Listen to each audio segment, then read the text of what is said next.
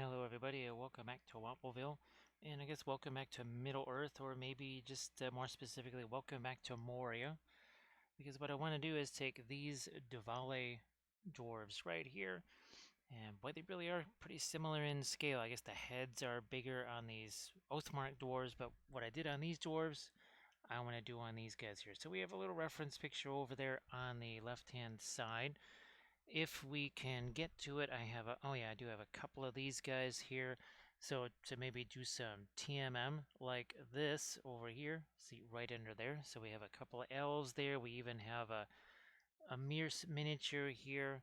Just again, in case we get to it, I have no idea if we will or if we won't. We will be using some of our fluorescent orange paints and our fluorescent yellow. We also do have, again, at the ready, should we get to it, we have the homemade gold and bronze made out of the Green Stuff World pigment powders. I suppose I should just grab one of those just to make sure that we have it right there, just to show people.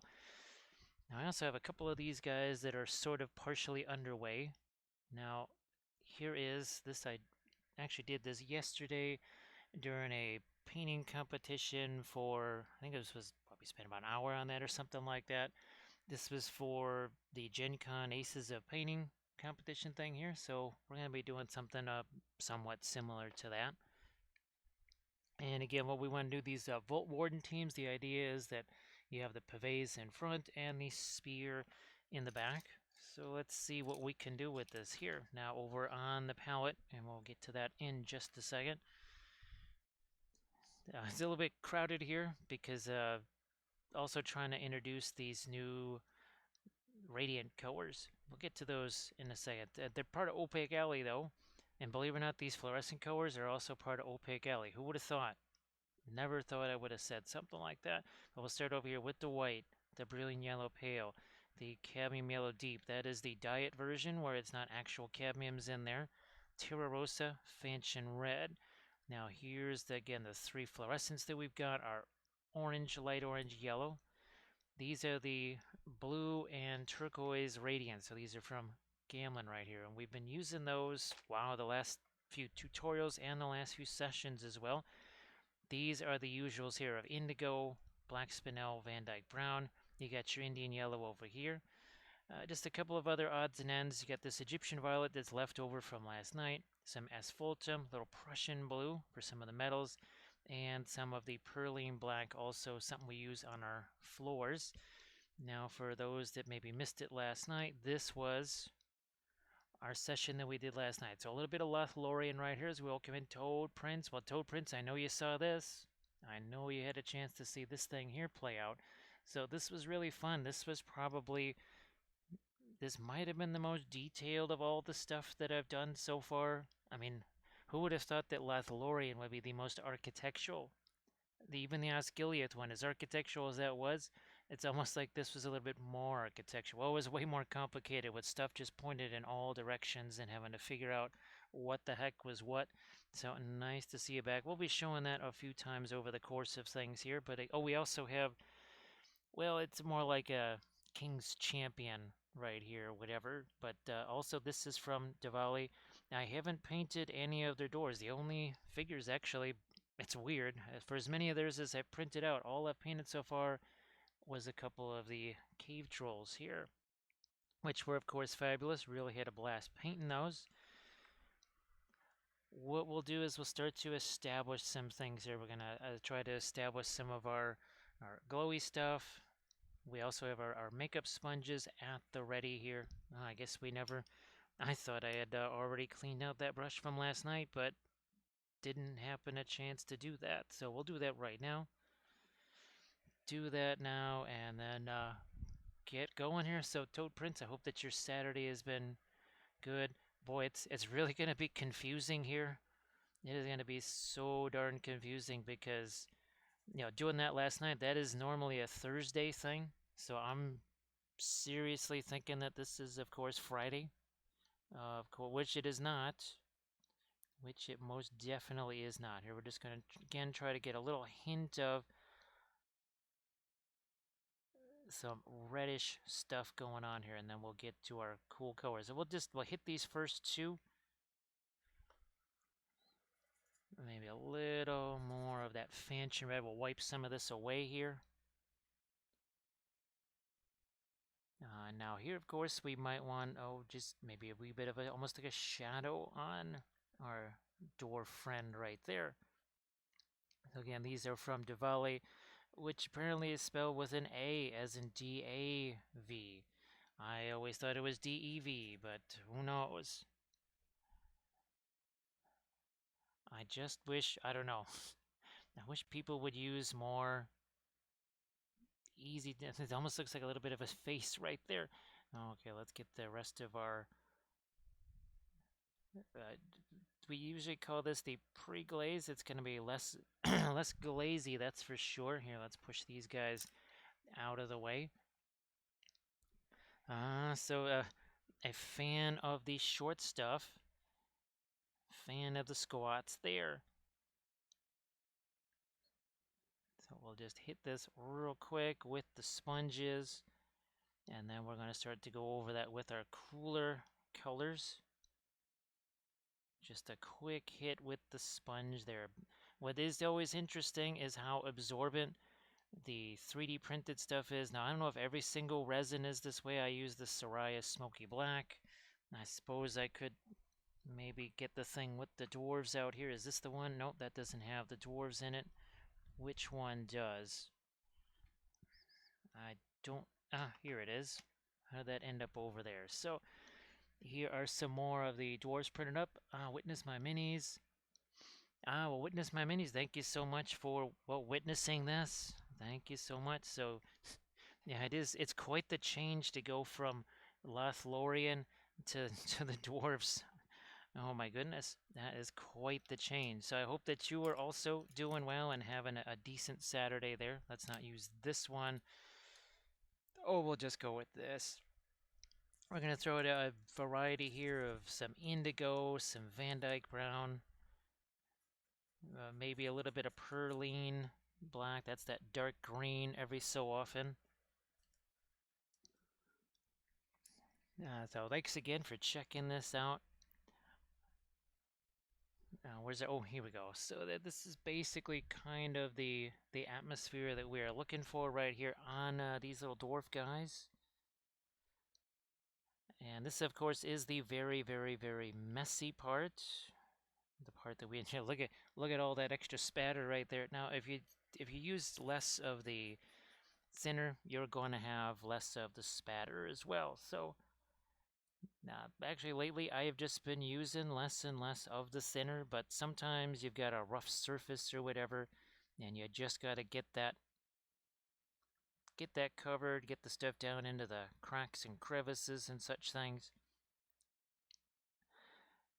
And of course, let's see. Oh, we have these to potentially again do some of this TMM. I even have, this is also from Davale here. We've got one of their Rangers. So we've got a variety, a couple of things that we could maybe play around with here, have some fun with. So again, we'll wipe some of this away, then we'll probably come back in with some of our object source lighty type colors. So of course we have the right here. These are our homemade fluorescent paint. Well, some of them anyways, and that's made by taking the Green Stuff World fluorescent powders, mixing them with the linseed oil, and we just did this yesterday. This was that Gen Con Aces of Painting thing. As you welcome in, Grim, how you doing? So Toad Prince declares to basically be a dwarf. Toad Prince pledges allegiance to all things dwarf. So Grim, how you doing there? Nice to see you as always. So I just toss these things together really quick. You can toss these dwarves. I tossed these dwarves. See what I did right there? Toss these dwarves together really, really, really quick. Just to get some stuff out here. Just with the way that everything has played out over the course of the week and getting Kathy out the door for Gen Con, there wasn't a whole lot of time for prepping things. You see, No, that's actually, that is part of the sculpt. I was thinking that was, I was thinking those were just a few little leftover bits from supports, but that's actually, I think that's actually part of the sculpt. Wow, that's a lot of dainty little detail right there. Hey, Homunculus, how are you doing? Well, Grim, once there's more folks here, unless you want to post your links to your to the Discord thing and to your YouTube channel. Right now, there's not as many people, but you can always post those again, right? So, Homunculus, I hope that you're doing well. Boy, it's always pretty wild when you wipe away that pre-glaze and you see what's left behind there. That workable, essentially a workable Zenithal, if you want to call it that. Oh, actually, that was the interesting thing about that Aces of Painting thing. You had to prime it black. That was the requirement. Everything had to be primed black and nothing else, which no big deal to me. I mean, we adapt. We can adapt to anything. But there were the folks that rely on that whole Zenithal thing. That was pretty traumatic for them. And I think Grim, yeah, you saw how that played out, right? You saw that thing. They definitely get a little bit spooked there. They get a little bit jittery. So witness, there is no black. We're using a little bit of indigo. We're using the Van Dyke brown. We have some asphaltum and we have some perline black. So actually no black at all. Obviously blue, your indigo and your Van Dyke brown, you mix those together, well, you're basically going to have black because that's how you make black. Is that blue and brown together, that's going to make you black. So because we get some parts of this has a little bit of a bluish tint, some parts of this has a bit of a greenish tint, and that shows up even more once you start to add some of your lighter colors to it. So here I'm just trying to familiarize myself with some of the armor that they have. Now here, but look at that, that doesn't take long to basically set the tone for this, right? Let me see, so thanks Avocado Kids. Homuncula picked up some Night's Watch miniatures. Yeah, Homuncula, we actually do have some Night's Watch. So say we all. So some Cav right here. So we actually did some Night's Watch Cav, and actually there's some. If you check out the Night's Watch Dark Sword figures, those might be okay too. So thanks so much, Avocado So say Kids. we all. Here, let's toast Avocado Kids. If everybody could please give Avocado Kids a follow, that would be sensational. So Avocado Kids, I hope that you're doing well. So say we all. Oh, and Monster Bucket, thank you so much. I appreciate that. And yes, Happy Heretic, we are tossing dwarves tonight. And how are you doing there, Sleepy Slang? So say we all. So Avocado Kids, I think you were streaming last night while we were painting up this thing. This was probably the most complex of all the landscapes of Middle-earth that we've done so far. So say we all. I was just saying, it's very weird that something that's elf was the most architectural of all the paintings that we've done so far. So that was a really fun thing to do last night. And again, Monster Bucket, thank you very much for the sub. That is much appreciated. Here, why don't we grab one of these guys right here, and let's get some of our colors in there. So Avocado Kids, I hope that the streaming has been fun. And the Faustian has a sub now too, so thank you very much. Yeah, Witness, it really is handy for so many things. Now, here you've got some of the indigo and the perline black working together here on this outfit. You've got the indigo, the perline black, a little bit of probably phthalo green going in here. So yeah, the indigo and the perline black are just some really fun colors. They work well on ships too. All right, how's about we start to wander over here for some of a smidge of our object source light. Let's just kind of get the party started here. And as always, kind of a dry brushy kind of a thing here.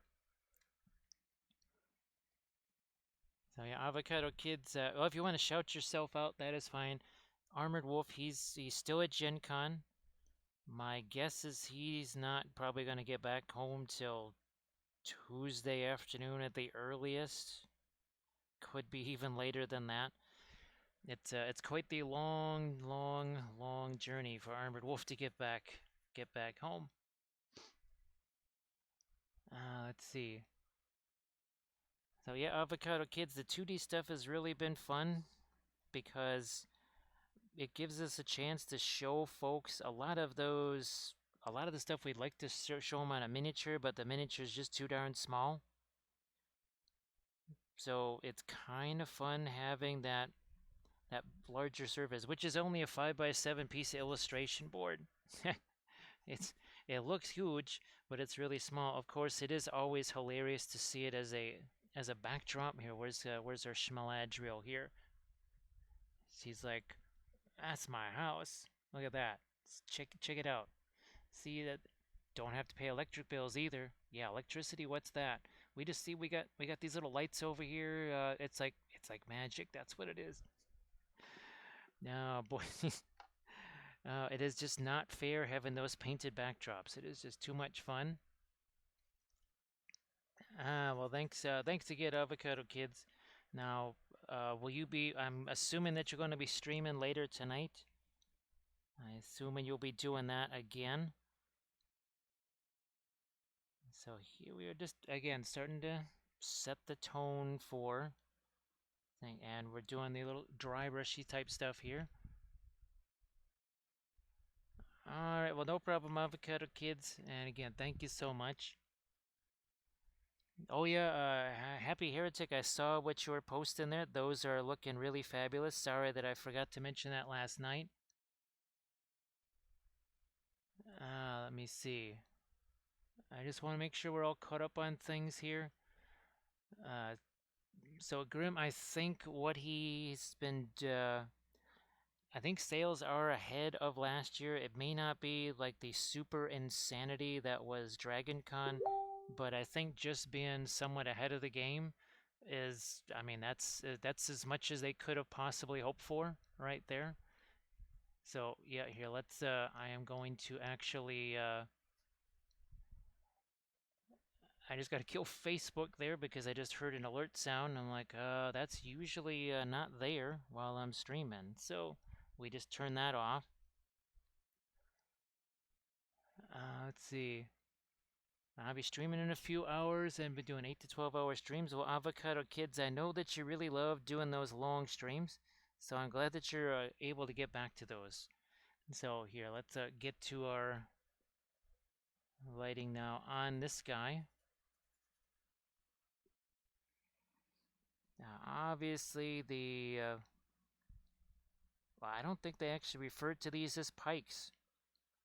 I don't think they referred to them as pikes, and I'm fairly. I don't know if they referred to the dwarf shield as a pavese either.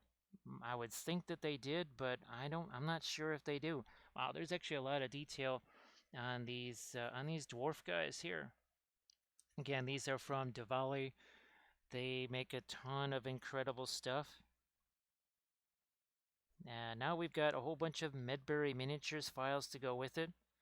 I was downloading those, Thursday, then yesterday, and even today I was transferring those to the machine where we actually make the build plates and that sort of stuff. So it's been quite the process, I'll tell you that. There was a bunch of files there. Okay, so again, we're just trying to get a little hint of what's happening here. Then we've got to come back in with some of our darks as well.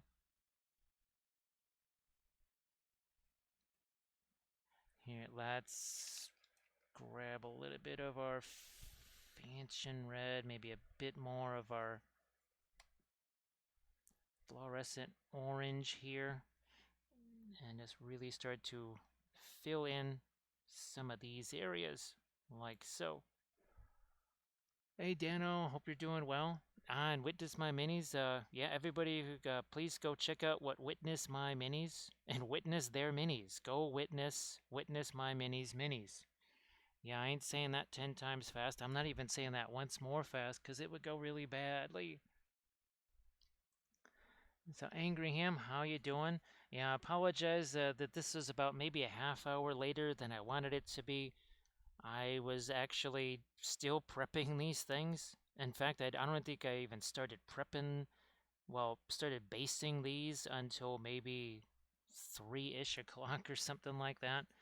So it was quite the rush. We just brushed on the Badger Steino res like usual. So Daniel, I hope that you're doing good. I hope everything has been going well with the painting side of things and also the printing side. I know that we had a long discussion about the impacts of climate and such on the printers. And boy, it really can have a heck of an impact. I know there was some folks early on, they tried to say, it's not really that big a deal. It shouldn't affect anything. It's like, yeah, it does. Yes, it does. Uh, Maybe where they live, the temperature is a perfect 75 degrees every single day, 24 hours a day. But in the land of never that temperature, well, different story, right? Very different story. So again, we're trying to get some darks in here now. A little bit of asphaltum in some places. Yeah, a little bit of the asphaltum here, especially on the beard. This consider this more of almost like a pinline washi kind of a thing, which we'll just let that sit there, and then we'll swing back around to our object source lighting. But unless we have dark, we're just going to have object source shading, and well, nobody wants that. Let's see. That's good. Oh yeah, Witness by Biddies. I really hope that the oils have been a blast for you. I know sometimes there can be a little bit of a, well, it's like 3D printing. Sometimes there can be a slight learning curve to some things. But that's why we're really grateful to Grim, who has been creating some videos that are really geared towards folks just kind of getting started with the oil paint journey, where they might have a whole lot of questions. So Grim has been very nice to sort of take on that mantle of, here, let's get some intro stuff for people. That's sort of like how people do those intro videos for printing and such. Oh, some more 75 millimeter loots. Yeah, Dano, I know I printed one. I didn't really, I should have just tried printing something today, but I don't know, didn't want to be leaving things quite unattended. So maybe later tonight we'll get that printer fired back up again. But there's a whole bunch of, well, I was about to print a bunch of Loot Studio stuff. I had hoped to maybe get some of the not Highlands miniatures, some of the Medberry miniatures as we put in some indigo here. I had hoped to get some of the Medberry stuff ready to print while I was doing this, but that's just going to have to wait till afterwards. There was no time to be able to construct a build plate at all of those guys. But I'm glad that was successful, and well, sorry that you've been super busy with all of the work stuff there, Angryham. It's kind of ironic that last night I went to, it was 4 something o'clock in the morning. I was not wanting to still be awake at 4:30 in the morning, but given the no sleep during the day, but I thought that the grand final between the doggies and the D's was supposed to happen yesterday. No, that is next week. So yeah, that is next Saturday, not this or next Friday. It's Medberry. So Grim was making some mango tea. Well, Grim, I made some mango tea before we started the stream here, just so that I wouldn't have to go take a break. Oh no, wait a minute, sorry, that's Indian yellow tea. I guess we should call it that. So Dano, it is Medbury, right? Medbury Miniatures. Yes, Medberry Miniatures. All right, let's see if we can maybe start to infuse a little bit of our lighter. And we're just gonna, again, take a paper towel and wipe this thing out here. But Angry Hand doesn't have carpal tunnel. Now the back is busted. Yeah, Angry Ham, as we welcome in Megan. Megan, how you doing? So, it's Angry Ham, it sounds like you need a trade-in or something like that. This one is worn out, or it's a lemon or something like that. So, I guess you'll just have to go in and get a trade-in for it.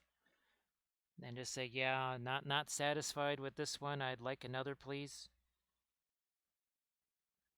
That should work. So Megan, here's our we actually even had a little bit of a puppet show here based on our Lothlorien backdrop. That was really every time I look at this I say holy smokes. There was a lot of stuff going on with that one. There was a lot of stuff going on there. I was looking at that saying, "Oh right, there's so much architecture happening on that. That is not really the way I was thinking of it. I was thinking of it as, well, Lothlorien, right? All elfy and foresty. So witness my minis. What I wish there were many Tuesdays. That's what I want. I want some Tuesdays. And Armored Wolf is gonna want like a year of Tuesdays just to sleep. Speaking of somebody who hasn't gotten any sleep whatsoever, yeah, I don't know how. I don't think Armored Wolf has gotten any sleep in the last 2 months or something like that. So hopefully, well, and of course he's not going to. As soon as he gets back home, he is going to be working really hard on all that basing stuff. So yeah, he's just going to be going right to work on all that. All right, now it's time to break out. Where's our 10 round? There's our 10 round. Let's start to get into some of this and really start to hit some of our object source lighting.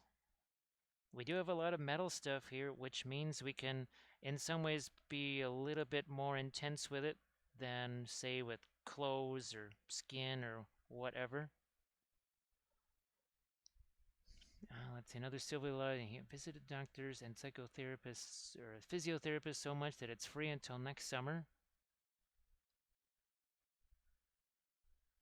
Yeah, the self-made oils have really been fantastic. And well, Angry, I think you know that I was wanting to take some weathering powders and just mix those with.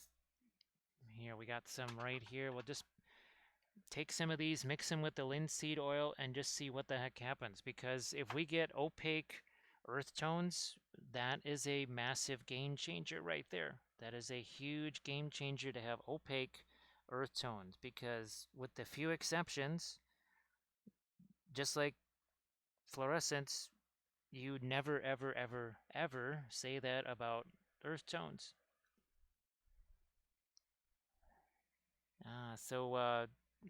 So Megan, I hope that everything is going okay today. And I don't know if you've had a chance to do any more painting on some of your stuff.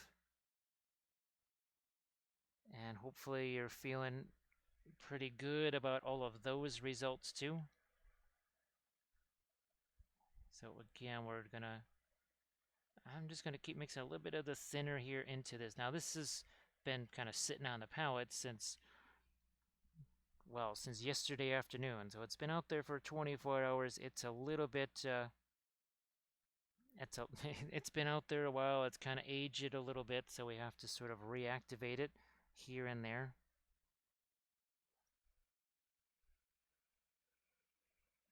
Oh, and thank you so much, Grim, for posting the link to the Patreon page. Yeah, what was our latest video? Oh yeah, where's our Dark Sword figure? So this is the latest one, again, exploring the Gamlen Radiant paints, which we also used on this right here. So Grim, I have to say, and I'm sure you've noticed this a million times, but these things really, they make everything else very matte. I mean, this has no, well, first of all, it's all dry. Second of all, I mean, this is as matte as any acrylic painted miniature right here. It's really, it's pretty darn amazing, actually. I'm really, really surprised.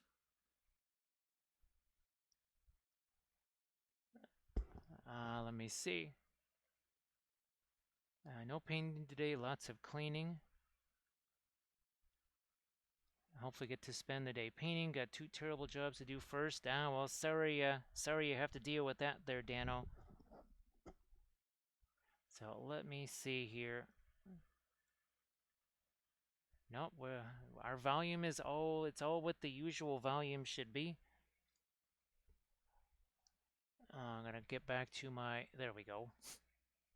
Here, let's get some of our lighter oranges in place over here on this guy too.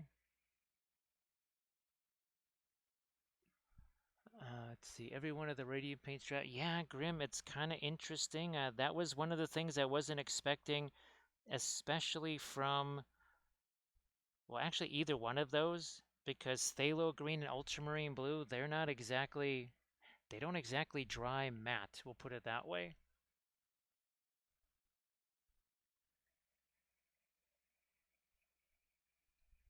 Yeah, they don't, they're especially ultramarine blue, that is one of the shinier colors. So I was really surprised that actually, especially the radiant blue, would dry quite so matte. I mean, they're not think of them almost like brilliant yellow pale. That's basically the way I use them. That's the way I think about them. Is the same way that I use the brilliant yellow pale. If you see some of the older painting pyramid videos where I'm using the acrylics and I'm taking those opaque, lighter Reaper colors like the light flash was that I think it's called Maiden Flesh or something like that, and then whatever the other one is, Maggot White, that's that bluish color. They're super light, and I mix those with my darker colors and or whatever the more transparent stuff and make that much more opaque, not just lighter. Even the red and the magenta. Olim, how you doing? Nice to see you back again. I don't always do that, and in fact, the vast majority of the time, I never even bother. But yeah, like I say, I just use the anti-shine, brush that stuff on. Like that dark sword figure, there's practically no reason for me to do it. I might just throw a little bit on there because it is gonna have to go into the mail and stuff like that. So that's probably why I'll add a little bit to it. But these guys right here, I probably won't even bother because they're just meant for me to do my battle reports with. So I'm not really worried. And the oils are really darn durable. They're actually far more durable than the acrylics are. So I don't have to really worry about it so much as far as the protecting it goes. But sometimes I will throw it on there. Hey, Deck Knight, how you doing? Let's see. So, but yeah, I'm surprised that even, you know what? Some of the magenta oils that I've used, those are not necessarily shall we say, the most matte of paints either. So that's very interesting. Quite intrigued by that. Here, bring up our lighter oranges on this just a smidge more here. Still working with the 10-0. We can snag the 18-0 in a bit here. Let's see, might have to get some Tridos for the first time. So Olim, again, it'll depend what color that you're using. And also, sometimes it can depend how much paint you've got on there. That can also sometimes have a little bit of an impact. But the Army Painter Anti-Shine, whenever there is something that's got some shininess on it, it has a tendency to take that away. The Happy Heretic can vouch for the oil's durability. So Happy Heretic, do you have video of that Happy Heretic so that we can use that as like B-roll in an advertisement or something? Yeah, we could use that as B-roll in the oil paint advertisement. And we can say, beat that big acrylic. Yes, but it will throw down the durability challenge to big acrylic. I mean, we already know we've got the luminosity challenge 1 and everything else. But now we'll see, can acrylic stand up to the durability challenge? Which, well, we already know the answer to that.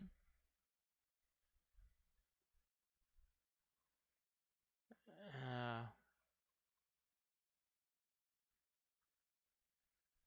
Let me see, I'm just trying to get caught up on some things here. So, witness my minis. Well, but Indian yellow is pretty darn current.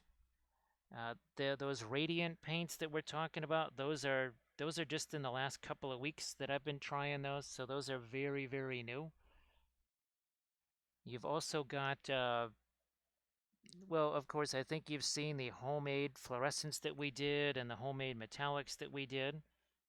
That is another, well, those have been around for months now, I think. Yeah, those have been around for a fair while, but the newest stuff would be those, the radiants and the, yeah, I'm trying to think anything else besides the radiance is just super, super, super new. I think that's it. So Happy Heretic has a video talking about the oils and the all their wondrous properties. So thanks so much, Happy Heretic, for creating some fantastic content there.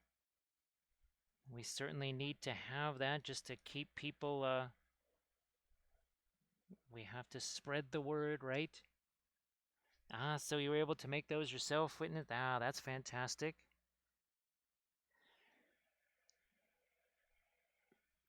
But yeah, Grim just kind of strongly suggested that the Radiants be tried, and we gave those a try, and So just say right we away all. they exhibited some interesting properties. And there's Avocado Kids. There you go. Thank you so much, Avocado Kids. So I still have my alert sounds turned off for the follows. So I'm gonna have to just kind of try and look and see if anybody has followed. Maybe, I don't know, maybe the next stream or the stream after that, we take a chance and go back to turning that on. Who knows? Maybe Twitch actually did something about the follow bots, because I don't seem to see as many people talking about those. So Witness, I hope that it wasn't too much of a hassle making those. I know it's not always the easiest thing in the world. It could be a little bit challenging. There's no true set formula for it. It's just kind of a, well, keep mixing till you get what you like. And I know for some folks that is not their comfort zone.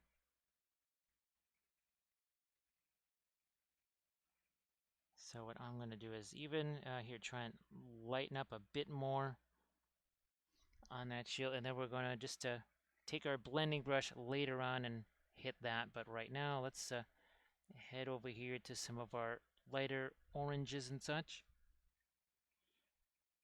Let's get some more of our glow on our happy little dwarfs right here, like so. Again, focusing on everything coming up this way. Tons of metal on these guys, so we should have lots of fun things to be able to reflect the light on. All right, Grim. Well, we're only just 39 minutes in, right? So well, we should be here. If we're not here when you get back, then something horribly wrong happened. We should most certainly still be here. Now with the armor up here, I'm gonna have to start to think about, it can't just all be one solid color. We have to kind of do these little individual broken up pieces of light here, and shadow as well.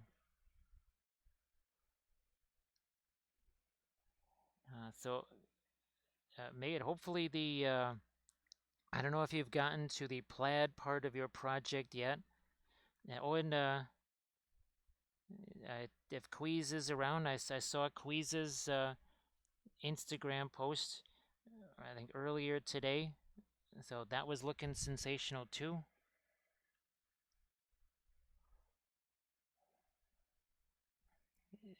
Yeah, witness my minis. That's the because of the. It's just the weird nature of the fluorescent powders. Basically, what I end up doing is just sticking a, oh gosh, probably a toothpick or a one of my pins down there, something like that, and just stirring it up every so often. Because I use them so much, they tend to be okay. It's just if you let them sit in there for quite a while, you'll have to kind of just physically get in there and stir those things up.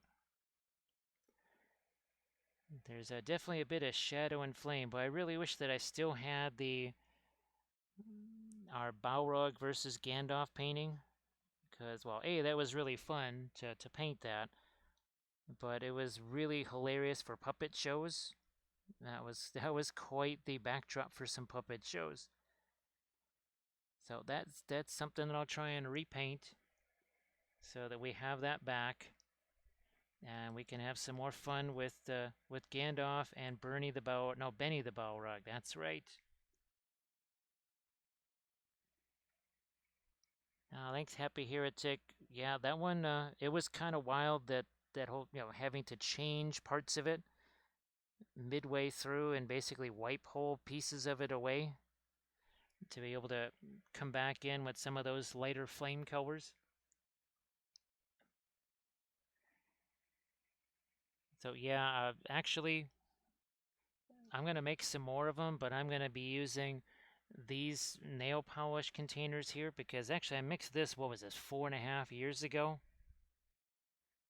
And it's still just fine today. It's just a little bit easier to get at it and with the brush and everything like that. So I think I'm gonna be using those. I have a bunch of those containers left over from the very early days, long before I was ever trying to make any sort of homemade oil brushers or anything like that. I just wanted to have a couple of pre-glaze versions. That's all that was ever meant for. So I think I'm going to try and use that stuff or one of those. I think I still have about 17 of those left. I just got them on Amazon. Oh gosh, it was maybe, I don't even know if it was $20 for a set of 20 of them. It might have only been $16 for a set of 20. And they actually come with a really nice padded interior on the box, and they're actually pretty darn nice. In fact, I mean, if I'm just doing it for me instead of for a mass amount of people, I would almost recommend those containers instead of the little jars. In fact, I might even film a video on those. Hey, Roger, I hope that you're doing well. Well, witness my minis. That would be fantastic. Now, if you already are doing your streaming stuff and you just want to shout yourself out there in the chat, that would be fantastic. But definitely, once you start streaming those and such, just make sure that you tag me in your Instagram things and such, and that way we can send people your way, so that well, more people can, like you say, get that gospel spread to them.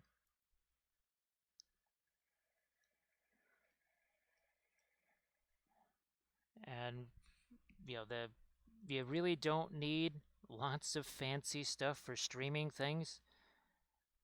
If Landrast were here, he would just laugh as I talked about what I use here.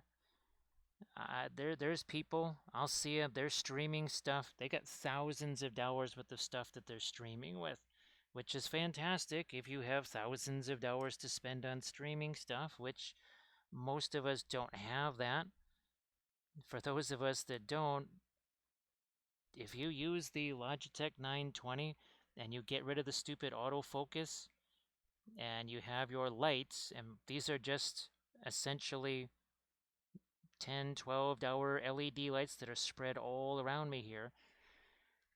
As long as you're smart about your lighting and other things, you'll be amazed at what you're able to do. You don't necessarily need the fancy stuff. So Dano, I don't know if I can actually... I can. Okay, so this is not the usual material that I use for this, but this is the dwarf texture roller. This is from Green Stuff World, which is funny because I never thought I would ever have a purpose for a dwarf texture roller. As much as I love the pattern on it, I thought I'm never going to do a dwarf army. Why? What am I going to do with this? Next thing you know, I had to make about 20 different dwarf armies. So it's been actually really, really helpful.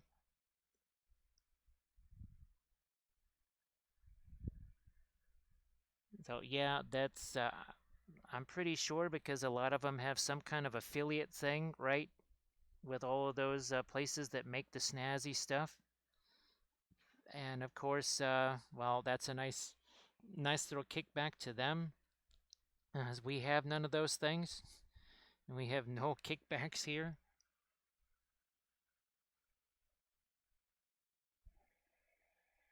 So yeah, that is the Dwarven texture roller. It's really chock full of tons of fantastic textures, and there's so many great textures on it, you don't even have to use it as a dwarf roller. There's entire parts of that you could probably just use as a Celtic roller as opposed to, doing the whole dwarf thing.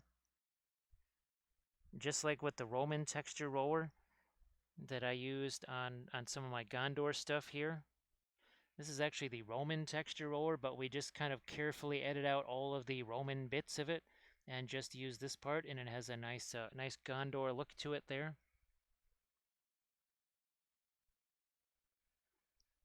So witness my minis. Back in the early days, well, not only did I mark the position on the table where my hands should be, there was a point where I was actually taping my elbows and arms to the table so that they couldn't be moved. But that's one thing you can do, is sort of mark your positions. Now, of course, I have, well, been doing this for so long. We're very used to just kind of staying in one place. But yes, that whole autofocus, turning that off, that is crucial.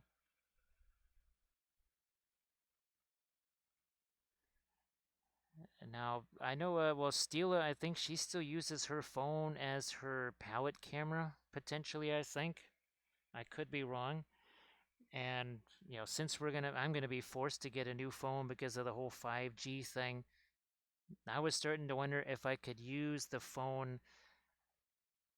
And now, obviously, I wouldn't have any of my overlays or any of that kind of stuff, but if I did want to stream something larger like painting terrain or building terrain or something along those lines, I was wondering if I could, since I don't have the overlays and everything else, maybe just stream with that and see if it has enough oomph and punch to be able to just let me stream just with that. Something tells me probably not, but you never know. All right, let's get a little bit darker here with some of this asphaltum, a little bit of the fanchon red. Start to bring down a little bit of our darker color here. But I had to sort of wait for some of this to, again, not dry, but at least set a little more.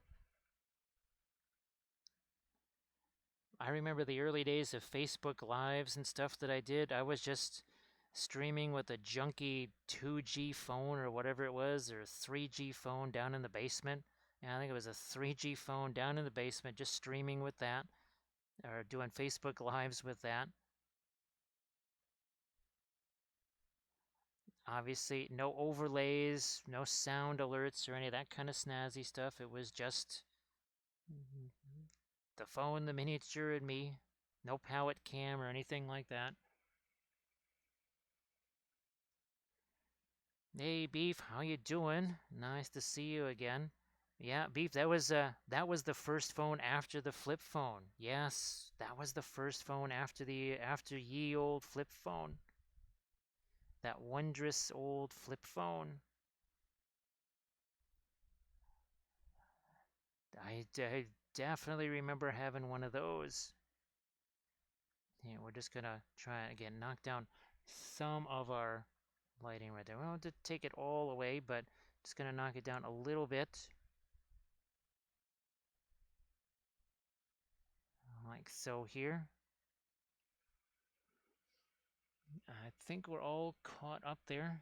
Yes, I think we're pretty much caught up. Sneaking in a little bit of the Egyptian violet into the asphaltum here. Again, just to darken some of that down. I remember actually Kathy was the first one of us to have a non-flip phone. And that was really tough for me to get used to all of the touch screen type stuff. She also, I think, had a Kindle, so she was doing a lot of things with touch screens that I just did not have access to. So witness my minis. It's just a simple USB mic. You definitely don't want to use the camera mic. That'll be, yeah. Those boy, I wish they would just completely get rid of the mics on those cameras and just dedicate more of the what little space there is on that to a better lens actually. But it's just a simple USB plug-in mic. That's all it is. Now you'll have to mess around with the sound on that because I've gotten ones that are supposed to be of much higher quality and sound great and they're terrible. And I've got this one here where the headphone, like the foam has corroded away and there's just I'm literally using makeup sponges. That's what's in between the earphones and my ears is actually pieces of makeup sponge because it's that corroded. So you tried some of the Langbridge. So Daniel, how many of those did you get? Did you? I can't.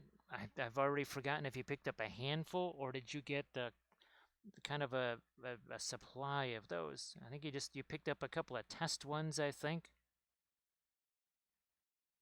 Here, let's get rid of some of the paint in that. And again, we're just going to try and almost create a little bit of a shadow right here.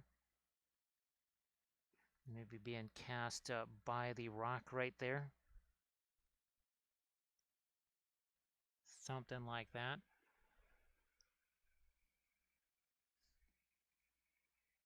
So yeah, what's weird is that this one is I bought ones that were essentially well they weren't $100, but they had been say a good 70, $80, whether they were now on sale or whatever because the new model had come out, and I've tried those and they have all failed hideously. This one that I got for 20 something dollars has been far more reliable, has sounded far better than all of these things that cost two, three, four times as much. And I have no idea why. It makes no sense. It makes absolutely no sense that this essentially a piece of junk should sound so much better. It shouldn't, but it does. And I have tried I've gone into every setting thing, tried it all, but all of the rest of them just sound terrible in comparison. So you just tried the Prussian blue?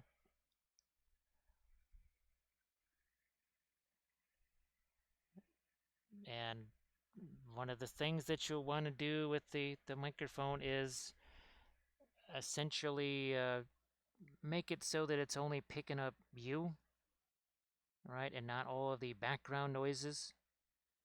Because right now there's fans going here. There's actually a lot of extraneous noise. But because you can kind of go in there and uh, sort of filter that stuff out, that's very handy. Here we need to darken up these edges a little bit more. Right next to where our light is there. Yeah, Happy Heretic, it's weird how, again, some of those things that are supposed to be so great and sound so good, I got those, and every single time it's not been disappointing. It's been really to the point where I'm just like, should I just return this piece of junk? And that's kind of disappointing because I need another one. because I was trying to set up actually 3 filming stations, but I haven't been able to do that because I can't find any other mics that aren't terrible. And that's a little bit on the disappointing side. So we'll do the film noir in just a second here. It should be interesting to see now that we've got a decent amount of our light going on some of our dwarfy things here. Let me see. I got a Blue Yeti arm and pop filter. So yeah, I know that that's a name that I hear all the time, the Blue Yeti. All right, let's see here. Let's get on over. Speaking of camera controls, and see, this is the here. I just want to make sure we got the focus, and there's our color intensity. So on the dwarfy guys here, you'll probably be able to really see. Yeah, you're gonna be able to see the lighting effect there. But boy, look at the difference here. We're still practically in the mid-tone versions of these, and here we've gotten into some of our light. We haven't even gotten to the lightest lights on this guy yet, right here. So here, let's bring back our color there. What a difference that makes. Hey, Steelhead, how you doing? So yeah, Angry Ham, the ye old film noir, it really does show off uh, so many different forms of contrast. It shows off the edge contrast because that was a big thing here. Actually, there wasn't a whole lot of value in some ways. Like the backdrop is not that much darker than these, but we have a lot of hard edges here. And that sort of sets all of this stuff here, all the soft edges here, sets that further back. So Steelhead, I hope that you're having yourself a good day as always. Well, let's go a little bit even lighter orange, I think, here. Yeah, what the heck. I do believe, yeah, we have an 18-0 here. These are the, well, I don't know if we would call them new anymore. I still have to get more of these. Have to keep expanding the supply of these guys. Haven't had a chance to do that yet.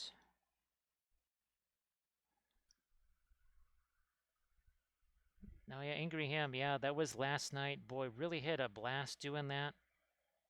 That was really, really, really fun.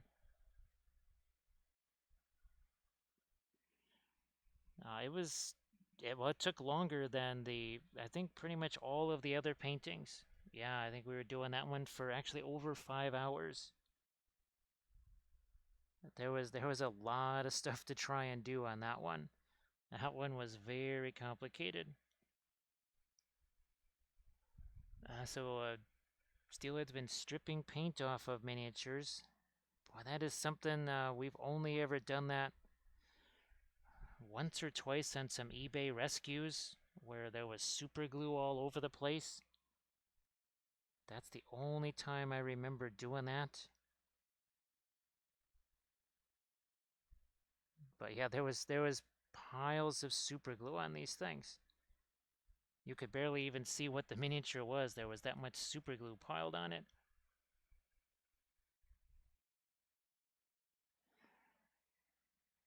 Yeah, that was sort of a makeup there. I did not get to do the usual Thursday stream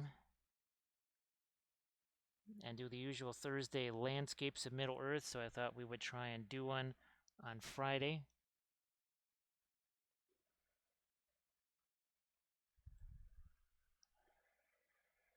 So this is nowhere near the lightest color that we can add, by the way. I mean, it looks very light. It is not the lightest color that we can add. We can certainly go a lot lighter than this. Boy, these Davale dwarves right here, there's a lot of detail going on with these things. Now, you don't get a ton of miniatures for what you certainly on some of the other ones, like, well, even Titan Forge, Loot Studio, some of those other ones, you get more miniatures. Maybe even Artisan Guild, you get more miniatures. But Well, first, these are pretty darn detailed, and they are very much. I mean, they work for Lord of the Rings. They're the right scale. You don't have to be screwing around like, okay, do I need to make it 5% smaller, 10% smaller, 8% smaller? So you don't have to screw around with that, which is nice.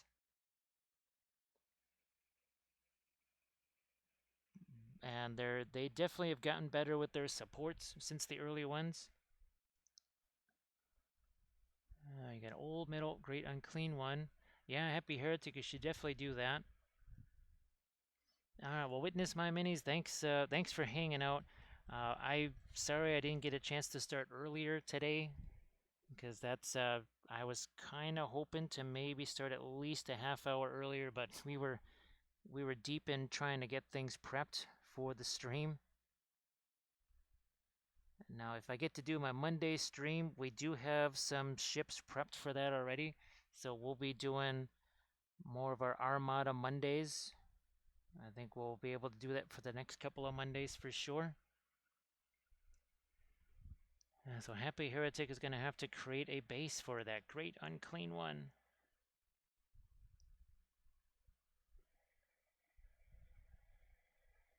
Here, let's get a little bit of the fluorescent yellow into this. So now we have maybe what is going to be our lightest light for some of our knotwork designs here on the pavés. Couple of areas on this. Again, trying to get that upward lighting angle here. Boy, Steelhead, that sounds really, really good. That sounds fantastic. Yeah, wouldn't mind one of those myself at all. Well, also wouldn't mind some ice cream, but we don't. You don't actually have any of that. I meant to try and run to the store to get some, but we were prepping miniatures instead. So we are sans ice cream right now, which is that's a very sad place to be for sure. Minus the ice cream. So I'm gonna take some of my kind of mid-tone orange and try and juice up the sides of the base here if we can. So poly principle, it doesn't matter with the oils because they're not going to dry in there. I mean, this brush could sit here for 4 or 5 hours and that paint's not going to dry in there. It's not like acrylics where basically it instantly starts to dry in the ferrule of the brush. Yeah, so you don't have to. That's another wonderful thing about the oils is that they are not. Well, that's why. Well, people ask, well, aren't oils bad for brushes? I said, no, they're the best thing for your brushes. What destroys your brushes is that acrylic paint, because, like you were saying, the first thing it does is it gets into that ferrule and it never leaves, never goes away, because it just dries in there and it stays in there.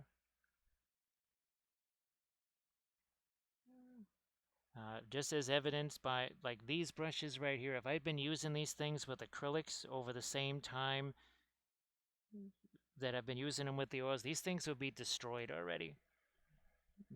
Even these brushes, as much as I like them, as durable as they seem to be, even these would already be destroyed with acrylics because they would be getting right into that ferrule like you're talking about and they would just be destroying it.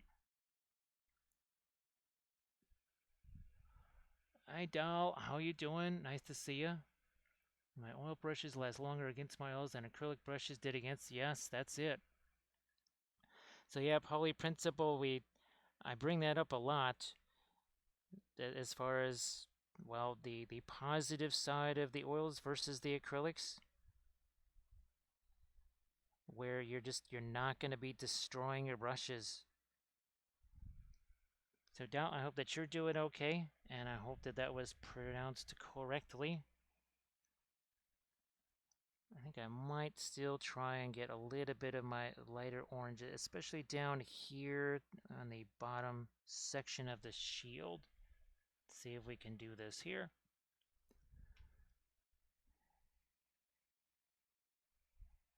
It's something that wasn't really a surprise for me. I think what the surprise is just how much of a difference it's made as far as the longevity of the brushes. I knew it would make a difference. I just didn't think it would make that much of a difference. It's been really amazing.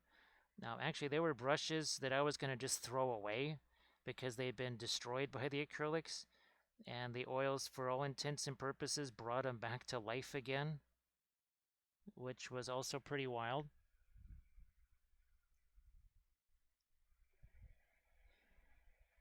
Yeah, they were some old Winsor Newton sables that had just been kind of destroyed by acrylics, and then all of a sudden with the oils, they became useful again.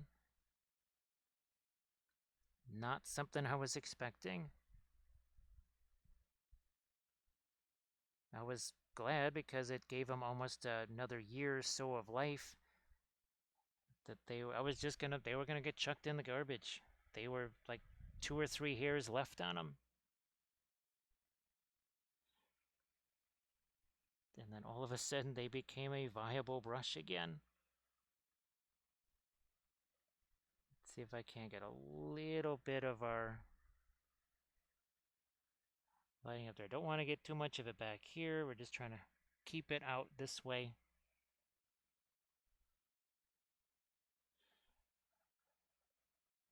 They seem to have done a decent job on their chainmail here as well. Hey, Velfera, how you doing? Oh, Angry Ham is to head off to bed. Oh, thanks, thanks again, Angry Ham. Yeah, these Vault Warden teams, it's really fun to get to these. Uh, it's fun because I was gonna try and sort of kit bash some things together to make these Vault Warden teams, and then it's like these days I don't even bother trying to do that anymore because, well, between all the different guys that I do stuff with, they're going to make those at some point. So yeah, I don't know how much kit bashing I'm ever going to have to do, which is nice, which is very nice. So Valfair, I hope that you're doing well. So here is this was our latest landscape of Middle Earth that we did last night. A little bit of Lothlorien. This one actually, this was over 5 hours or so. There was a lot of stuff happening with this one. It was kind of a complex color balance that we had to do with that. Thanks, Dano. Yeah, sometimes, well, you know how chainmail can be a little wonky sometimes. It's maybe sculpted too big or too fine or just really oddly. But here they've pretty much struck that kind of ideal balance with the chainmail. I have to say, they've really, really done well with it. So yeah, Velfira, the Saturday went definitely a little bit easier than Friday did. Oh, speaking of, here we go. So we did that Gen Con thing, that Aces of Painting. We had, well, basically I had 50 minutes to paint this thing. And of course it had to be primed black. Every miniature had to be primed black. There was no light primer, none of the zenithal stuff or whatever. So yeah, that was one of the things that we had to do yesterday. Oh, let's get some of this on his axe over here. We haven't really had a chance to do that. I suppose we should maybe get a little bit more of that on his foot, maybe even see if we can get some more of this, more of a reddish orange. I guess it's really more of a halberd than a pike. But yeah, these are the Dwarf Vault Wharton teams as we welcome in 1,000 Young. Here we go. Always got our eye on you. Boom, right there. So 1,000 Young, I hope that you're doing well. Nice to see you again.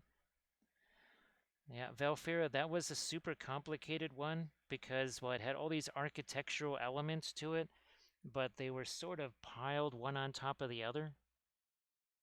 and it was really, really, really tough to tell what direction some things were facing. That was not the easiest. That wasn't the easiest painting, I'll tell you that. I'm pretty sure that was the most challenging one so far. Here, let's see if we can get a little bit more of our. Yeah, a little bit more of our orange into that and some lighter yellows.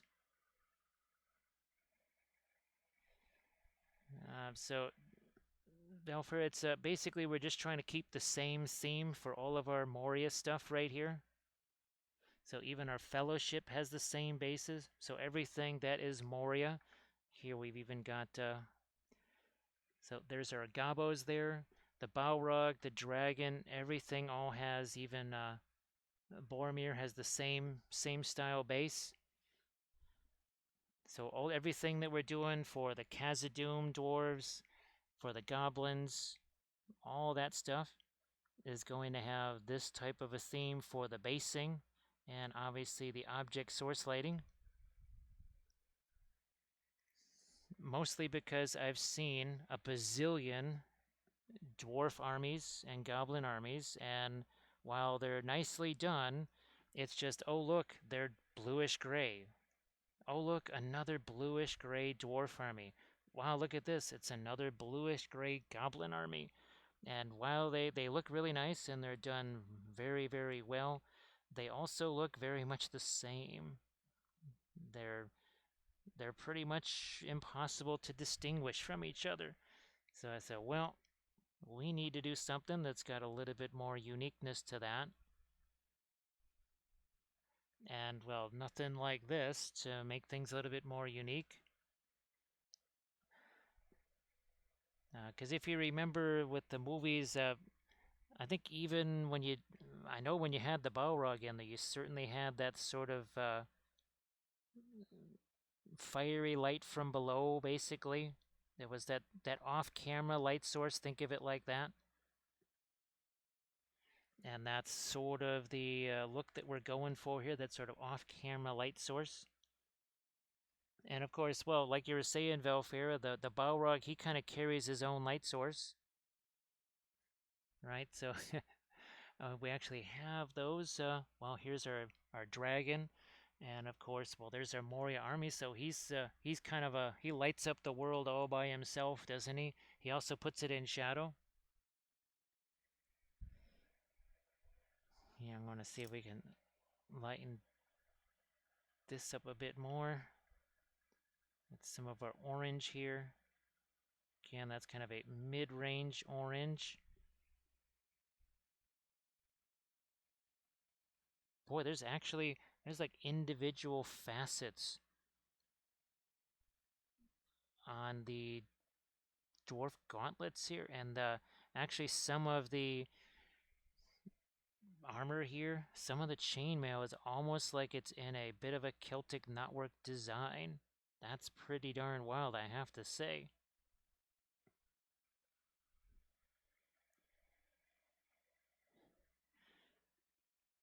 I'm gonna, don't want to do too much on that because that's actually going to have to get our ambient light source, which will be obviously the bluish gray. So probably things like, say, the brilliant yellow pale mixed with the indigo, that sort of thing. So we're still a couple of days yet from Armored Wolf being back home again. My guess is that they're not even going to attempt to start heading back home until Monday, and they basically really won't get back there till Tuesday. So I think at the earliest we see Armored Wolf would be our next Thursday. I just can't imagine. I think he would maybe want to be hanging out with us, but I don't think that's going to be possible. And I think that Gen Con has been going okay. I don't think it's been quite the Dragon Con insanity of like, wow, everything's selling every 2 seconds. but I do believe that the sales have run ahead of last year. Well, the last time was it 2019? Yeah, since 2019, which is, I mean, they'll certainly take that. They will definitely take that any day of the week, given all the circumstances.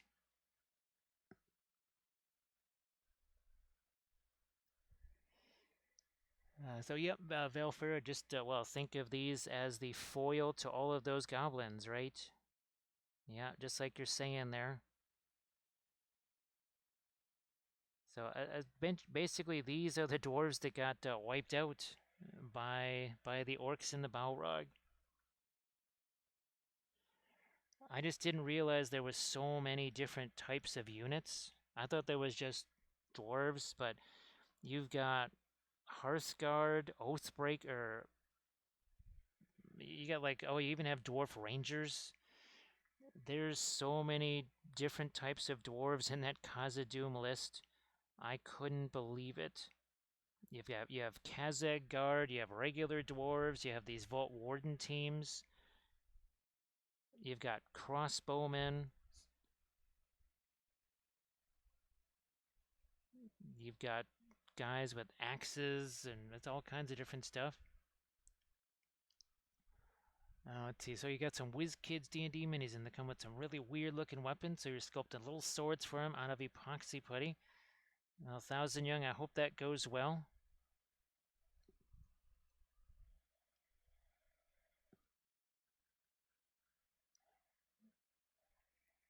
Yeah, I know. Like we are saying, Velfair, you know how hard he has worked for months and months to try and get ready for this, and he had those other events. Remember, right before these. So it's been challenging to say the least for Armored Wolf. Just trying to get through all the stuff.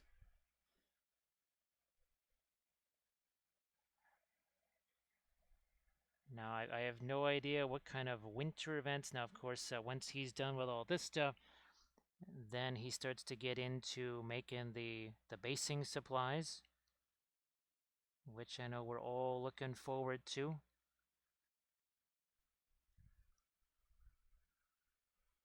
Looks like Art of Michael is doing some zombies.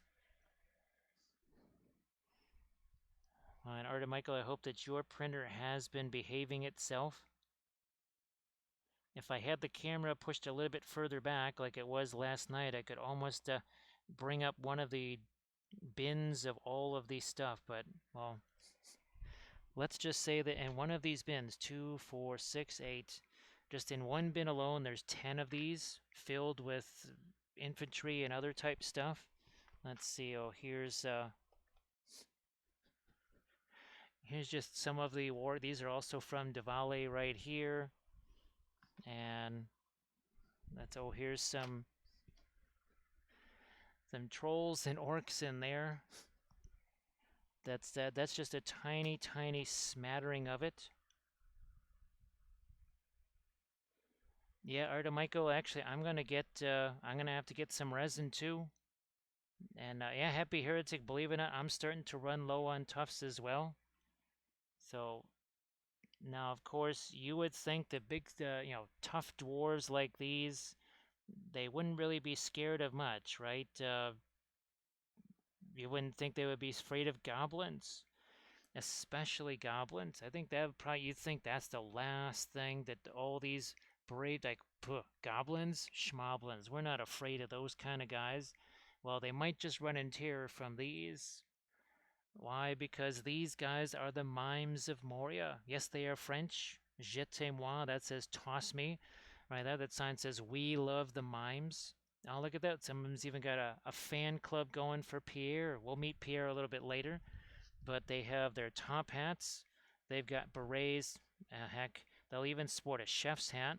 Look at that. One guy's even got the oven mitt. Not quite sure why he's got the toasty baguette in a hand that doesn't have a glove on it, but no one said that mimes are necessarily super smart, right? They don't have to be the smartest critters in Middle Earth.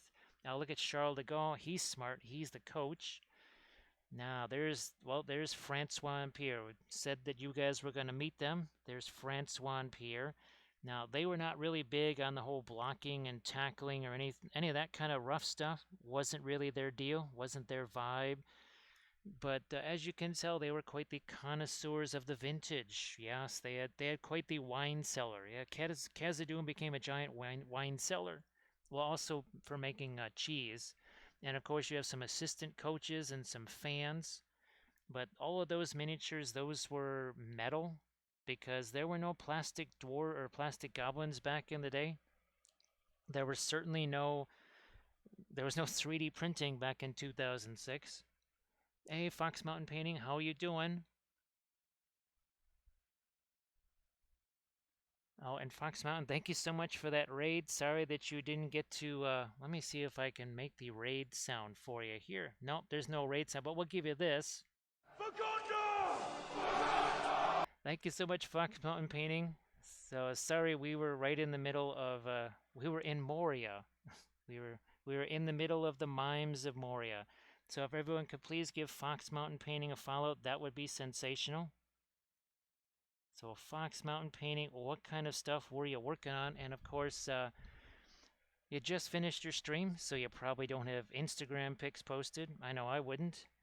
But if you've got any work in progress things on your Instagram and you want to pop a link to that in the chat, feel free to do so. So here we'll go a little bit of our, again, this lighter color here. This is the kind of the one of the lightest yellows that we'll do. Now, sort of keeping it on the metal surfaces, of course. Like so. I think we're all caught up. Yeah, I think, well, I know that Bernie the Balrog wanted nothing to do with those guys. He was way too afraid of them. He just thought they were way too weird. Also, too, he wasn't a fan of the stinky cheeses that they liked. Yeah, the mimes of Moria were huge fans of the stinky cheeses, so I think he stayed far away from those.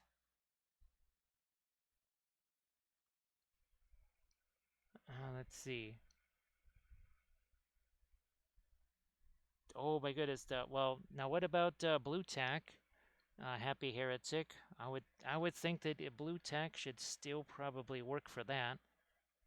I'm just guessing you're trying just double-siding tape to him or using that to get him to stick to a holder of some kind.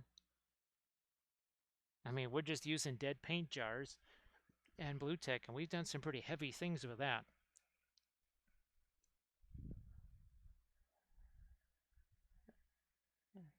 So yeah, the resin stuff, I'm gonna have to get me some more resin. Now, part of it is I've been printing some of that larger stuff, like all of the Asgard Rising busts and 75 mil sculpts and such.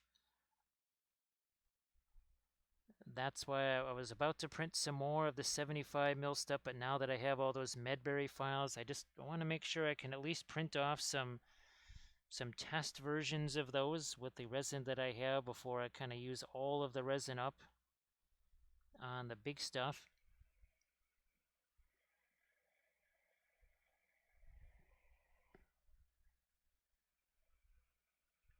I think also I don't have any of the blue tack. Yeah, that's basically what I've been using here since, oh gosh, since the beginning pretty much. Now we used to pin the figures and just paint them on dowel rods, just pinned dowel rods, but because of the oils, we don't really have to. We can actually basically keep the miniatures on the bases, which is really nice. That was not really an option before. Where's one of my... There you are. I was wondering where you guys had gone. All right, here, let's play around with some of our radiants here. We'll do a little bit of a smidge of our dry brushing on that floor here.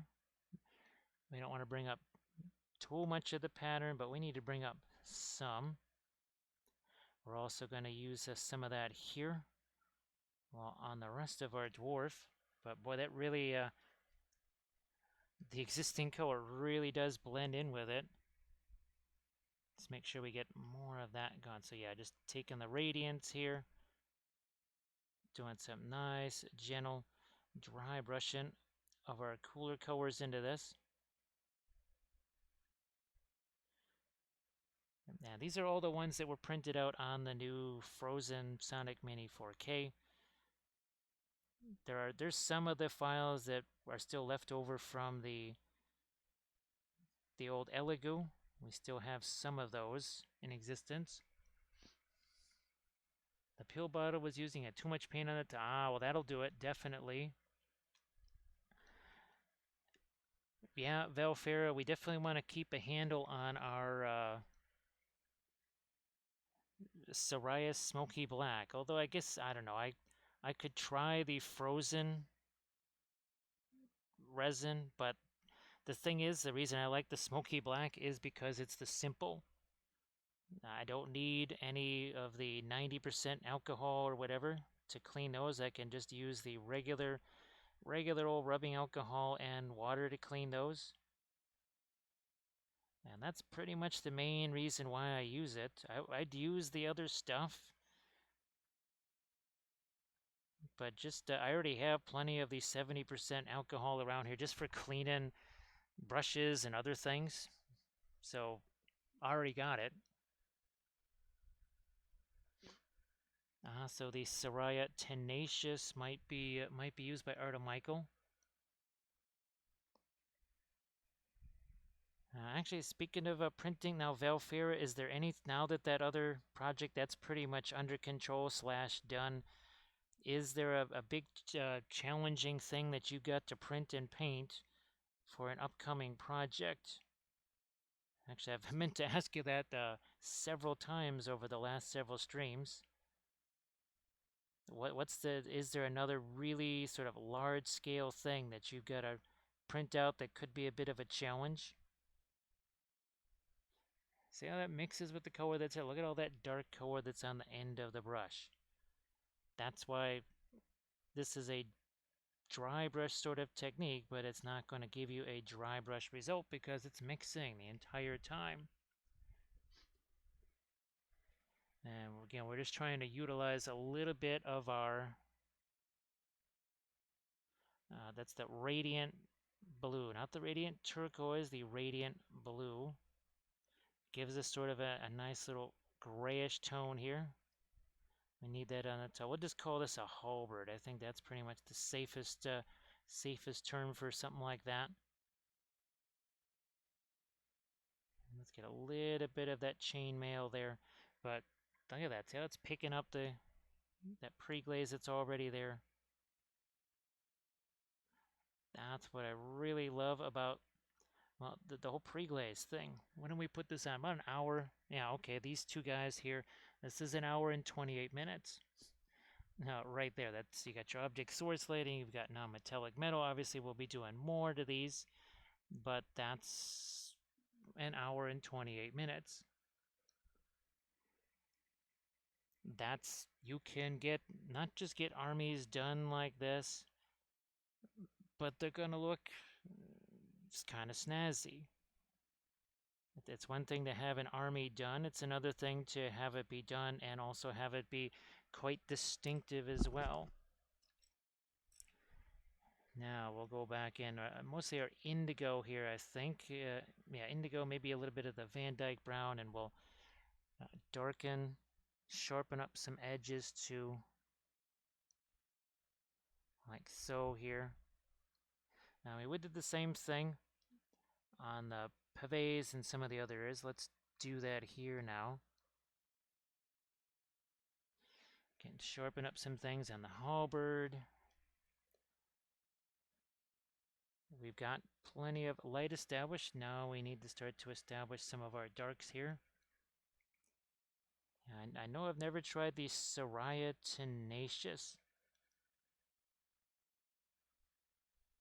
Not even sure if that's exactly how you pronounce the name of Soraya, but that's just what we're gonna go with.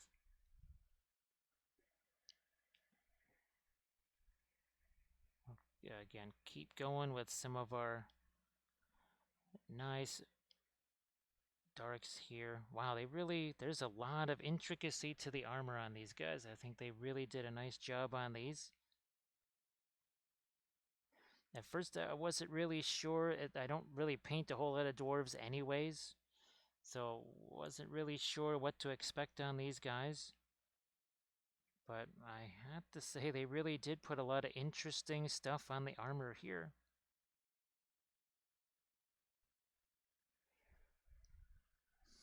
Let's see. The only other version you have used is their fast. Yeah, that's the one thing that I have definitely. Speed is not something that I really have to worry about. Yeah, I don't need 2-hour prints. It would be nice if those happen, but that's really not essential. I mean, if we did eventually, I don't know, find settings or whatever that gave us that time frame, that would be nice. But since most of the time I just have that printer go do its thing while I'm doing 20 other things, it just renders it not necessary. All right, well, Dano, you have a good one. Time to get that feedback and get some stuff done before some relaxed time. All right, well, Dano, I'm glad all that stuff was going well, and I'm glad that you enjoyed your experiment with the Thalo. So I don't know. I guess that means some other ones must be in order, right? You'll have to continue the experiment and definitely let me know how that goes. But as always, thanks for hanging out. Let's see. The alpha says I've recently tried the Tenacious if you're having climate issues with your prints. Yeah, there's definitely climate is always a thing, and that's the other thing too, I guess. Uh, I think maybe just subconsciously I factored that in, but never consciously factored in that maybe the Soraya, well, even the clear as well, that those seem to work well in this climate, which is always horrendous. So I think it might be the all-weather resin. I don't know. So again, we're like sticking with some of that indigo here just to get some darks into these crevices here. Also, maybe even thinking about some cast shadows, not just the darks, but shadows that might be cast by the light glowing from a certain direction.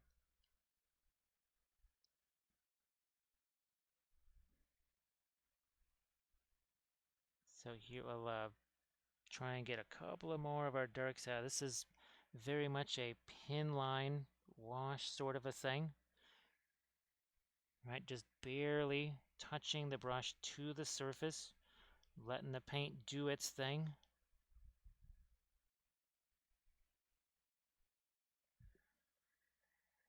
Where's something that we could use as a smaller blending brush? We have a whole bunch of hard edges on this. All I'm going to do is just do a little bit of tap, tap, tap there and soften up some of these edges. It's all we need. There we go. Yeah, there was a whole lot of hard edges on that. We don't really need those.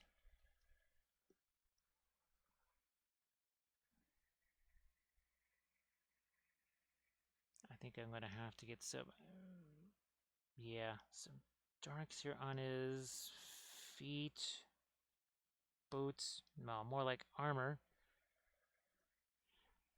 And again, we're going to just let a little bit of a pin line wash hit that. And same thing there.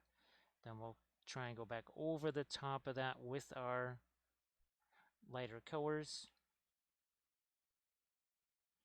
We need some sort of a horizon line on that helmet. Now we need to start getting to some of our regular light colors into this.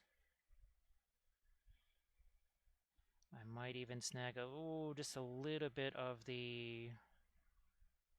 That is the Gamblin Turquoise Radiant, or Radiant Turquoise, however they say it. This cooler color, well, as you can imagine, meant to be a nice little contrast with all of the very intense warm colors that we have been using.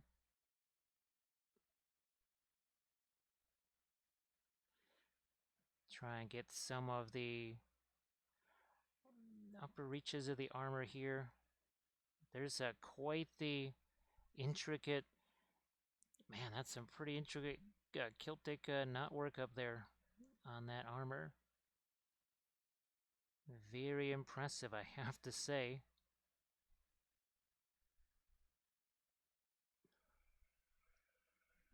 So Grim is back. Yeah, Grim, this is sort of the first time I've had a chance to use the turquoise and either of the radiants for just regular sort of metal type stuff. So that's been fun. I don't know, we've really only had him, what would you say, Grim, a couple of weeks or so, and I think we've been able to do a lot of interesting tests with him. I think of all the things, though, what might be the most, and of course nobody else really finds it anywhere near as fascinating, but that notion that they are so matte when they dry, that really just intrigues me. It was quite the surprise. I guess that's hey Deuce, how you doing? Happy Saturday, all that good stuff.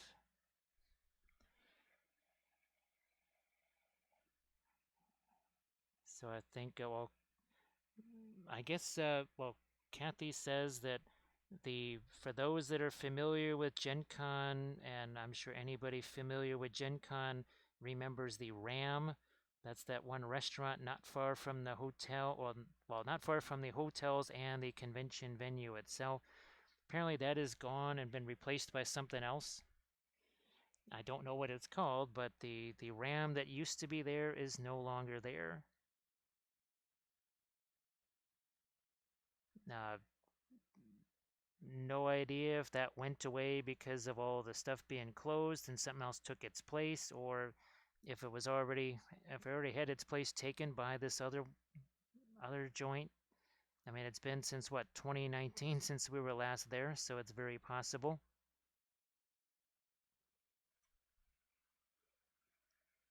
Let's see. I went to Hobby Lobby and picked up a job application. Got home and did some stuff. And so Happy Heretic, we just trying to display to them a bit of oil painting prowess there. I think that's what you were trying to do, right? Give them a painted job application. So that should probably be some extra points in your favor, wouldn't you think, Happy Heretic? I mean, they should just see the talent oozing through that job application, literally and figuratively. See what I did there? Finally got your pasta maker for some Sculpey bases. Yeah, homunculus. I remember how.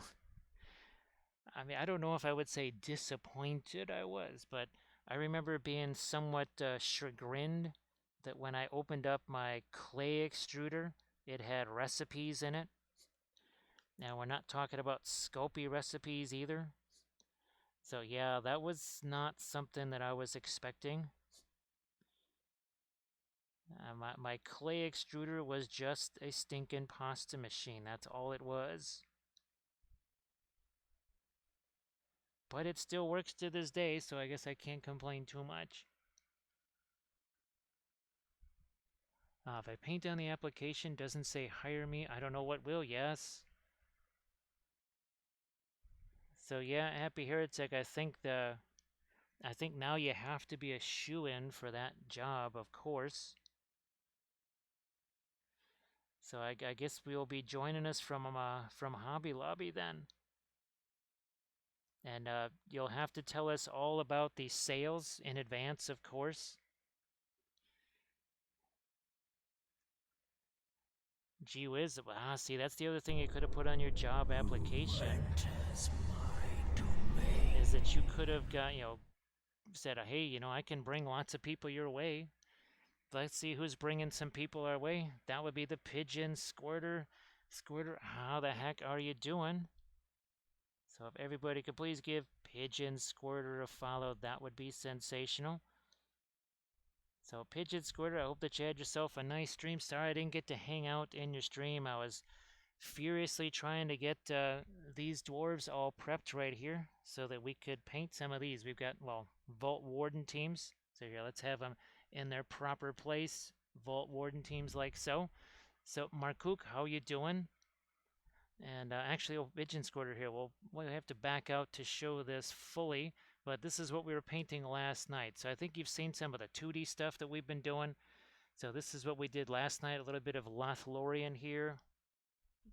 Here's our Isengard. This was the previous week.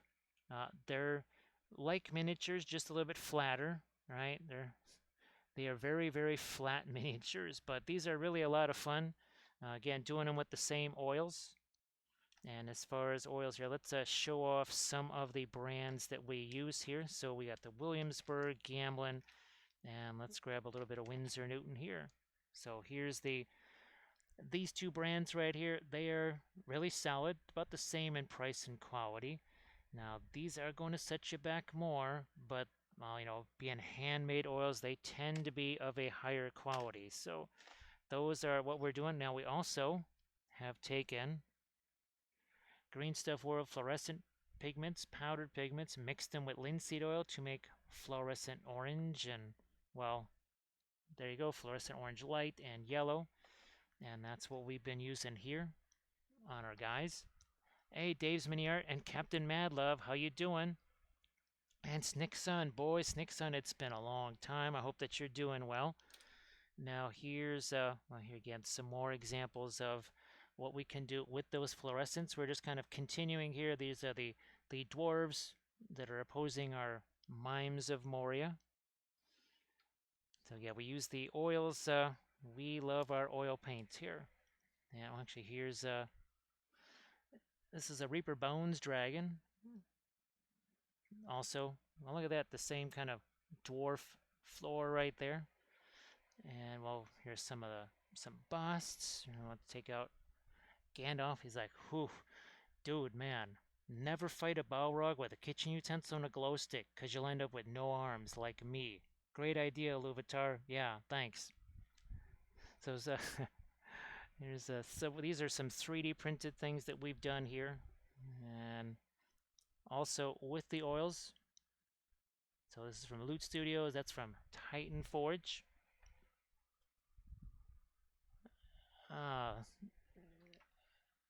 So Valfira, as far as Green Stuff World goes, I only know about the 8 or 9 that they make. I know they have the glow-in-the-dark stuff. I haven't really counted that yet. So thanks, Nixon, and thanks, Dave's Mini Art. So Captain Madlove, how the heck are you doing? If everybody could also please give Captain Madlove a follow, that would be sensational. So Pigeon Squirter, if you got any Instagram, well, I know you don't have Instagram pics right now because, well, you just finished streaming. But if you got any sort of Instagram stuff, work in progress, whatever, that you want to post in the chat, feel free to drop that in there so people can see what the heck you're working on. And, oh, Captain Madlove, did you finish that wagon that you were working on, that Roma wagon? Yeah, so Grim, is it the same folks that do the Gandalf, or is it a different folk? Because I know I could swear that somebody also has a Sauron figure. No, a Sauron figure. Now it could be large scale. I'm actually almost kind of looking for one that's just regular 28 mil size too. Ah, so it is the same guy. Okay. Well, actually, it'd be so Grim. You think we might be able to do a little bit object source lighting on that, huh? You think we could sneak in just a little bit, right? A little bit of object source lighting on that. So Dave's Mini Art, hope that you're doing well. Nice to see you back. And boy, Snickson, it's been a while. Snick, what kind of stuff have you been working on? And again, sorry I haven't been able to join you in some of the other streams. Pretty much here, if we're not actively streaming, I'm either filming videos or editing videos or printing stuff or doing whatever. So homunculus, is that the stuff that's more the, well, kind of like the pink sort of a color? You can, oh gosh, what is the terracotta type stuff? That could also work. I think I was almost about to get some of that until I found a whole ton of it just at Hobby Lobby and such. But you can always give those a try. Now, of course, I need to get some of the gray extra firm. That's what I have none of that left right now.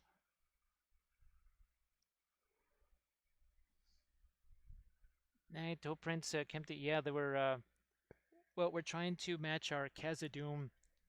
We want to do a whole Khaza-Dhum dwarf army because obviously, well, what are they fighting?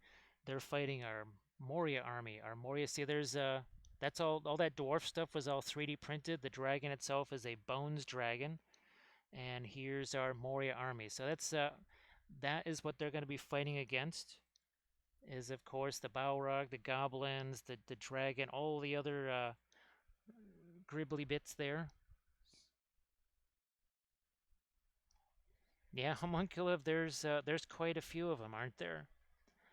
So actually, Grim, both of those would be fantastic because I mean, you know how the 72, because, well, we printed out the gaming size of this, which will be great for the game, but it's a lot easier to see the 72 mil version. So both of the versions of Sauron, or yeah, of Sauron would be fantastic. Because, well, we'd use the one for our games, but then we would certainly do some special episodes around, some nice streams or videos or whatever around the large scale Sauron. Sorry, I've painted Sauron so many times. I think the last time I had a chance to paint Sauron was years and years ago. So the baby Balrog, he's like, dude, man, don't mess with my treasure. It's like, that's not your treasure, that's your allowance. It's like, well, it may be my allowance, but it's still my treasure. It's like, nah, the Balrog just gave you that. He just keeps you around just to play with you. It's like, no, I'm not a Balrog pet. I'm a upcoming Balrog. I'm a Balrog in the making. It's like, pooh, that guy's got delusions, man. So for all the new folks that came in here and wondered what the heck just happened, that was one of the puppet shows that you are going to get here from time to time. It's inevitable. If you're going to be in the streams here, there's going to be puppet shows. You never know when they're going to happen. They just sort of happen when they happen.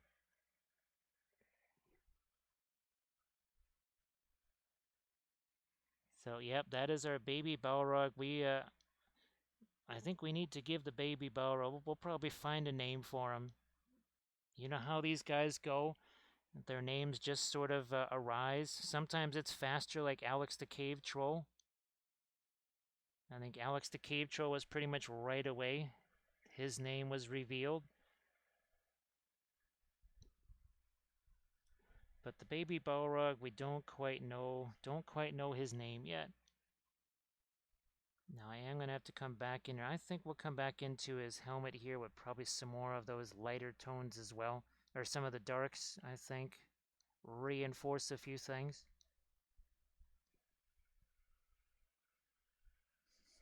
Like you say, Happy Heretic, they arrive precisely when they mean to.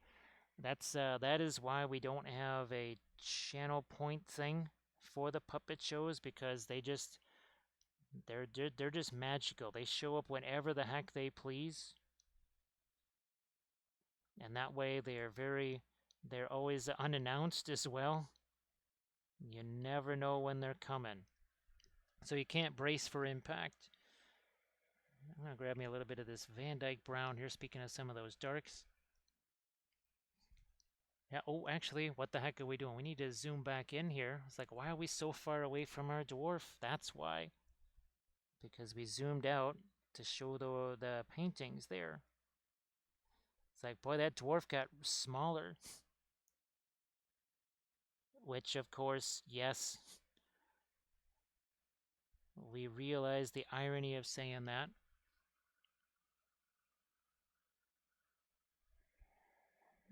So Valfira, we will be painting that one. That one's essentially a commission figure right there. That's not one of ours. So I'm not sure if I'll be painting him. Might paint him on stream. It kind of depends. Might just have to slap some paint on him just whenever I can. He was very convenient because he had that same sort of crazy shape as Alex, right?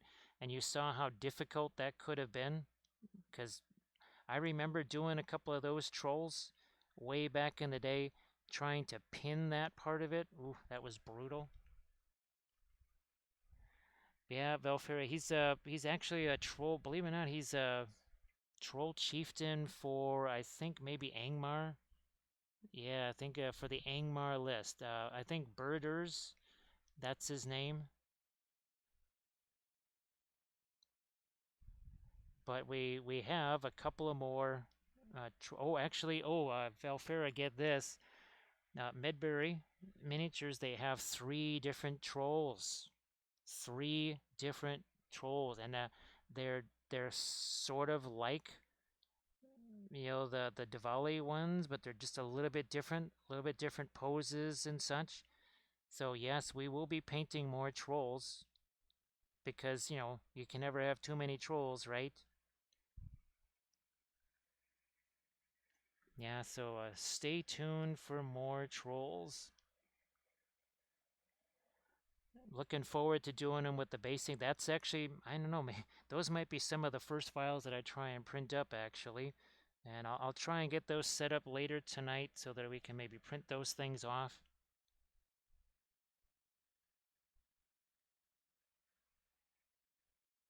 To get those transferred. There's a whole bunch of interesting, he's got like a Witch King type of a sculpt too, so that should be very fun. Way nicer than the old Failcast Witch King. Where's that old Failcast Witch King that we did? Here he is. Boy, it's really hard to get him out of here without destroying him. So yeah, the whole Witch King there. Here, let me see what we got going on here.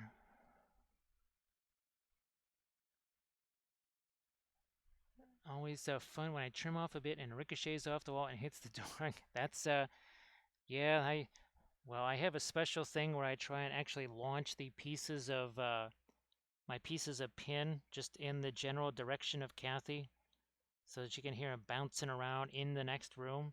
So I'll try and ricochet him off of walls and see if I can get it into the next room, not directly, but like an indirect route. That's always pretty entertaining.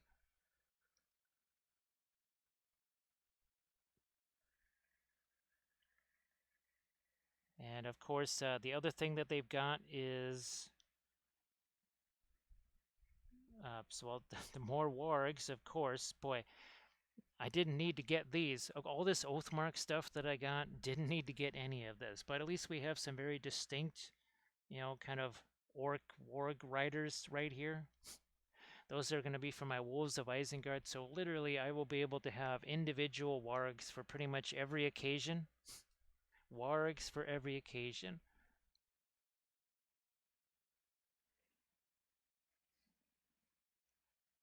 Yeah, Happy Heretic, she'll hear those things bouncing around. And of course, her favorite thing is to step on those pieces of paperclip. Just like people really enjoy stepping on Legos. Yeah, it's probably even more fun to step on these because they're a lot smaller and they'll just get embedded into your skin. Whereas the Legos they're painful, but it's very temporary, right? Because they don't tend to just stick themselves into your foot.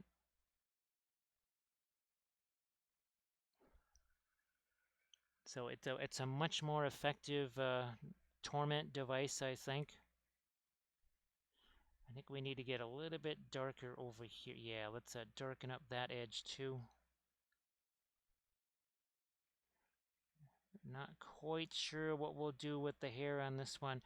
Now I'm going to try and get Prussian blue into this with a bit of the turquoise.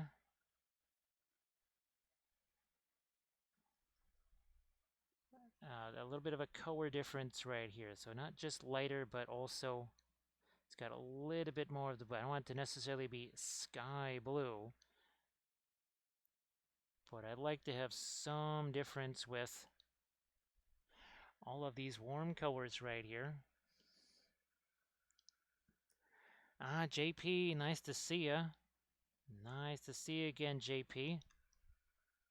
And Arnulin, nice to see you again as well.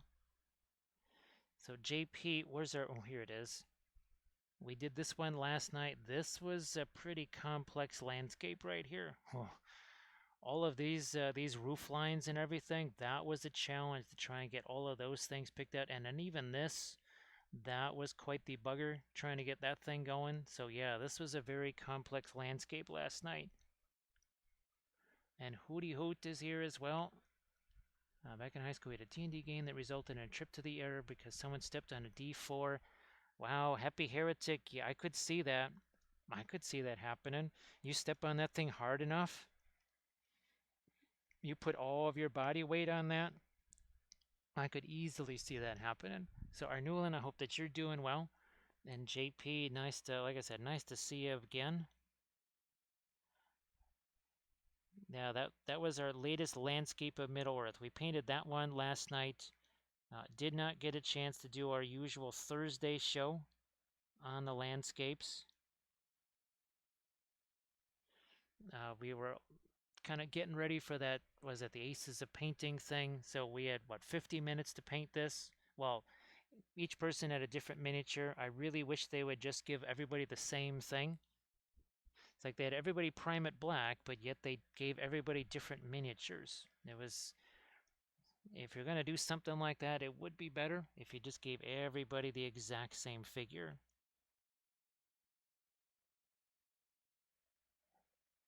It would be, and it would really be interesting too, because now you would have, I don't know, let's say there's 7 different people, you would have 7 different interpretations of the same miniature, which to me would be really, really fun. I'd love to see that. Oh, thanks, Hootie Hoot, and thank you so much, Arnulin. Bare feet, full down on the D4. Yeah, that's, I'm not quite sure if there was lots and lots of blood associated with that, but I could see some. I could see a little bit of bloodshed with that. So again, trying to hit a bit of blue on this here. Just to, again, act as more of a color contrast to all of the orangey stuff that's here. We might even, I'm waiting to do this. Ah, see, that's starting to get a little bit of the blue now into here. It says, slid into your Insta DMs asking about how to edge highlight with the oils.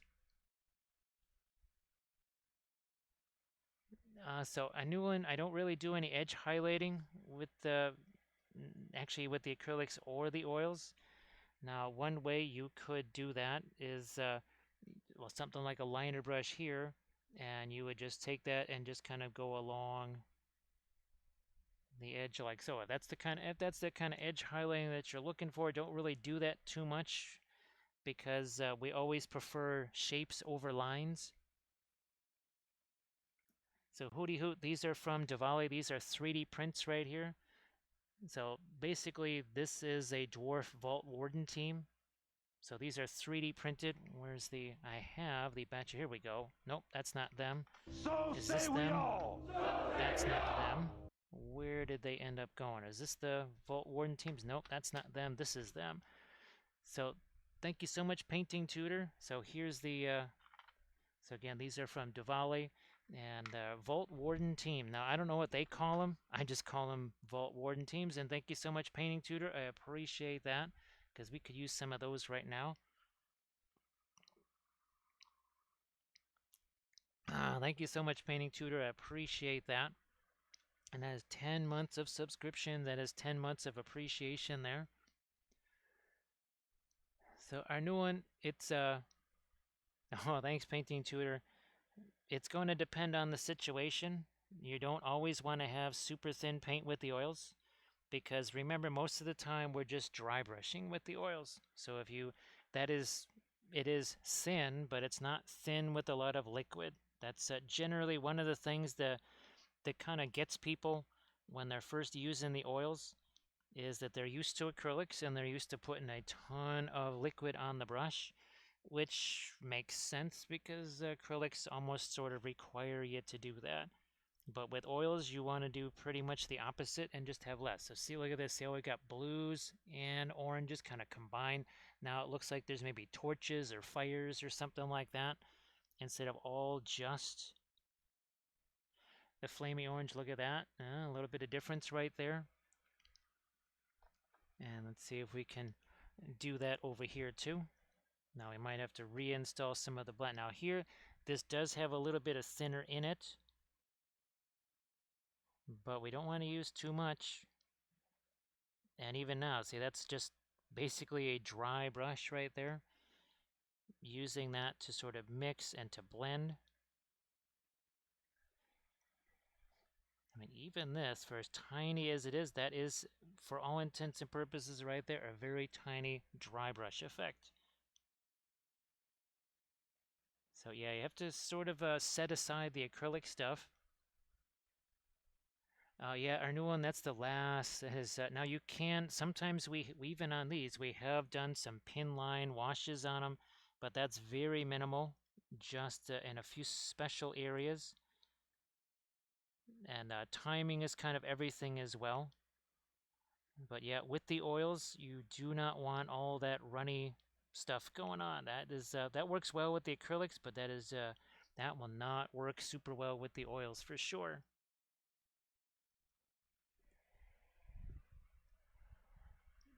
Let's see. So Hooty Hoot, these are the Green Stuff World texture roller bases. And they've got, I mean, dozens, and they've got probably almost 30 of these different texture rollers. Now, of course, these are, here's the dwarf one. So there's your dwarf texture roller. And do I still have some of the elven one? Maybe okay, good. I still have a bunch of the elven texture roller left. That's good. So I can make a bunch more of these. Oh, that is fantastic, because yeah, we've been using it for these elves right here. I just set that stuff over there just to have it available. Now we can paint things like marble and such on the base. Here's another example of that elf texture roller right there. There's Elrond, the grumpiest elf in all of Middle Earth. So there's that same elf texture roller.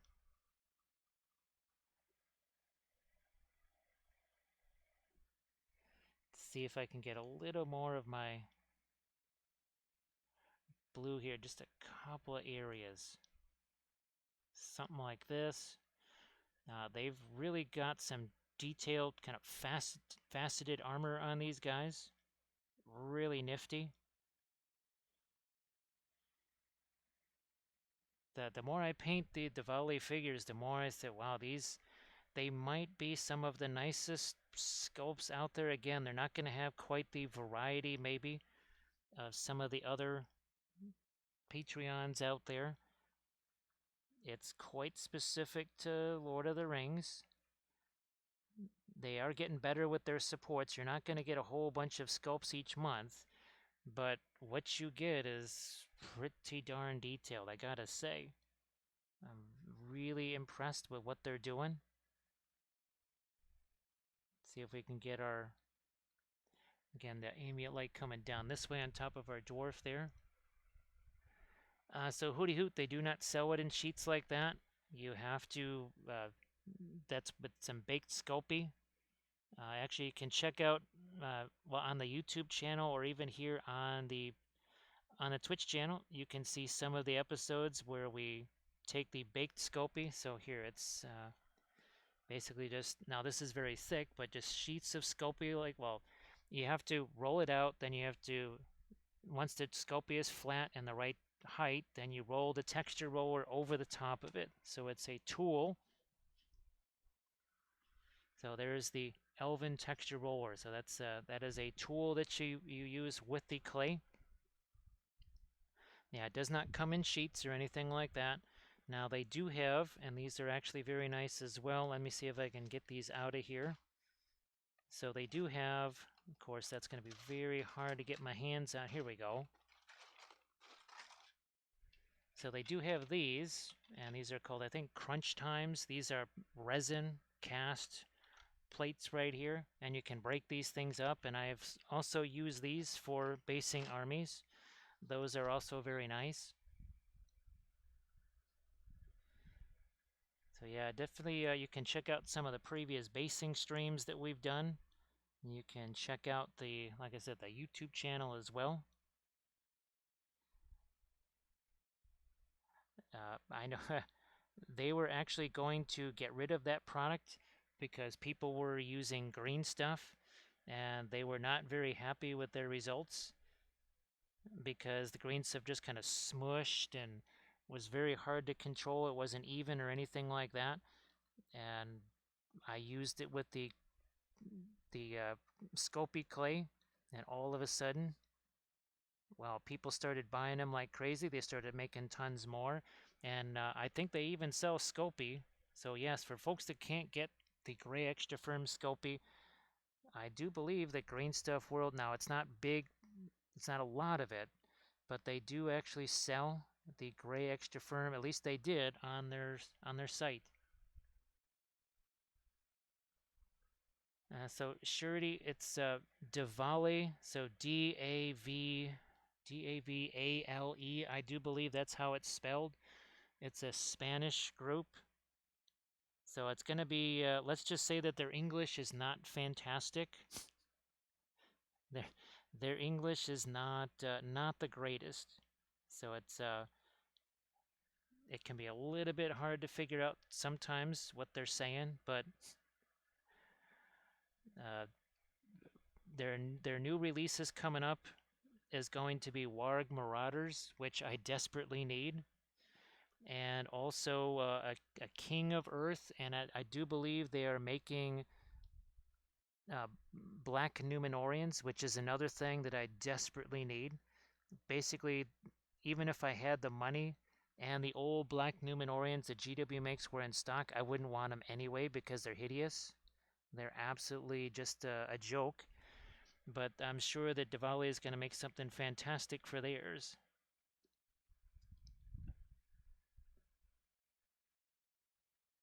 Oh, no problem, Shirley. Yeah, actually, Hooty Hoot, that's happened multiple times.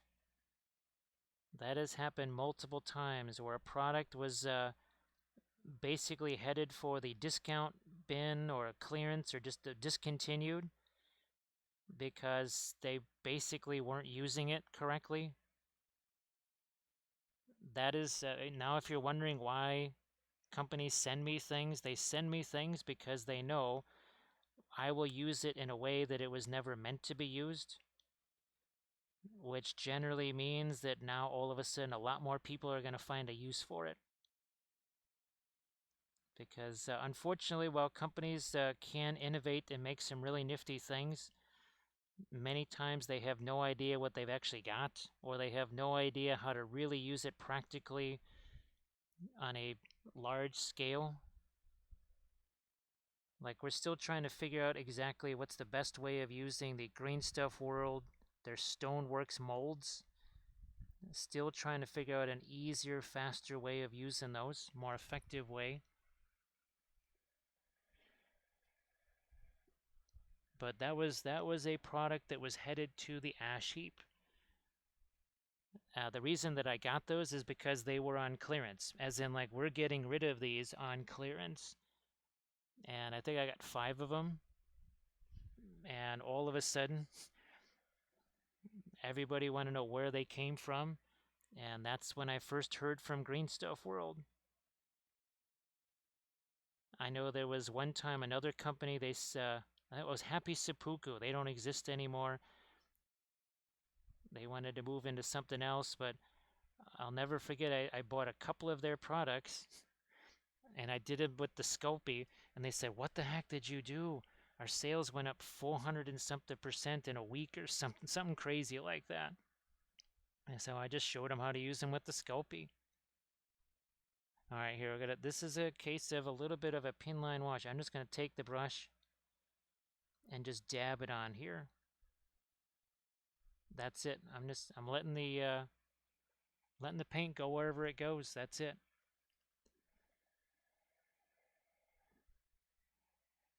Yeah, so it's sometimes I forget that is actually how all the stuff with Green Stuff World actually began, was essentially making those texture rollers viable, because people were using them for green stuff and they were getting really, really frustrated. I wouldn't even want to think about using green stuff with those things. And of course, but when you use the gray extra firm Sculpey, it doesn't stick to the roller. They made roller guides after they saw me make roller guides for it. So it's been kind of interesting. Here, let's get some yellow in here. Oh, some of the Van Dyke brown too. Gotta do something with his beard here. I'm not really doing much with golds or anything like that, so I think we can maybe use something like this for his beard and his hair. We don't necessarily want it to look blonde, but we have to do some other color that's not already being used here, and this is pretty much one that's not being used. That might even go onto the handle of the halberd right here. We'll just call these halberds.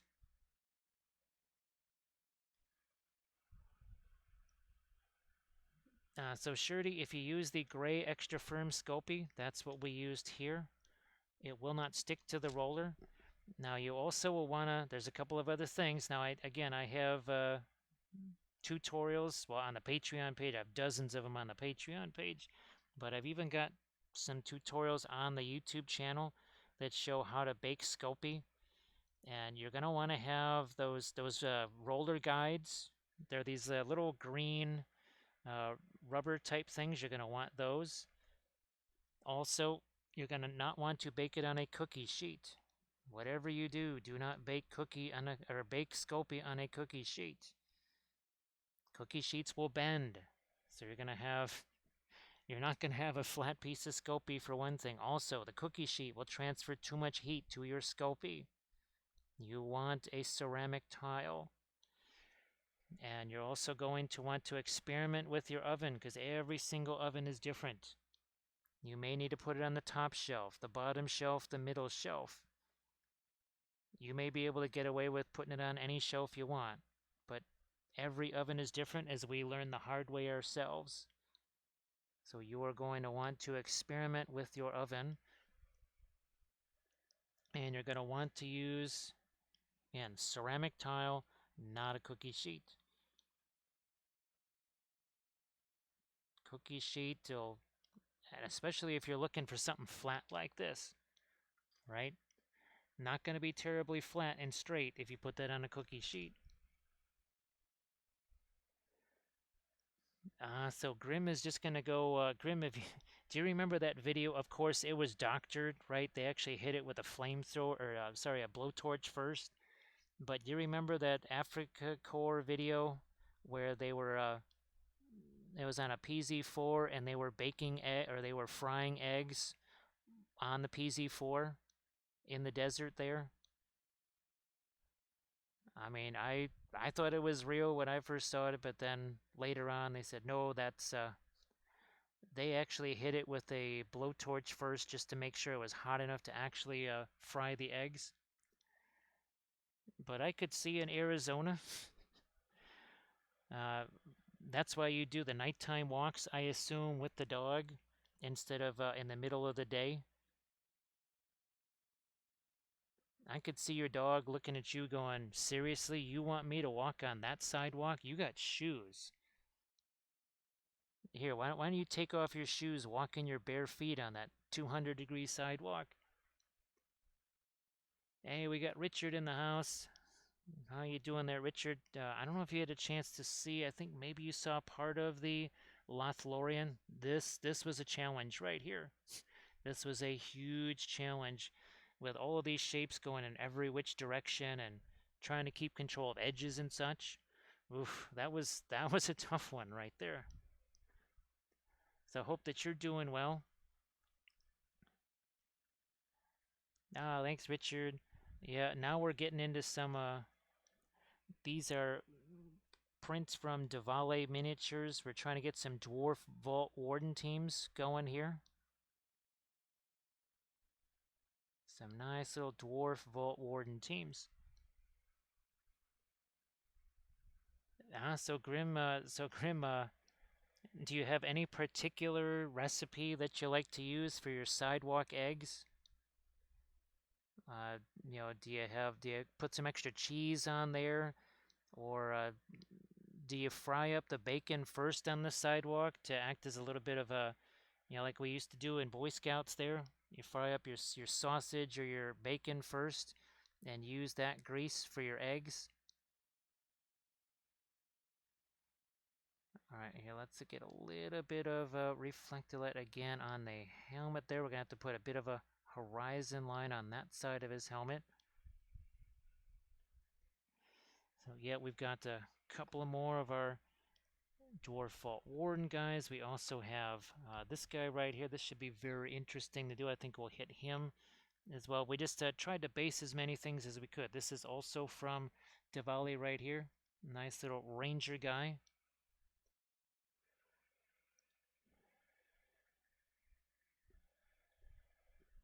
I'm looking at his face there. Oh, let's see. What do we want to do? What do we want to... I think we're going to try and bring in some lights for... And probably regular light, not necessarily firelight all the way up there on his face. I think, yeah, we'll have more ambient light hitting that. Let's see, but people get really creative. Mirrors to focus the sun and all kinds of shit. Ah, okay, so you can you also try and block your competitor's sunlight? I mean, could you arrange for a plane to just sort of fly overhead or something like that, and just somehow manage to have one of those big signs or something like that that just conveniently happens to block the sun at a critical moment?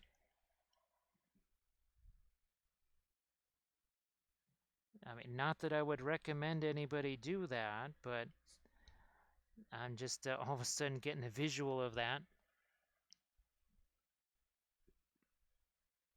So we'll continue here. We'll get, what the heck? Maybe we'll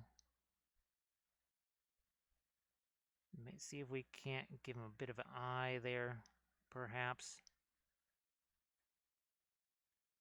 So lighten up our edge on the pavés here. Yeah, we're gonna call it a pavés. I'm not sure. They call it, all this stuff is written in Spanish on the site, so I have no idea what they call it. I have no clue. The only time I know what they're talking about is when they're talking about horses, because I do know the Italian word for the Spanish word for horses, and that goes back to, that's a baseball thing actually. There was a one of the White Sox players back in the day was nicknamed El Caballo, and he was just basically the workhorse. But other than that, I have no idea what any of their stuff, what any of that is, because it is all in Spanish, and I don't understand. The plane set asked, did the chicken or the egg come first? There we go. I do know the official rules, but I do know that participants are really into it. I just keep thinking of what is that one event where people create those bizarre aircraft made out of whatever, and they launch them off up here, something like that, and 99% of them just fall flat into the water. They're more anti-flight than actual flying machines. All right, here's back to our indigo. We'll try and bring in some darks here again. Oh yeah. Well, Red Bull gives you wings. Now that makes sense, of course. Again, just trying to find a couple of darker edges here. That got a little bit too light, too fast. We also wanted a little smidge of a horizon line on this, if we can do that. Like so. There we go.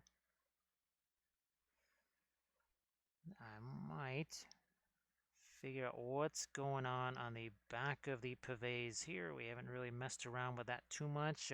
That's mostly just got to stay dark back there. It's in shadow for a variety of reasons. It will be in shadow from the ambient light. It's certainly in shadow from the cast light. No doubt about that. I just wanted to take away some of the little bit of our cast object source lighting in there. We didn't really need that back there. See if we can solidify some of these guys. I'm not sure if those are supposed to be gems or not. Guess we have to figure that out now. Surety. That's not really. I've tried. Definitely tried to kind of eke out the Sculpey to the last bit, right? But if it's old and crumbly, that's why I actually don't buy a ton of it. As much as I would love to have just a lot of Sculpey sitting around, it's almost like you just have to kind of buy it and use it. You could use it maybe for some terrain type things where you don't really care and just sort of roll it out flat or whatever.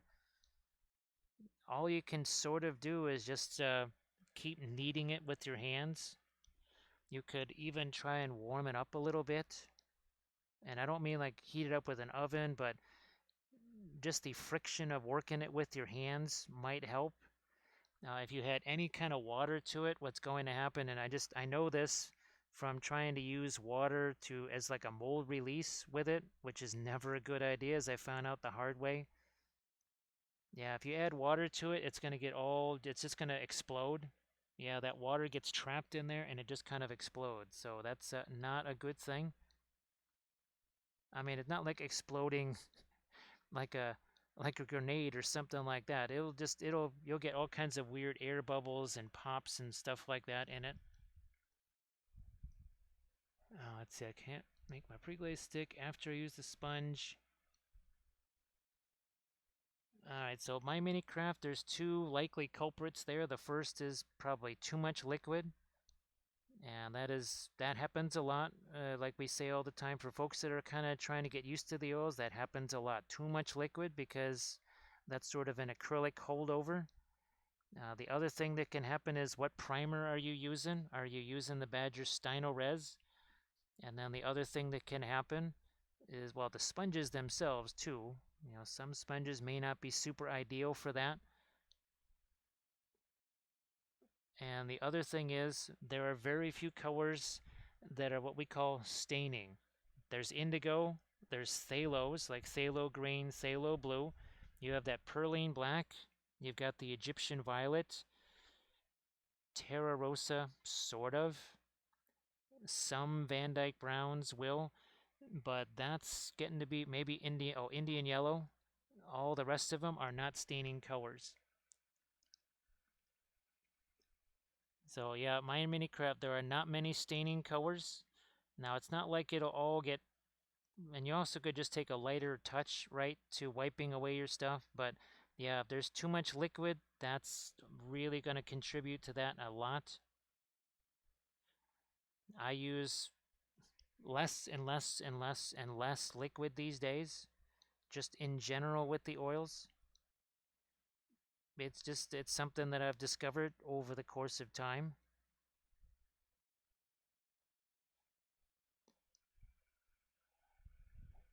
And now you can leave it on there a little bit longer, 15 minutes, something like that. Once you go longer than that, it just doesn't matter. If it's not sticking by then, it ain't going to stick at all. But the list of staining colors, our list of allies grows thin. The list of staining colors is not a long one. It is just a tiny handful, and most of them are things like, again, indigo or colors like that, like the perline black. Alizarin crimson possibly has a little bit of a staining potential. Again, for whatever reason, the Indian yellow and the Terra Rosa are staining colors. That surprised me, especially the Indian yellow. I wasn't expecting that.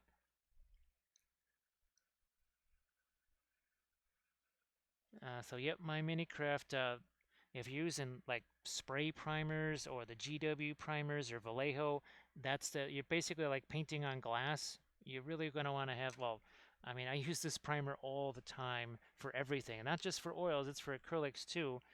And I just brushed on primer. All of these guys, I just brushed on the primer maybe less than an hour before we started here on a bunch of these guys. It's just a mix of a couple of different lighter colors of primer. That's it. I just brushed it on. That's it.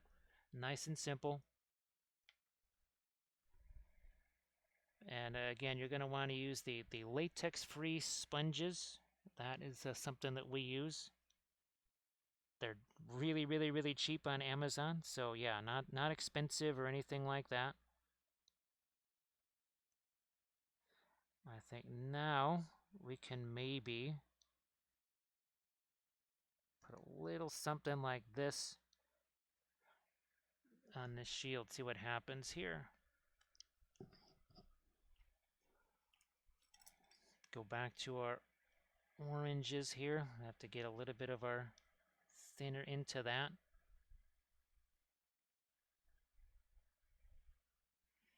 That is my 18-0. See if we can get a little bit of a highlight on the top edge of this. Essentially make it look like there's a little bit of some cuts and slices on the pavés here. Now this does have some thinner in it because we want this to flow.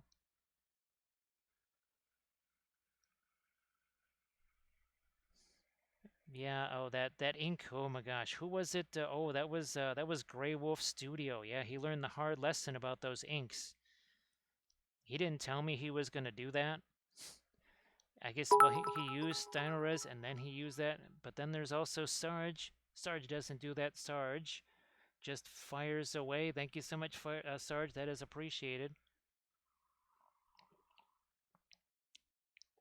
Thank you very much. So Sarge, we had a lot of fun with our Lothlorien last night. That was a challenge, let me tell you. It's so the opposite of all this very square, angular stuff right here. It is so different. Here, let's get back to our pavés and get some lights on there. So Sarge, I hope that you're doing really well. And let's see. Well, no, you don't have your result yet, do you? Your hobby time.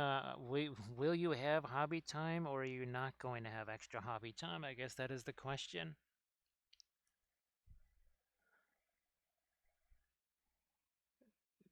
Let's. Yeah, I'm gonna just let that get a little bit lighter here. Boom. There we go. So just again some little extra chips and other things going on here. A little bit of some scrapes and cuts and everything. So yeah, Sarge, these are from. Let me see if we can get them back out again. These are from Davale right here. Really love these guys. Certainly saved me from having to get very expensive not very neat looking GW Vault Warden teams. And I got those Medberry files. I got to get those transferred. Or now I've got them transferred. I just have to make some build plates out of them, and get those prints started later tonight. We're really excited about some of those. Well, there's some nifty files that they've got.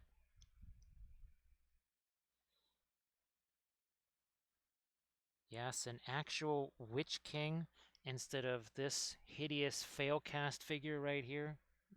Oof, and the one on horseback is 10 times worse. So that should be very fun. We're just waiting on the results, getting some hobby in tonight. Wow, Boy Sarge. I mean, this is gonna, you're not quite gonna know what to do.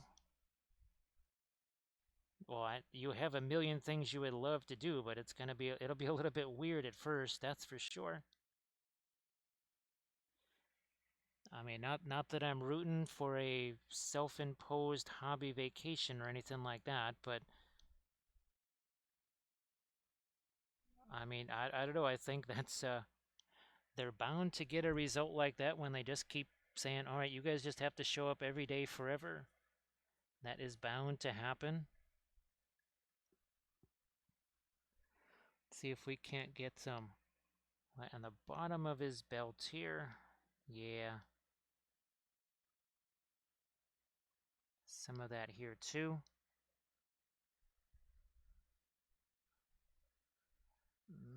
Yeah, I'm gonna get a touch of that onto this said armor right there, just along the edge. It's all I'm looking to do. Get the edge of that pavese. We didn't really do that very much.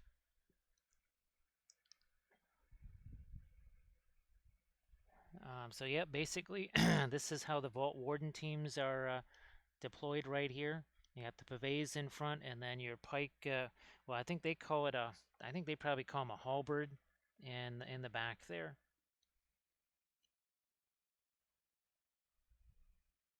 And they can be nasty. Now the thing is, you can shoot at the guy in the back, the supporting guy.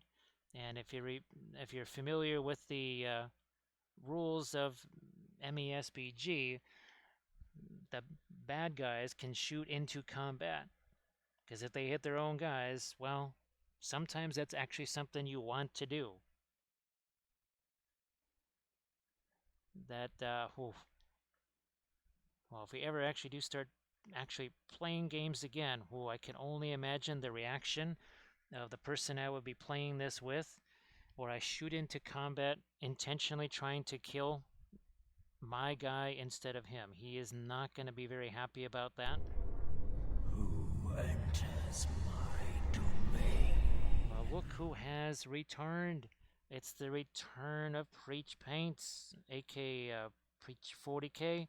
So Preach, how the heck are you doing? And thank you so much for that raid. That is appreciated. I hope that you're doing good. So we are painting up some Vault Warden teams here. These are from Davale Miniatures. There's your pavese right there, and here's our halberd right there. We also have another dwarf that we're gonna get started on here as well. Yep, yeah, Sarge finally some dwarf, and we've got tons and tons of these now. Of course, we had already done some of these. Oh, what the heck were these guys? I want to say Old Glory. That was the name of a miniature company, but Oathmark. That's it. Yes, Oathmark. So, Preach, I hope that you're doing well. And of course, if everybody could please give Preach Paints a follow, that would be really nice. That would be fantastic. I'm going to go back into some lighter colors here. And as always, Preach, if you want to post any links to your Instagram stuff there in the chat, that's fine. I'm just trying to get some of my ambient light color On the shield. Yeah, actually, Sarge, the Davale scope, these dwarves, there's a lot of stuff going on. There's some super intricate Celtic knotwork here. And all of the... Yeah, you're pretty much good here on all of the chainmail, because sometimes chainmail gets a little bit iffy, especially on anything that's cast. But, well, this is printed, right? We don't have to worry about that on printed stuff. I'm glad that you're doing well there, Preach. So Toad Prince is going to take a snake break, which, now hopefully that doesn't mean they're going to go eat a snake. I'm pretty sure that, now it could be a snack that is made of snakes. I don't know, but, you know, everybody has different tastes in what they like in a snack or a snake. So we'll certainly be here when you get back, Toad Prince. You're a small band of men, but every one of us fights just as good as 10. Now can they also find their way through Lothlorien here? So yeah, this was the painting that you saw me working on last night. This was a little bit flatter than the usual miniature that we work on. But man, that was some intense architecture right there. Holy smokes. Snake steaks, I guess. Now, actually, oh man, those trolls would have been really handy for this project. Those Davale trolls, instead of basically resculpting. Here, okay, so check this out. So this was done, I want to say about 2005, maybe. Yeah, somewhere around 2005. Everything there you see is sculpted. It's all made out of Sculpey. Of course, if I was to do it today, the vast majority of it would be made out of balsa wood, tin foil, hollow, epoxy sculpt. It would be very different than what you see here. Now, it would look the same, but it would be made out of very different materials. So as a bit of a size comparison here, you see those two trolls in the back? Those are the metal GW trolls. That's how big this thing is. You see those orc archers on top there? There's 9 of those guys, I think.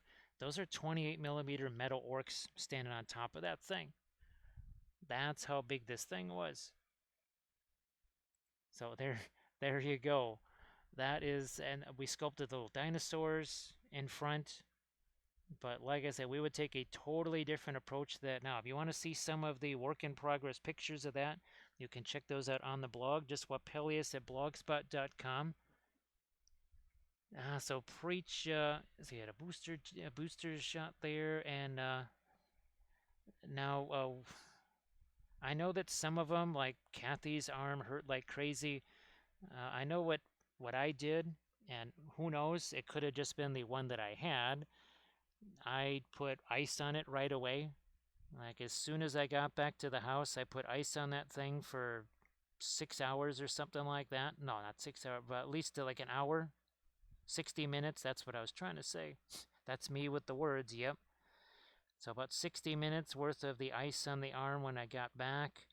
Lots of water for sure. And well, also too some ibuprofens, and that seemed to do the magic trick because I barely noticed it. So yeah, for folks, unfortunately, it might be too late for some because they've already had it.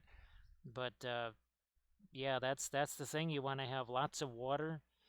You want to ice the heck out of that thing. And you can also take things like the ibuprofens and stuff. Because like I said, for me, barely even noticed that it was there whatsoever.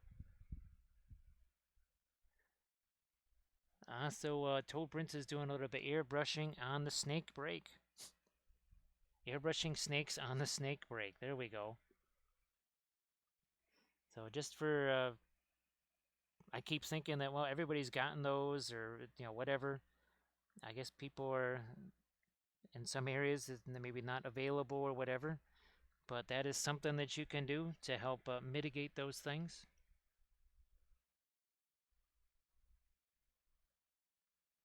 Oh, hey, Cat Herder. How you doing? Here, let's hit the, yeah, right there along the top edge. Now I get maybe a little bit of a ding or dent here and there. Why the heck not? All right, we're going to go in with some of the Egyptian violet, some of our Fanchon red here, a really nice, deep, rich, dark red.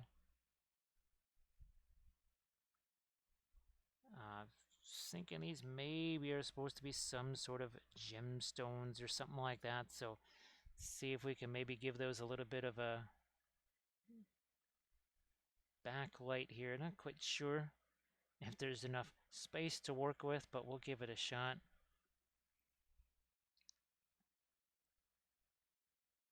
Here. Some over there.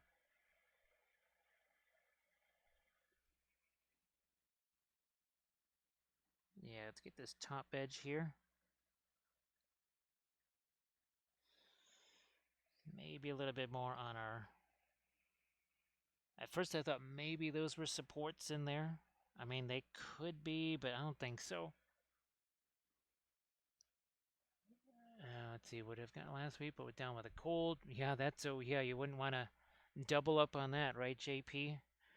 That doesn't sound like a fantastic combo. That is not a great combo platter.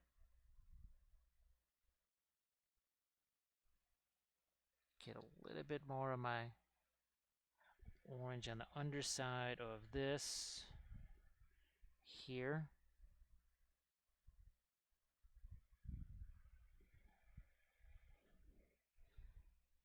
Little more right there, and also two over here. So remember what this thing looked like? Remember, it was quite the hideous mess, but then that's that messy stage that we love so much. Well, some people flee in terror from the messy stage. We love the messy stage. That would be known as your pre-glaze. It must be messy before it can be neat. That's kind of how things go.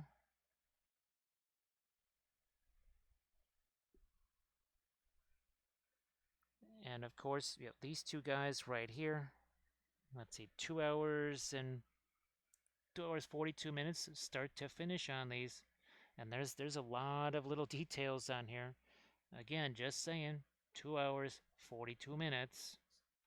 I think people could, and as far as the basing goes, the process was, take a bit of the dwarf texture stuff, break it off of here. I mean, literally just snap that off of there, put it on a base, drill a hole in his foot, pin, stick the pin through this in the base, done, prime.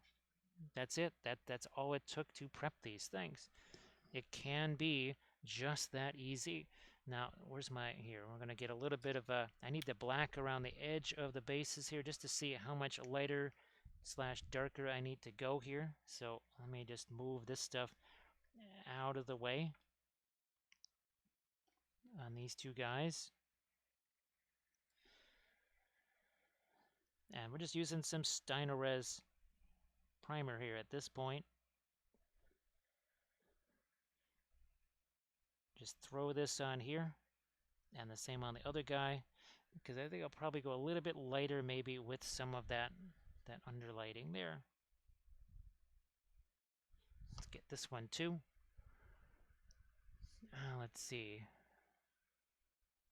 So Cat Herder is continuing the messy stage.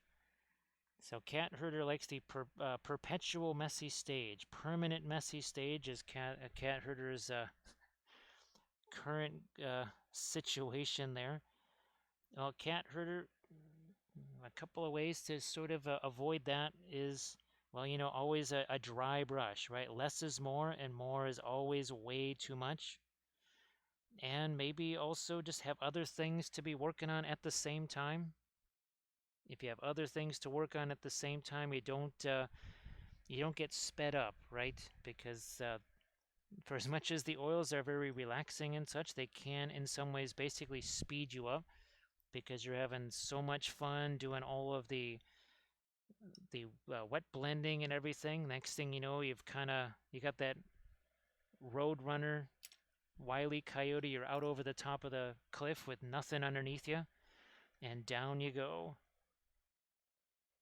So there's a visualization of yourself as Wile E. Coyote,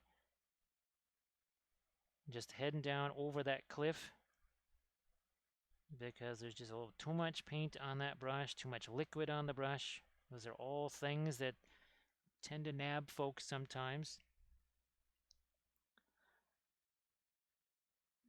And even sometimes every oil color can be a little bit different. There'll be some colors that are really easy for you to work with. There might be others that are just really weird. And you say, man, what is it with this one color? There could be a whole other sort of range of colors that are easier for you to use than other ones. You might say, why is it that greens are so easy for me to use, but boy, I try and do stuff with blues or with magentas, it's a disaster. And yeah, cat herder, that is really a huge thing. I mean, ideally, if this is me just working and we're not doing the stream here, I've got 1, 2, 3, I got 5 other figures here. All of these would be getting paint on them all at the same time. Now, of course, I don't do that here because it could be a little bit confusing for folks. And I also try to have some figures that are still kind of at that starting stage, so that maybe somebody really, really, really wants to see the pre-glaze bit, we could do that. Kind of a spur of the moment type of thing. But yeah, if it was just me doing this as just to get stuff done, I would be working on a whole heap ton of figures all at the same time. And that would do that thing of slowing me down just enough so that I don't get too far out ahead of myself. But I've seen it happen all the time with folks, especially as they're getting used to the oils. Because it's very tempting.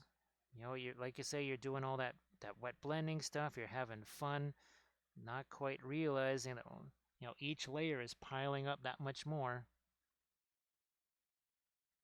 And then the next thing you know, boom.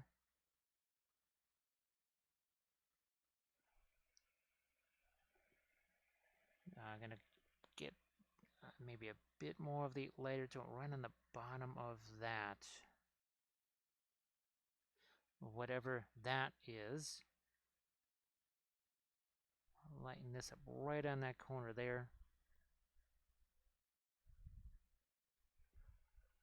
Let's see, buying a higher quality cadmium red help too. The amount of medium versus pigment. Oh yeah, I can imagine that, cat herder. I think I've been using the Williamsburg so long now. I've gotten kind of used to those. So I'm sure we would definitely notice a difference if a lot of the colors that I'm using in the Williamsburg, they're not really even necessarily available in some of the other brands, I guess. Still haven't actually used the diazonine or anything like that. We have Egyptian violet. When you have Egyptian violet, do you really want anything else, I guess? So we talked about making some of these a little lighter. We will do that now. But this is another case where I had to let this set. Even on the shield here, there was only so much I could do on that shield before I just had to say, all right, we got to work on other stuff. We will work on other things. We will wait for this to set. Not dry, just set. Now, of course, what was the thing that we did? Oh, this was, I think we had 50 minutes to paint our figures in that contest last night. So this was 50 minutes, and it was over black primer, no less.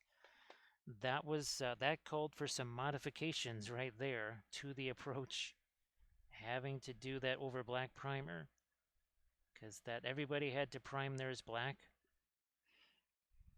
I think it was far more stressful for the folks that are used to doing the zenithal thing. I mean, for me, I'm used to having to kind of change things on the fly for sure.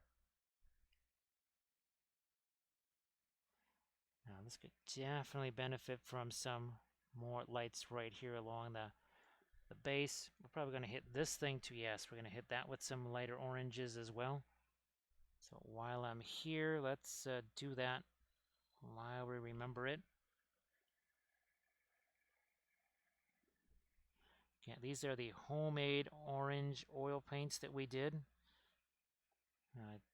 This is part of our Patreon page video here where we take the powdered pigments like this, or even sometimes the metal, but that's how we made our fluorescent paint. Taking the powder, mixing it with the linseed oil, finding the consistency, and boy, these have been fantastic. They are so opaque. They're vastly superior to the fluorescent oils that you can buy. A lot cheaper. A lot cheaper. And of course, you can get the powders anywhere. Unlike say, the Marion Street fluorescent oil paints that you can only get basically in the US.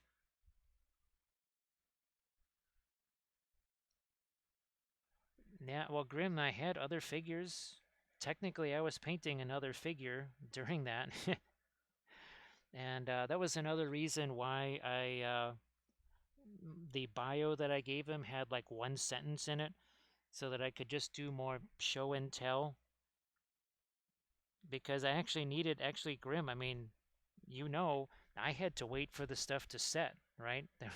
I was like, well, can't really keep painting on this thing anyway, so I said, well, let's just talk to this guy. And we just we did puppet shows, right? We did some theater. And we tried to have some fun. But man, that Thanos that I had to paint last year, that thing was gigantic. Imagine something that was bigger than the Gandalf bust, like 2 Gandalf busts. And I think we had something like 57 minutes, maybe. That was it. And I was also doing it with object source lighting and non-metallic metal, of course. Hey, Coffee Nerdy Beer. Actually, Grim could probably tell you where it is. It's on the, oh gosh, Gen Con Central Twitch. I'm sure it's a VOD right now. But well, Grim was able to watch it last night, so it must still be there.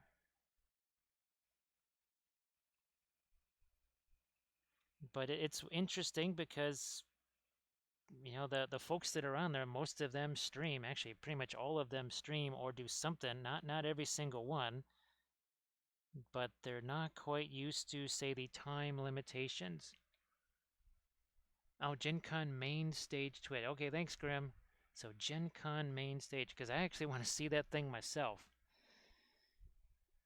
Because now I'm kind of curious. I want to see what that was like as well.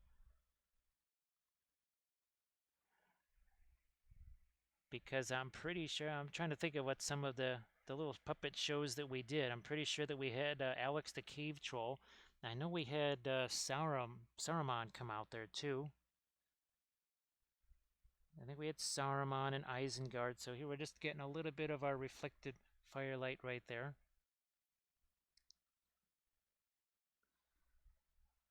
Right here, all along the halberd. Maybe a smidge more of our underlighting there. So Coffee Nerdy Beer. I saw you had done some more progress on your miniature there. Hopefully you were able to find the colors that you're sort of seeking the colors on that. Hopefully you've kind of found the ones you were looking for. Let's see, scrape soot from a glass plate, and mixed in linseed oil and one other thing, and it was a historical lesson of sorts. Well, that sounds good. Of course, what is it? Charred animal bones. That's what our favorite Van Dyke Brown is made out of. And we all know what Indian yellow is made out of. Everybody's favorite mangoes. Let's just say that the mangoes go through a little bit of pre-processing before you too could make your own Indian yellow. powdered pigments if you had mangoes.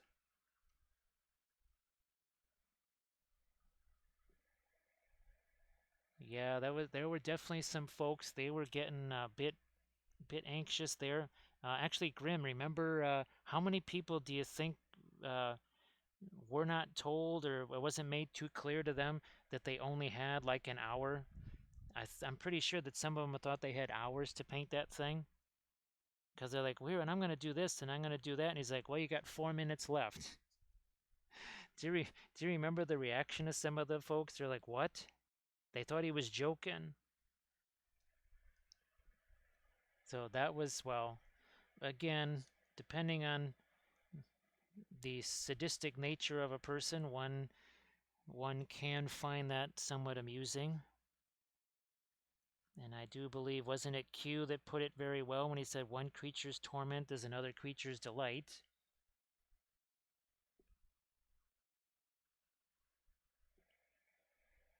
I mean, why do you think they make chew toys? What's the best part of a chew toy? Is ripping the squeaker out of the inside. Sometimes you just gotta rip the squeaker out. Now, after you've played with it, of course. You play with it for a little bit, and then you rip the squeaker out of the inside. Very satisfying. And the 4 minutes left, that was kind of that was that very satisfying sound of the squeaker being ripped out. Yeah, let's go continue with a couple of other lights. So these would be ambient lights. Basically, your light coming down this way.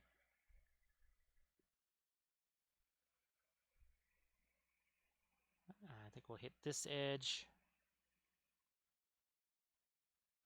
What's nice is that these guys have actual hair and beard that you can see. Sometimes your dwarf sculpt, they don't always have that. It gets a little more choppy, sort of like these Oathmark guys. Not quite sure what some things are.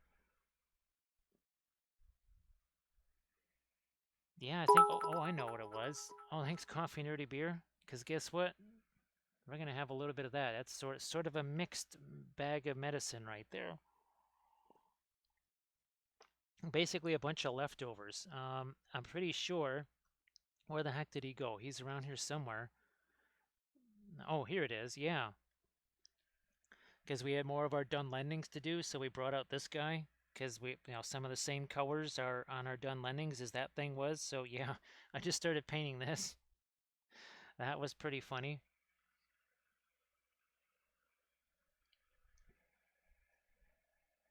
Oh, and we had our tank, I think too. Yeah, we had.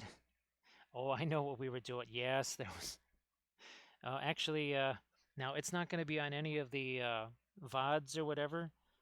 But yeah, when they were, because people were trying to get their camera setups to work and such. Oh, we might have done a little bit of mischief during that time as well. Yeah, there might have been a little bit of mischief then. So again, what is that? Gen Con Central. I can just scroll up and Gen Con main stage. Gen Con main stage. I'll probably forget that in the next 5 minutes. Geez, will it take me 5 minutes to forget it? Probably not the full 5 minutes. So we are going to change that from. I change that to more of our regular ambient light color. Yeah, we're going to ditch the glowy stuff there. Go more ambient light onto that.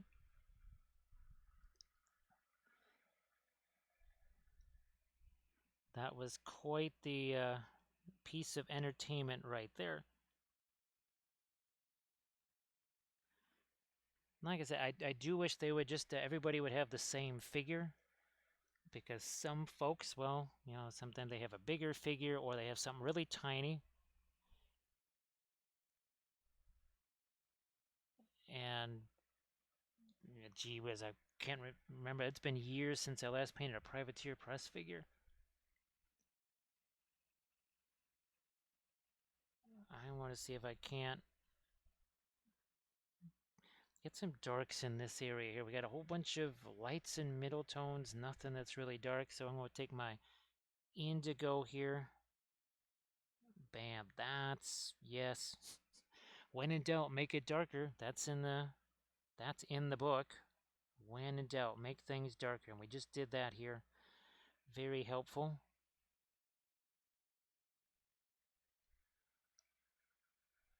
Oh, thanks, Grim. Yes, because, well, boy, Grim, how many, maybe that's why I've been forgetting things even more, is because how many times does Armored Wolf send me reminders and I still forget things? And now he's been gone for a couple of weeks and there's no reminders being sent. Oh my gosh. Is it any wonder?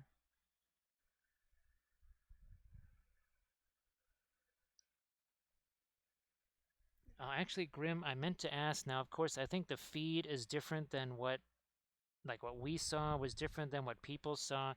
If they weren't focused on you, could they at least see you like as a little square, say up here, with the little squares up there with some of the other people so you could see what they were doing? Or was basically everybody else invisible as they focused on the one person?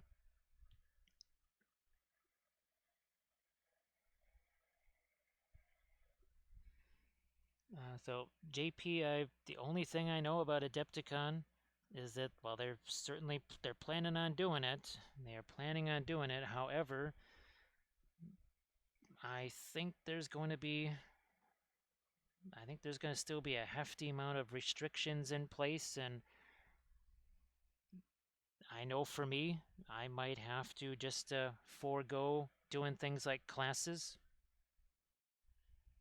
In fact, I think I was even supposed to message them back about the classes, but still trying to figure out what the heck is going on.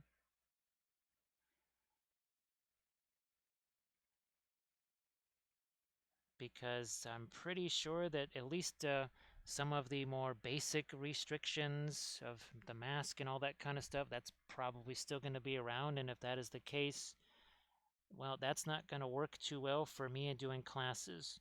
So I may just have to ditch the idea of doing the classes. So it was full screen. You couldn't see what other people were doing. That's a bummer.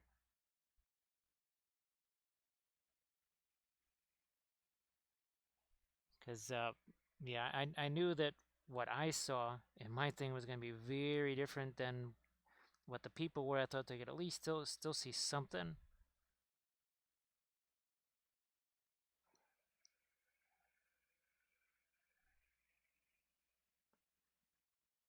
Here we go. Actually, yeah, Grim, I was my bio. I didn't write anything. I wasn't sure they wanted that kind of information, right? So I didn't put any. My bio was just that I've been painting miniatures for 20 years, and the last five, or doing tutorials for since 2013, and that I've been using oils for 5. That was it. That was the extent of it. There was no links or anything like that I put in there. I didn't realize that's what they were looking for.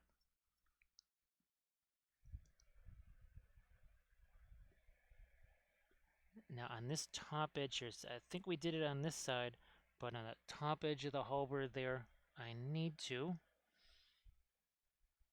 sneak in just a little bit of a either lighter yellow, orange, or something right there. It's not going to be all that much lighter than this, but it is going to be a different color, so at least it'll stand out that way. So yeah, that just, well, speaking of reminding me, it just reminded me that, oh yeah, I guess I was supposed to send in that email to them.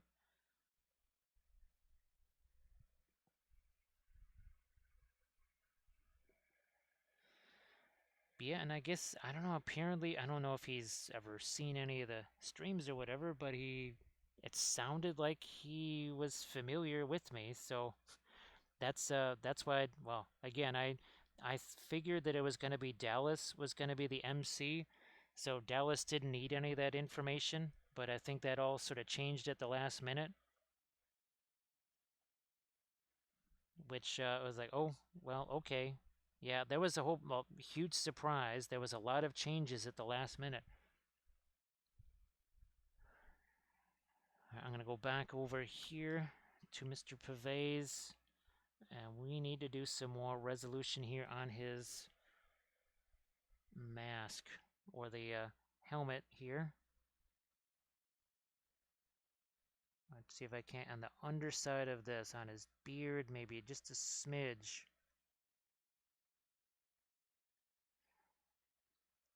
Maybe even on the underside of this trim on his helmet.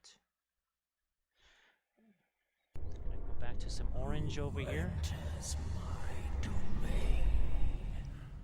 Albavision, how you doing? Thank you so much for the raid. That is appreciated. I hope that you're having yourself a really fun Saturday. And welcome in. We're painting some dwarves from Davale here. So they're known as, well, I don't think Davale calls them dwarf vault warden teams. I think they just call them just dwarf knights or something. But these are clearly dwarf vault warden teams. And the idea is the Pavés is out front, Halberd is in the back. But we're doing our same sort of Khaza-Dhum style. Same thing like we did on Alex the Cave Troll here. Well, that's not Alex, that's Barnacle Jones. Also on Gandalf right here. So again, kind of continuing that same theme. Now we even got our little goblin here. Look at that. Yeah. Fun in Moria, right? Fun with Moria. So Alba Basin, I hope that you're doing well. And of course, well, you might still be stuck behind the ad wall there. But in any case, if you want to throw in any links to stuff that you've been doing, work in progress. I'm pretty sure you don't have pictures of what you were working on right now because you just finished. Now I'm going to try and lighten this up a little bit more here. Oh, thank you so much, Fu Mandu. It's really so much fun. And of course, the oils make everything easier, but it really does make all kinds of object source lighting so much easier here. Doesn't matter what the colors are here. Let's turn him around. So whether it's a green object source lighting, whether it's blue, whatever, sometimes a combination thereof. Well, we've even got magenta on our Thousand Suns here. It just adds so much, and we are utilizing our own homemade fluorescent oil paints. We take the fluorescent powders here, we mix it with linseed oil, and we create ourselves our own fluorescent paint. So yep, we've got the three. These are the typical three brands that we use. So Winsor Newton and Gamlin, they are very similar in quality and cost. They are really good paints. Really enjoy these. The Williamsburg are going to set you back a little bit more, but being handmade, these are pretty darn good, I have to say. They are pretty much worth that extra cost that you're going to pay for them.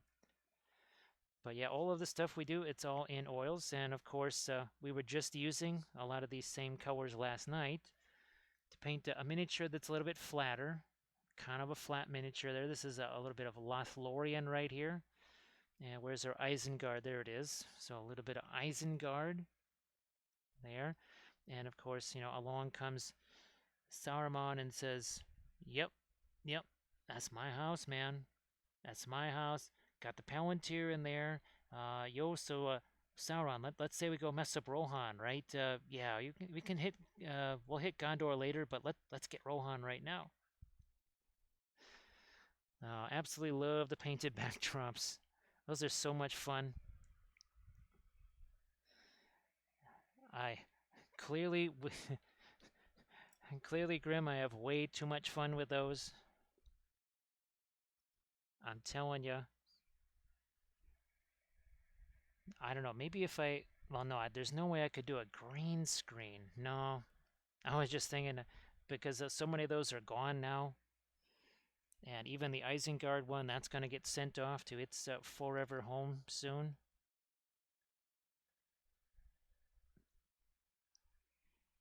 Here, we're going to pop a couple of more of our lights right along the top edge of the arm right here. I think the helmet's pretty good. Just want to try and bring out a little bit more of the knot work that's there. A little bit of that edge right there of his helmet. And then that we're going to actually darken down a little. Ooh, maybe some Prussian blue and some indigo, I think.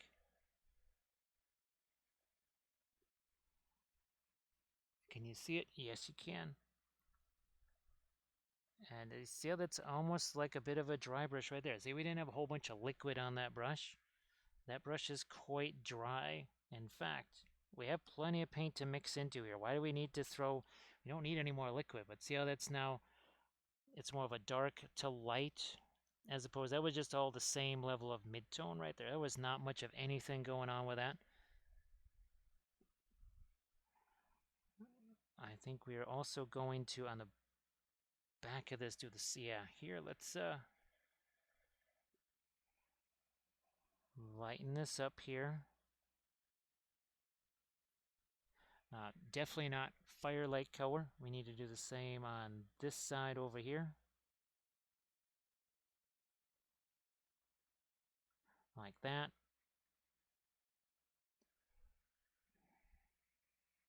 And, oh, yeah, central part of the shield right here. Or the pavés, sorry.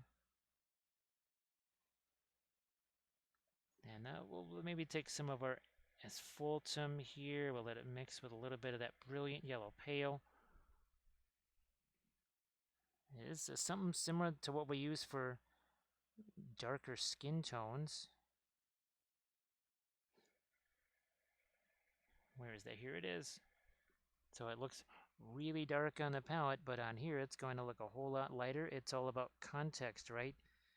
That's why we try and set up our darks as well as we can, which is so easy to do with the oils. Now, right here, we got to fix up something. There might actually be some, I think there's some support dots there that never quite were managed. But what we're going to do is change that a little bit. Something like this. Again, we'll darken that down, and now we're going to make that more of a gray. Essentially to reflect the floor, I think. So I think we could have maybe sanded that a little bit more to get rid of some of the support dots, but no big deal. Lighten up the top edge of that just a smidge, and now let's also bring out again a little bit of our floor pattern here. This is using the texture rollers from Green Stuff World. Taking gray extra firm Sculpey, rolling it out in a sheet on a ceramic tile, not a cookie sheet. Using the little little guides that it has to make sure it maintains the same thickness. And rolling this is the dwarf texture roller from Green Stuff World. And again, it has to be on a ceramic tile so that it doesn't twist like what would happen if you were to use a cookie sheet. Cookie sheet's going to flex and bend and twist and do all kinds of stuff. None of those things, especially if you want a flat sheet of Sculpey, you don't want any of those things to happen.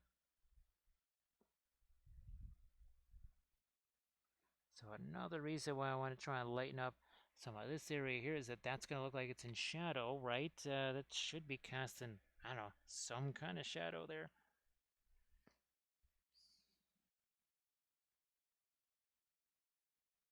And we'll continue to lighten this up, but even the pre-glaze that's there, that's still wet enough to work with because there's a dark paint on the end of this brush here. Now we also have to think about, that was just a solid chunk of dark right there. See, we just threw a little bit of mid-tone on this side, and all of a sudden now there's some shape to it. We don't want things to be just flat like that, and they really, I mean, even here, all of these things, it's like there's a continuous sort of octagon shape going right up the dwarf's leg there. That's really impressive what they managed to do with these things.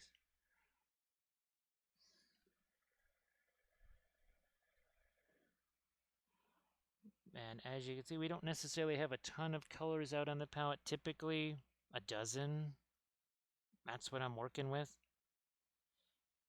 Sometimes there's more, like here, well, we got the homemade fluorescent oils. Okay, we added those to the palette. But typical palette is somewhere around 11 or 12 colors, and that's about it. The oils are very good for allowing you to create colors and not necessarily mixing them on the palette type thing, because people, I'll hear them say, oh, I don't have to mix colors. Well, you're not doing that on the palette, you're doing that on the miniature. The mixing sort of happens by itself. You don't really have to think about it. Like, oh, I need 2 parts of this and 10 parts of that and 1/8 of a tenth of a quarter of this. It's like, no. You take this color, you take this color, you stick them on the miniature, you take another brush and you blend them together. Poof. No formulas, nothing to memorize or anything like that.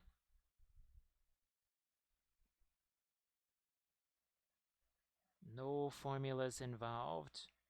Oh, what was the... Yes, I was telling Kathy that story the other day. If you watch the old Cosmos series with Carl Sagan, and he shows this, I did some like 3 giant volumes with thousands and thousands of pages, and he says, see that? That's the instructions for digesting an apple. He said, if I had to learn that, I would have starved to death. So that just kind of keep things simple. Don't overthink it. And we swore to each other as I was telling her that story that we were going to use that whenever we needed to relate the whole don't overthink it thing. Yes, watch that Carl Sagan, the original Cosmos, where he's got those gigantic books just showing him how he's supposed to digest an apple. Anytime you want to start overthinking something, just remember that 99% of what goes on with you, you're not even thinking about.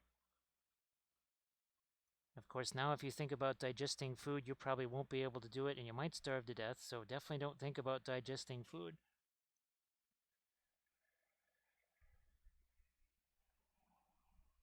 I'm definitely starting to think about digesting something like pizzas or something like that.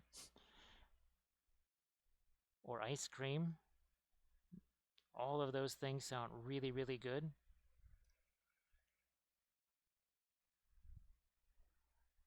All of the above. Oh, I'm going to throw in a little bit of this dirt, and that's the asphaltum mixed with a little bit of the Egyptian violet there. A little bit of a dark edge there, a little bit of a dark edge right there. So again, there's all of these are each individual little facets, which is really fun.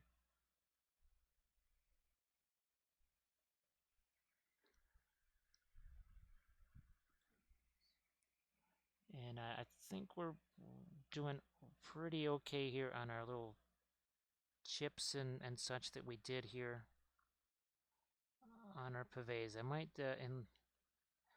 vary some of I don't want them to just be lines here. I think it should be more than just a line. Yeah, that's a little bit better. And I think I'm also gonna just get rid of that. That just doesn't make much sense right there. There we just had to simplify things. Just had to simplify. Hey Chapman, how you doing? We'll head on over to Wappleville as soon as we can here. Takes a little while to scroll up there. Boy, this is some stuff that would have been very fun to have the oils for. Oof. Man, I would have really enjoyed this. So it's going to, again, take a little while to get up there. There we go. So that is, about 2012, I think, was all the Wild West Exodus stuff. Yeah, well, this will show you, too. All that is MDF terrain. Now, obviously, people still make that. People still buy it and such, but there was no there was no FDM, there was no resin printing back then. There was, but not like now. But there was lots of the MDF terrain, and we had the church, the water tower, the train station. We made a lot of that stuff ourselves too. And there's articles on the blog about how I made the trees, those gravestones, how I painted up all of the terrain. But look at some of these guys here. Would have been so easy to do those with the oils. Oh, and look, an object source lighting too. Exactly like what we're doing now. And look at all these guys. There's that Warrior Nation is on the left, and I think that was called Dark Nation on the right. So that would have been really fun to have the oil paints for. Man, I would have loved that. But it was just a few years before the oil paints. Hey, Chapman. So yeah, just that was a couple of years, I want to say. Maybe about 2.5 years before I started doing the oils. Yeah, maybe not even that long. It was pretty darn close to right around that time. In fact, it might only have been about a year and a half or so. Yeah, I think it was only about a year and a half max. So Chapman, I don't know if you had a chance to see I think you had a chance to see some of this, right? Our latest landscape of Middle Earth that we painted there, a little bit of Lothlorien.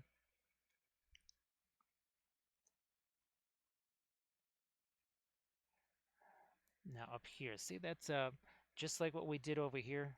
Well, actually, first I'm going to take this. We're going to darken down that edge just a bit more. But this, I need to get a little bit more of a darker orangey red here, because that's getting a little bit farther away from the source of that glow. So let's see if we can't take this and tone that down just a smidge. Touch more here. And then we'll hit this on the other side with more of that reddish glow color. Not a radish.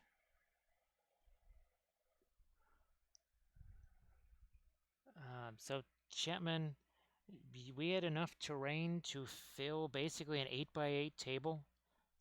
There was a siege train that was all made out of MDF. That siege train by itself was 4 feet long. And there, he was going to be adding more to it. We even had, I was going to be painting up a paddle wheel boat, not a bolt, but a boat. Kind of like one of those saloon type paddle wheeler type things. But sadly, the game was bought by somebody else, and they just proceeded to wipe out everything that we liked about it. And that was the end of that. And that's when we started doing bolt action, because that was also around the time. Well, that was not long after Sigmar, which was, that was not a good era right there. Let's see. Doozers build with radish sticks, and Fraggles like to eat the radish sticks. Now, we don't have any radishes here. I do remember once making radish flowers. If you cut them a certain way and you soak them in water, you'll actually have radish flowers. They look a little bit like bloomin' roses. And there's you can actually see tons of battle reports on the blog as well about our adventures in Wampleville. We really did enjoy the heck out of that. We had a whole storyline and everything, which is why we were not super happy when everything was all wiped out and changed. It was one of the reasons why we went to things like bolt action, because, well, the fluff is not going to change. They won't suddenly say, well, these guys never existed, or they all flew away on a spaceship. I'm going to try and darken down a couple of these here. We're simplifying too. We have an awful lot of edges there, but the whole idea is, see, we've got that alternating of blue and then some dark, and then these other lighter oranges here. That's almost a little bit like we did on the Dunlanding helmets, where we wanted to have what looked like maybe torchlight. See how that's been simplified now? Any brush can be able, this is like a micro blending brush here.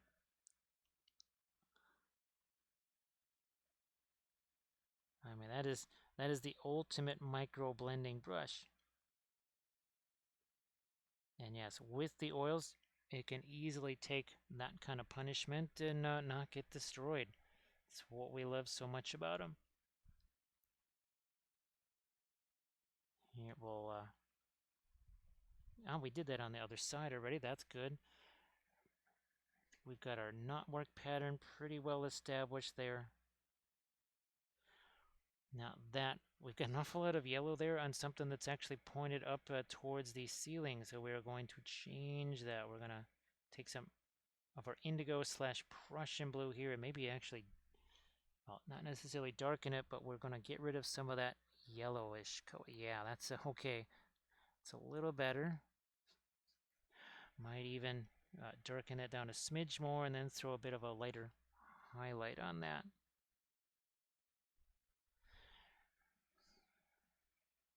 Yeah, I'm looking at that going, that's a little tough for some of that very light reflected orange light to get to. So I think we're going to switch this around to just some ambient light here. See if we can do this. It's right here on the mask. There we go. Right over his mustache. So maybe try and hit the mustache too with us. And well, touch a brilliant yellow pale. That's it. The snake snack is over because the snake is sneaky and slithers faster than you think. So that sneaky snake was very sneaky and slithered away.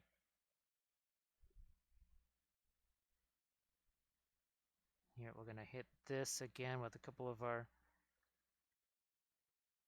something there, maybe even a bit of, again, of ambient light reaching down to the helmet, the top of his helmet there.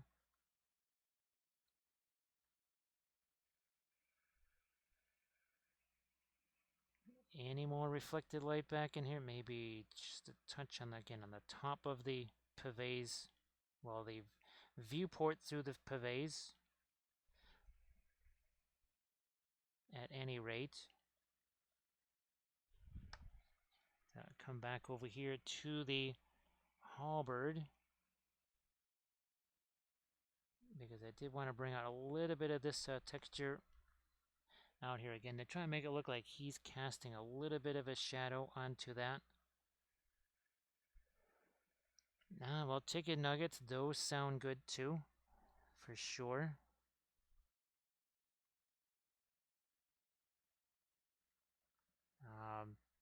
We do not, I don't think we have any of those. I can't imagine that we do.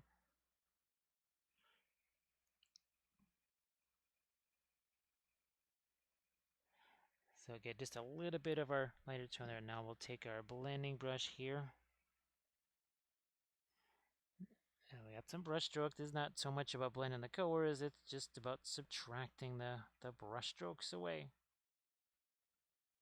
Brush stroke management, that's what we call it.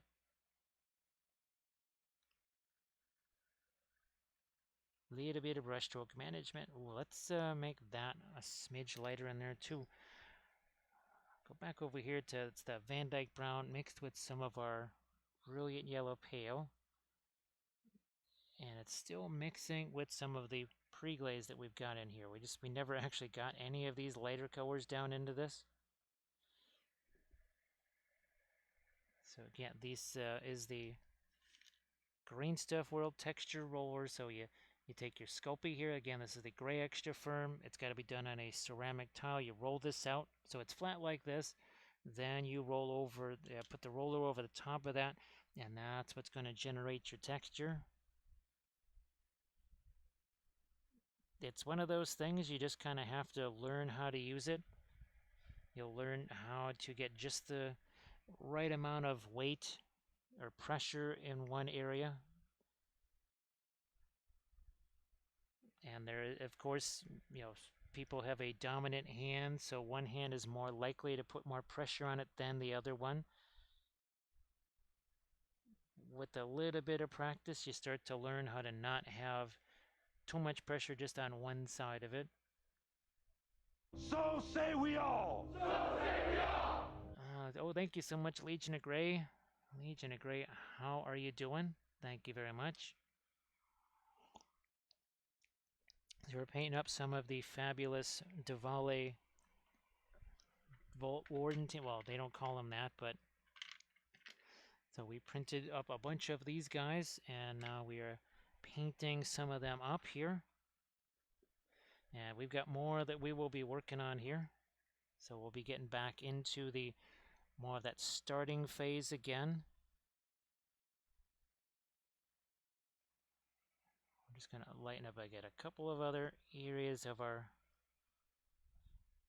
texture over there. Now this, I'm also going to add a little bit of the Prussian blue to that. There we go. Let's see. So Legion of Great, thank you very much. Yeah, I don't know what a Fraggle is. Actually, I've never heard of that before.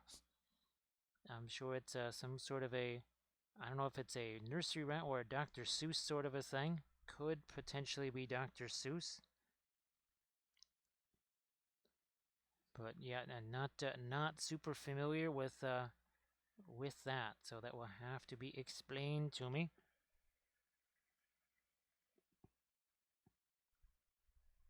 Ah, so it's a Muppet. Okay. Yeah, we did see some Muppets back in the. It wasn't. Again, I was mostly watching historical documentaries and such when I was a kid, or sports.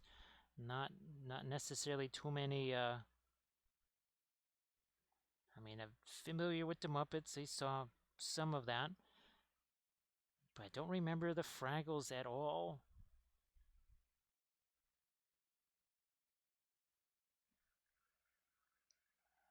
Let's see. So yeah, I don't remember that at all. Maybe I don't know if I saw him, I might say, oh yeah, I think I did maybe see that once or twice.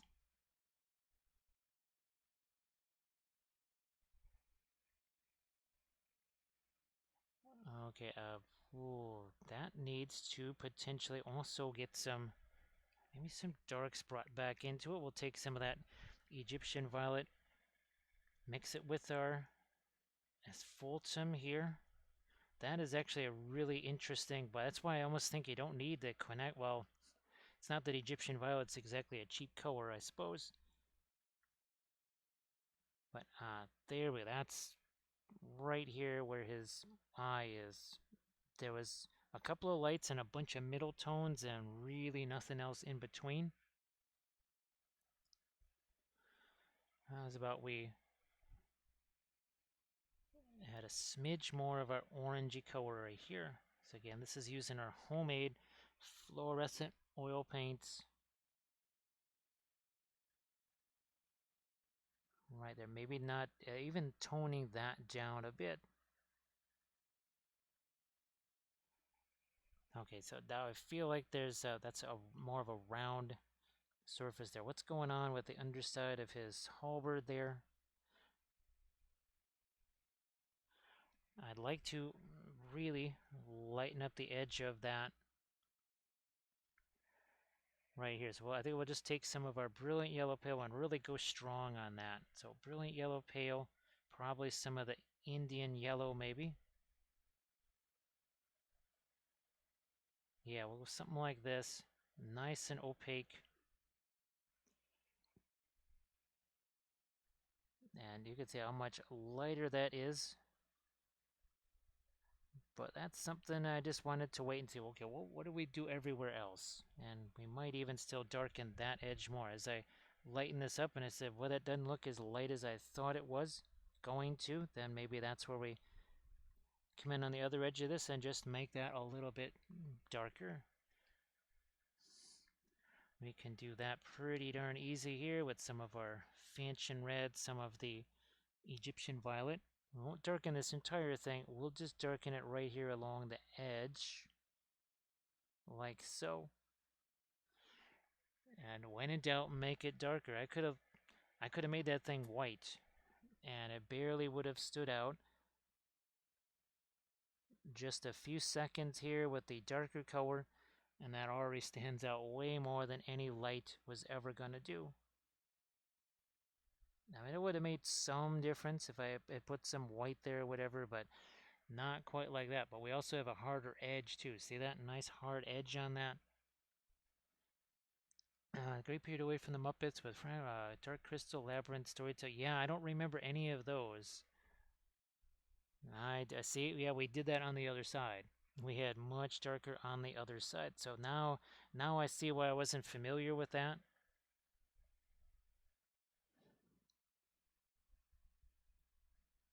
Of course, all summers were spent away at things like Boy Scout camp and stuff like that.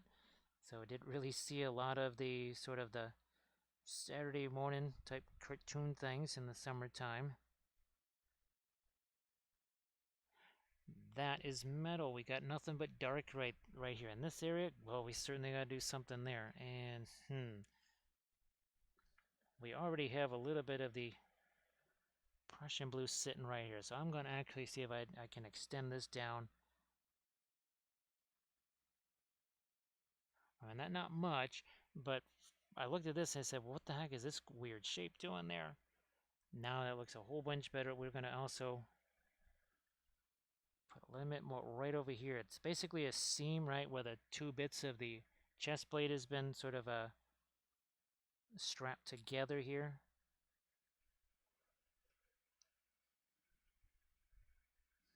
Yeah, Grim, I know that, and it's funny because, well, I had no idea what any of Lord of the Rings, had no idea what it was until, well, 2001, when the movies came out. Had never even heard of it,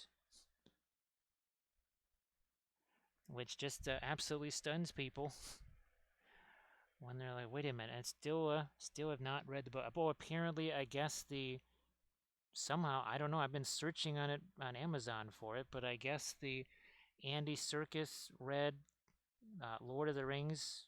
Your Return of the King, Two Towers, and Fellowship. Apparently, that is now available. I guess that you can buy that.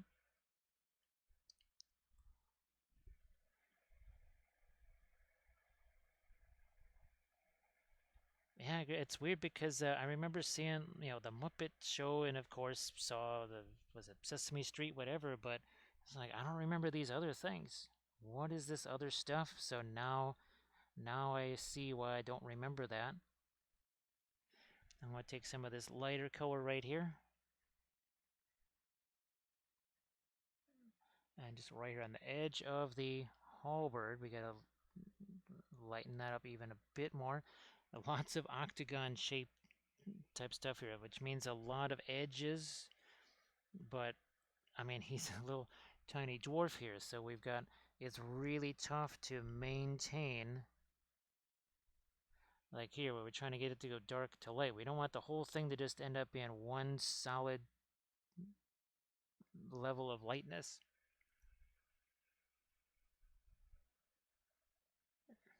So yeah, Grim, there were no comic books, there were no fiction books. You read non-fiction stuff.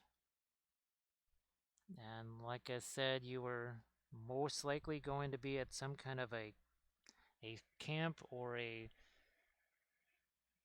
you were going to be working. Yeah, you were not going to just be consuming those type of things. You were going to be busy, busy, busy. Huge surprise, I know, right, Grim? I'm sure you were absolutely shocked to hear that.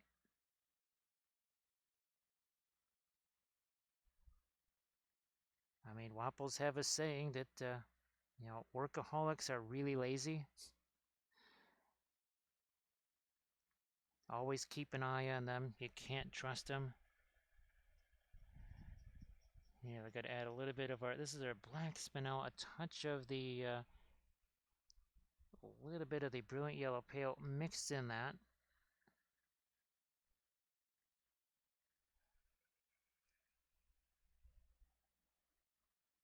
Yeah, that never read any fantasy books or anything like that. think I was pretty much reading historical materials. I remember being in, I don't know, 4th, 5th grade or something like that.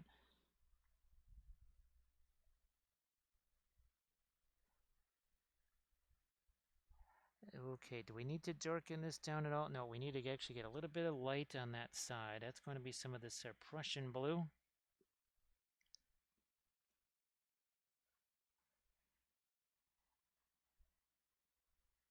There we go. Yeah, summer camp was being at Boy Scout camp while doing the, I mean, huge surprise. What was it, the one summer camp? Oh, yeah, that's right. By the second day into the 2-week stint, I was running, I was teaching people sailing classes. Yes, that was me. That was just one of the campers. I was not part of the staff, but yet I was teaching sailing classes just a few days in. It starts at an early age, I suppose, with us. Let's see. Sturdy got the scope. We reconditioned and rolled out. And you found an old ceramic tile. Sturdy. That is excellent on all fronts. That is excellent on all fronts. So Toad Prince, it wasn't really so much of an inspiration. It was, let's just say you were compelled to. All my other 6 siblings, they all played multiple instruments. And by multiple instruments, I mean some of them played as many as 20 different instruments. And they tried to do the musician thing with me, but that did not work. But they did somehow find that the art thing was an aptitude for me. So that all of a sudden became a big focus, which is why that one painting you saw, the one that I did when I was 13, that's the kind of stuff that I was doing over summer vacation when I was not at summer camp. Was painting pictures and trying out different mediums and all that sort of stuff. To say that Wapples are goal orientated is a little bit of an understatement. Just a teensy bit. But I always, for me, I always enjoyed doing the artwork. Actually, sculpting was something that I really enjoyed doing because I would take modeling clay or whatever, and I would take a book on ships, and I would try and recreate the ships that I saw. And actually, I did manage to find that one painting of a ship that I did when I was, 13, around the same age as when I did that other painting that people have seen. So I'll try and get that. Actually, I would like to repaint that one, which would be very interesting to do. I think that would be a lot of fun.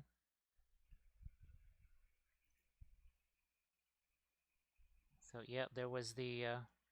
It was something that I did enjoy, but it also became something that, okay, this is what you are going to do. Clearly, you have some sort of skill for this. This is what you will do. And again, Wapples being the goal-oriented types, just a wee bit. All right, we got some of that same Egyptian violet mixed with the asphaltum here. Just a little bit of a pin line right there. Yeah, actually, Toe Prince, the earliest memory that I have, one of the earliest memories is being real frustrated in kindergarten because I wanted to draw steps the way I saw them, as in perspective, and not just a little, the sort of the cartoon version of the steps from the side.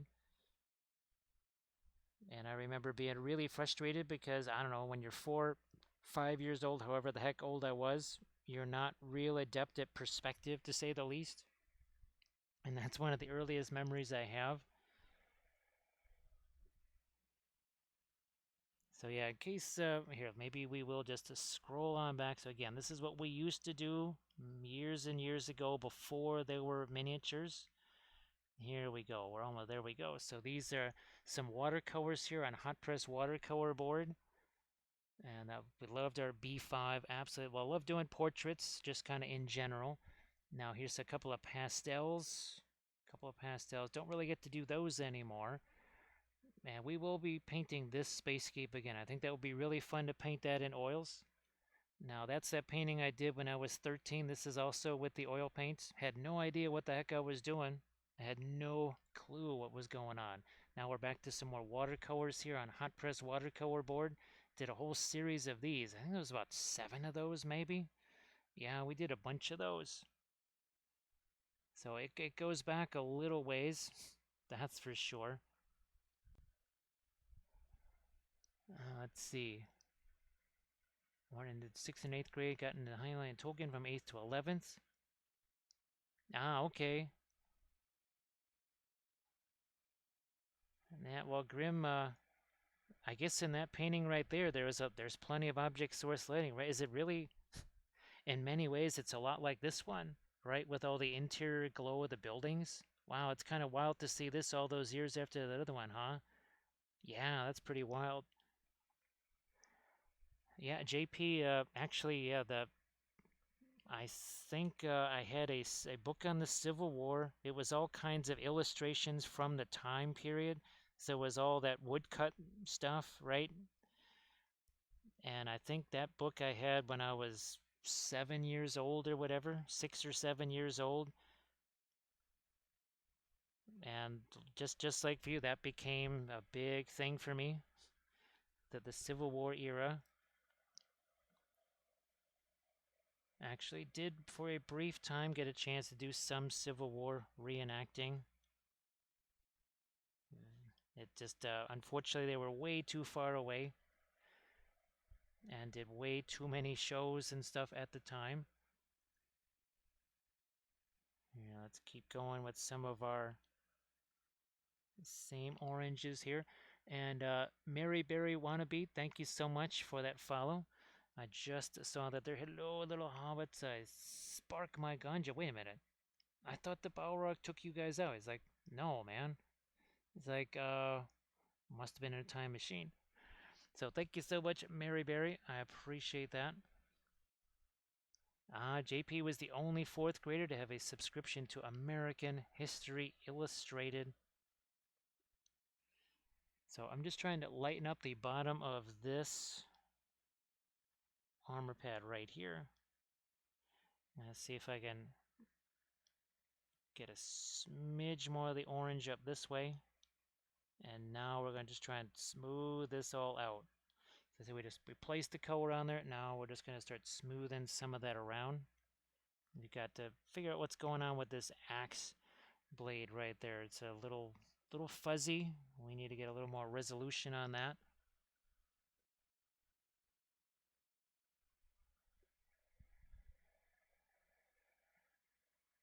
So yeah, I think I was, wow, probably around 5 years old or so when I was given, I think it was about a 600-page book on ships. It was basically the history of ships, for everything from dugout canoes to nuclear-powered submarines.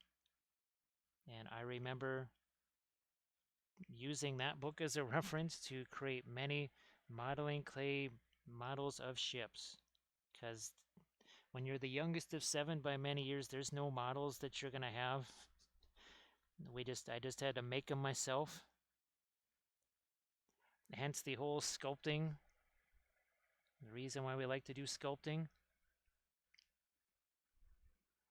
Yeah, Chapman, I was wondering what kind of a secret code that was right there.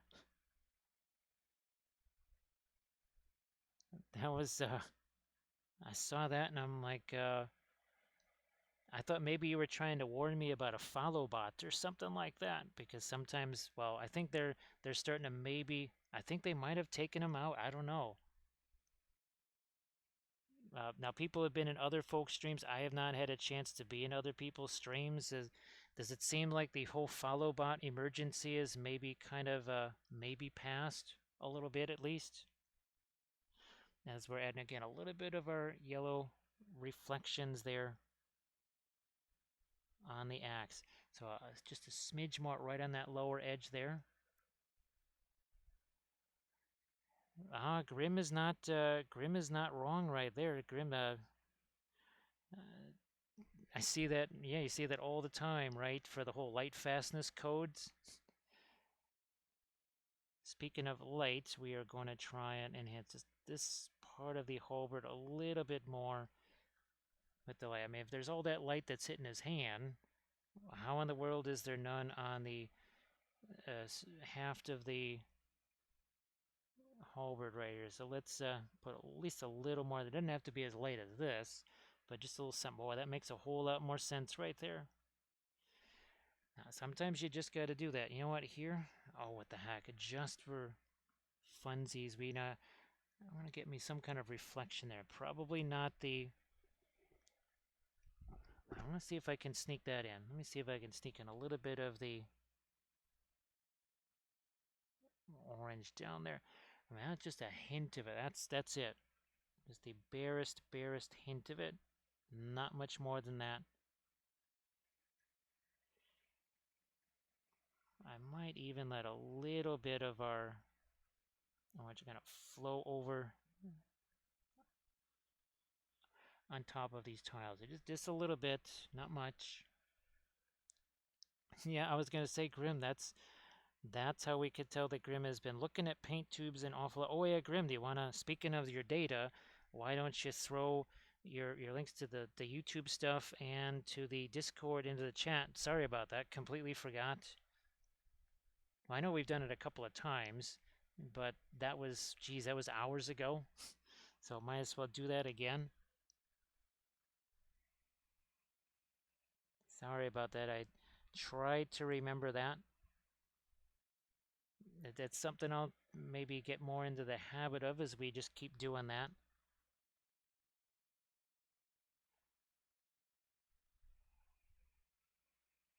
That whole having to turn off the follow alerts and stuff, boy, that really created quite the change for so many of us.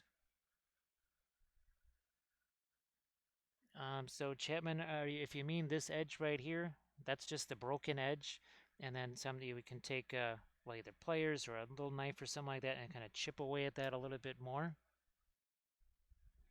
Uh, so these are the texture rollers. Remember, we've talked about these many times. This is the elf texture roller right here. This is the dwarf texture roller. And I think they've got at least about 30 of these things now. There's just so many different fun textures.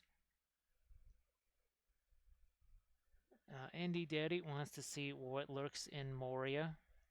Something that really terrifies the dwarves. You wouldn't think the dwarves would be quite so scared, but they're not scared of the Balrog either. They're like Balrog, Schmalrog. And you're like, so okay, guys, what is it that maybe that you're so scared of? Like, seriously? You haven't seen these before? You don't know what really lurks in Moria? Well, that would be these guys right here. So prepare to flee in terror as you are introduced to the mimes of Moria. Yes, they are French, and yes, they are mimes. Jetez-moi, that says toss me, which is particularly obviously offensive to the dwarves. They don't like that very much. But look at this. Look at how festive they are. They've got their top hats for those special occasions. They even got chef's hats. They even had some jester's hats too. Yes, they did. And of course, Charles de Gaulle is their coach. Yes, indeed. And here's the two guys that, well, they just figured they were the stars of the team. That's Francois and Pierre. They weren't really big into the blocking or the tackling, not any of that rough stuff. It was not their gig, but you can tell they were connoisseurs of the vintage. Yes, they actually had a wine cellar in Moria. It turned out to be an absolutely perfect climate and temperature there for storing your barrels of vintage. So yes, and here's some of the assistant coaches, some more of the players right there. That was a project from 2006, way back in the day. So Andy Daddy, I hope that you're doing well. So yeah, that is the Mimes of Moria there. And we'll continue to... That was another edge that kind of got lost a little bit. Now we bring it back. So Andy Dead, I hope that you're doing well. Hey, Loim, nice to see you. They are definitely terrifying, aren't they? But thanks so much, Grim, for all the effort that you put into that, and especially kind of filling that need of just trying to get to the intro stuff for people. So Loim, I was telling folks, boy, I just was telling people about the news that you told me about the new. Now, is it all 3 volumes then? I guess I haven't even had a chance to click on the link yet. Now, what was the other version that you were saying? I think you like that dramatization better. I know there was another one that you said that you would prefer.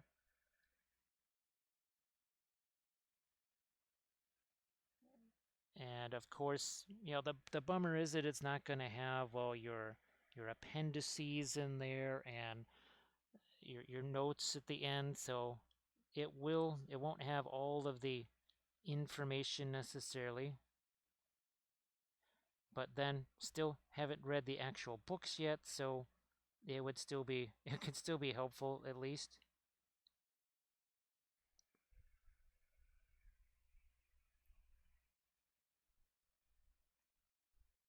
No, I'm sorry, I'm using the wrong word there, Loim. Again, fatigue is taking away some of the words, unfortunately. The dramatic reading, anyways, oh yeah, let's get a little bit of our lighter orange over here. We're still using some of our fluorescent orange. Again, these are the homemade paints made with this right here. English is a smoother reading, but Turkish is more fun. There is a dramas. Yeah, I think some of those popped up, Loim, when I was looking, doing the Amazon search for the audiobooks. Those popped up too. So also, Pun Expected has just popped up with a raid. So Pun Expected, how the heck are you doing?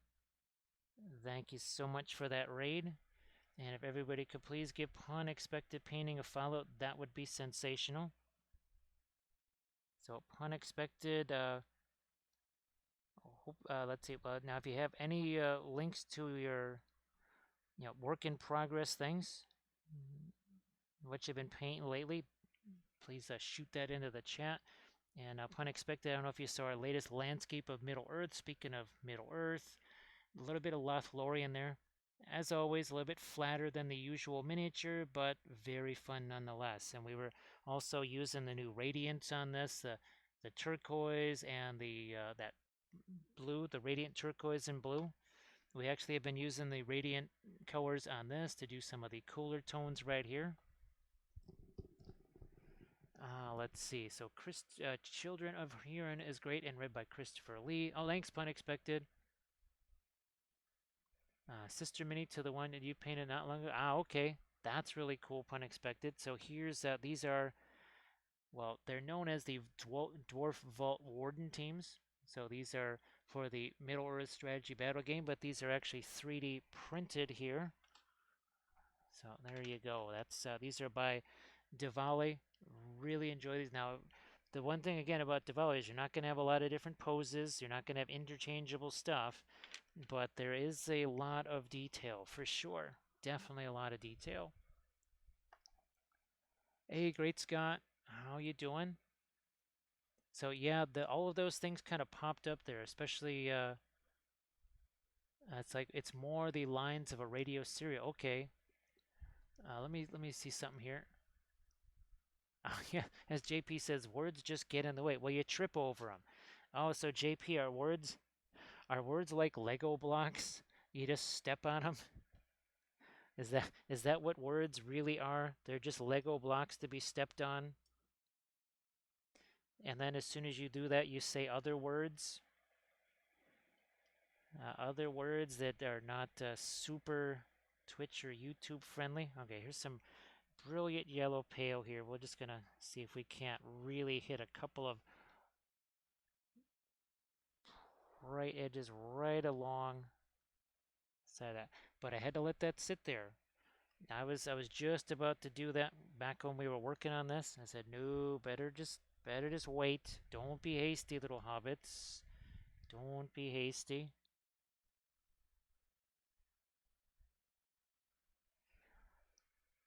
The words like Lego. It hits like words that hit like a Lego brick. There you go. That sounds very dangerous. See how much lighter we can still get even at this point here. And as Happy Heretic, that story about the stepping on the D4 and then requiring a wee bit of medical assistance. Thanks, Grim, for doing the shout out there. So great, Scott. I hope that you're doing well. Yeah, we'll hit a couple of more of these in a little bit here. We're just gonna lighten up a couple of these edges. Especially here on the metal, right? Definitely got to do that. Yeah, that was building some more orcs before bedtime. As the orcs are telling themselves a little bedtime story. Because orcs need a bedtime story too. How's about we get a little lighter horizon line there?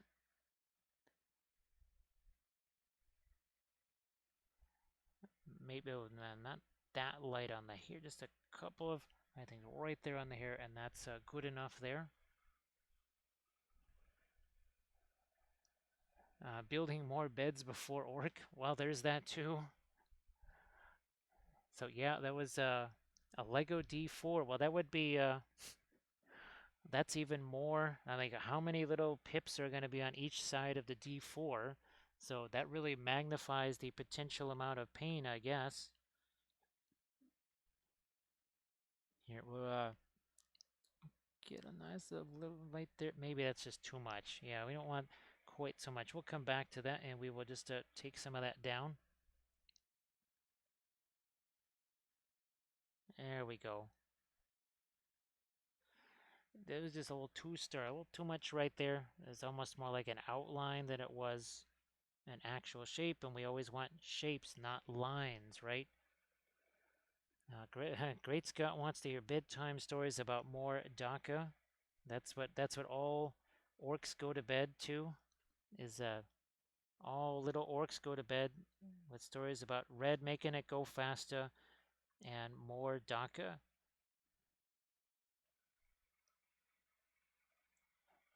Yes, a happy heretic says that actually a Lego D4 is even more of a Geneva Convention violation than me having chocolate covered raisins. Which that is something we'll just need to get for the winter time. I think we'll just have to start getting some more of our chocolate covered raisins again.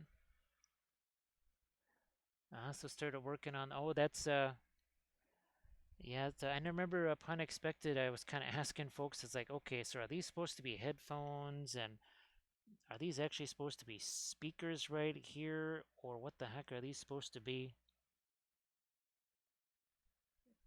Since there's no instructions with them, it was a little hard to tell what in the world some of the things was that I was working on.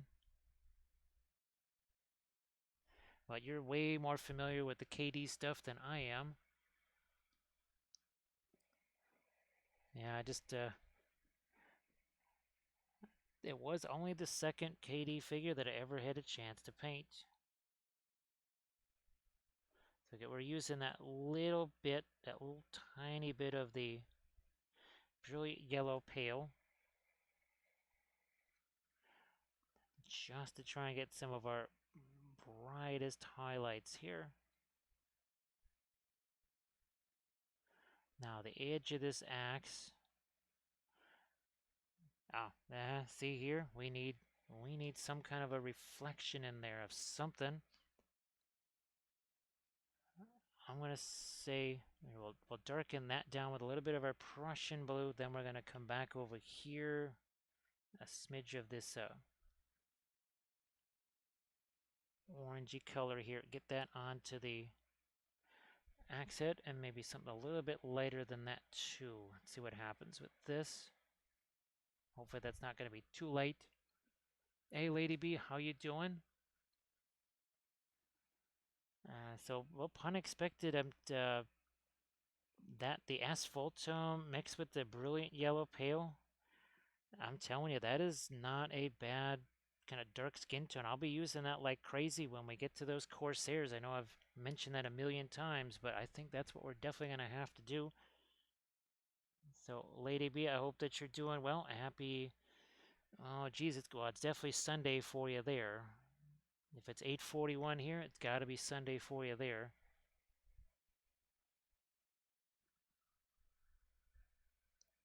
And we'll add a little bit more of that light. Now it's not quite light enough. We're thinking this. I might actually also have to put some more. Probably have to put some more of the fluorescent paints out there. I mean, these have been sitting out on the pad a long time, anyways. They've been there since yesterday. Is there a Landrest? Landrest is in the house. I'll use the Van Gogh Mars Violet for the shadow of a quick vampire skin tone. Well, great, Scott. If you got any Insta links or something like that, that would be fantastic. So great, Scott. Now, how are you liking the Van Goghs? And Landrest, how the heck are you doing? So yeah, we're just a little bit of Vault Warden teams right here. These are the Davale, and then we've got another one. I figured we would try and hit him next, right, to kind of go along with our Vault Wardens.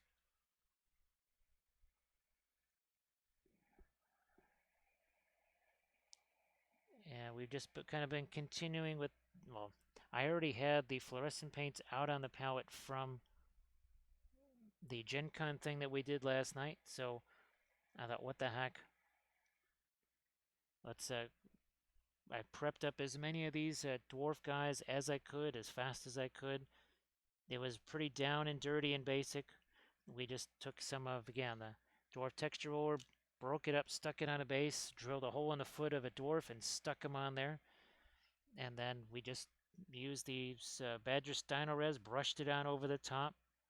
I even had to hit it with a hair dryer to get it to dry fast enough so that I could start streaming at about, what, 4:30? Yeah, somewhere around there. So thanks, Great Scott, for posting that. Again, I hope that you're liking the Van Goghs. I know we've talked about those, and other folks have asked me about other brands. I know that Landrast had just sent. Speaking of other brands, here we've got what is this? Oh, the Michael Graham and Company. Oh, and it's also Indian Yellow. Look at that. So Zip Zap, there wasn't enough time to manage the edge of the cork, because as you can see, we like to have our texture paste in there to try and manage the edge of the cork. And also too, just the nature of these guys here. Uh, Now I will be doing some more Vault Warden teams. We might put cork underneath them, but there just wasn't enough time. There was literally time to just stick the Sculpey on the base and get that figure stuck on there, and then slap on the primer. The super glue was still wet, in fact, when I was slapping on some of the primer. Van Goghs are a great low-cost paints. But they are a slow dryer. Yeah, never actually used Van Goghs myself. So I'm going to just throw in, we're kind of doing a little bit of a stippling reaction right here. Throwing in a little bit more of our, more of an orangey tone here onto the shield. And maybe even letting it have some of this texture left behind. I know that the shield itself is smooth. And we can always come back and, let's say I don't like that texture there, I can always come back to smooth that out.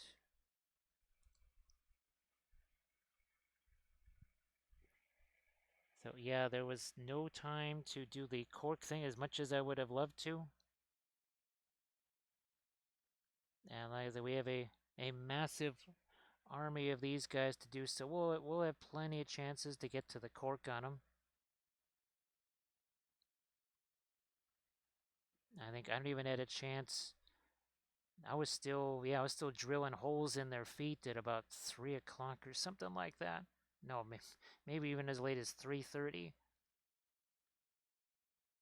I think I might even try and get a little bit more of my lighter orange over here and just kind of working my way over there with the brush here. It is a mixing, right? This is all wet paint here. All this stuff is wet.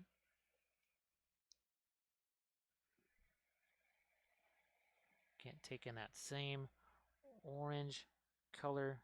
Now this got really soft right here. This is supposed to be very much a hard edge, so we're gonna make that harder, I think, by throwing some of our orange into that.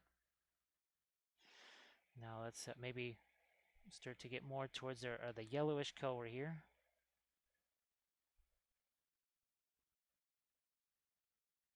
On that part of his arm, under here. Maybe even on the axe handle a bit.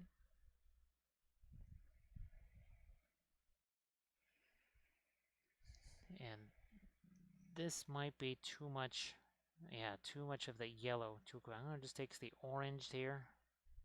Ah, much better on that lead part of his foot there.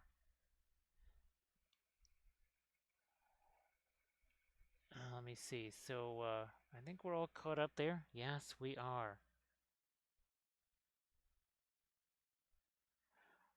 I might get just a little smidge of this same orange back right over here. Back of his helmet. Not so much there because, well, we've got things that are going to be sort of in the way. This big old pavés, right, should be in the way.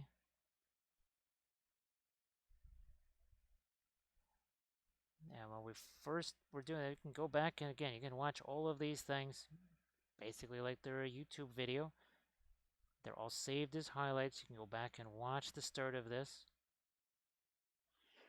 And it's very much meant to continue along the line with all the other Moria stuff that we have done.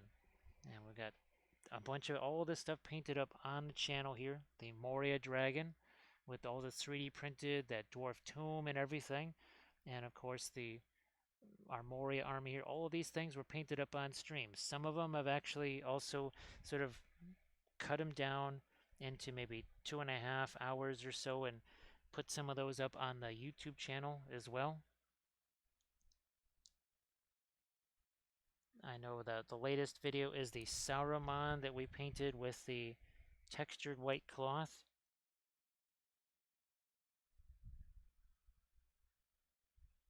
So again, just trying to lighten that up a smidge here. Maybe even a little bit under here too. Yeah, this was printed on a Sonic, Frozen Sonic Mini 4K.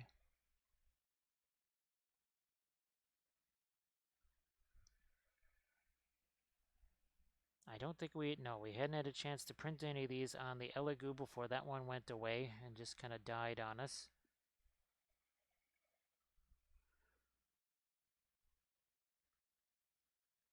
But we're slowly, ever so slowly getting caught up on some of the 3D printing that we need to do here. Actually, I just got a bunch of interesting files. It was a new welcome pack from Monster Mini Mayhem. That's it, yes. And there was a couple of critters in there. Well, they would be good just for painting lessons, period. But potential also Lord of the Rings usage on some of them. So we might have to give some of those a try. Yeah, Grim, it seems to be just fine. And we have printed out some larger things. I mean, where's that really big old sculpt that we printed out? Here's, I mean, this was in pieces, obviously. But this is one that we also printed out on the Sonic Mini 4K. Here, let's get you out of the way here.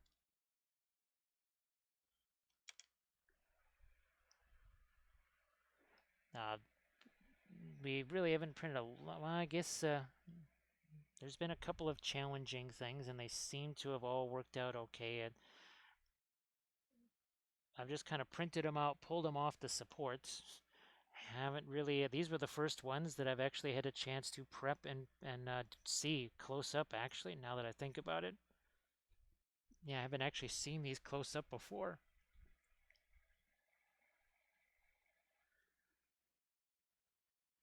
We'll see what we have. Some of the printing goes ever on ones. I've got all the Artisan Guild. I've got to get those prepped for the next army painting series, of course.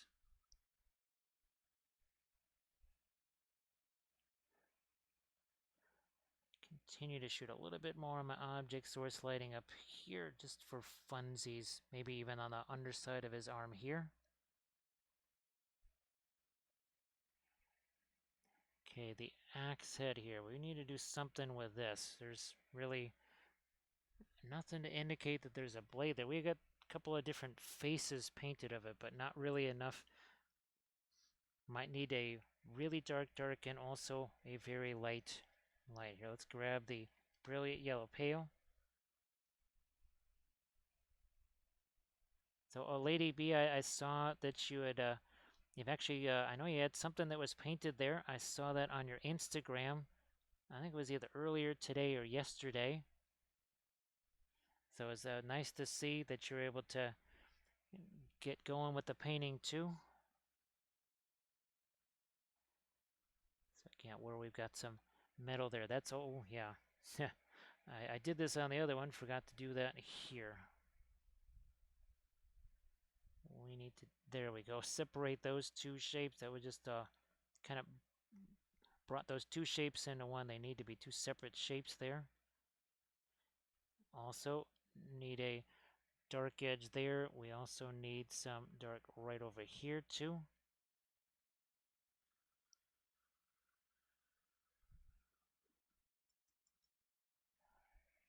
I think we've got that mostly set. Now I'm also going to take some of the, again, that's the brilliant yellow pale.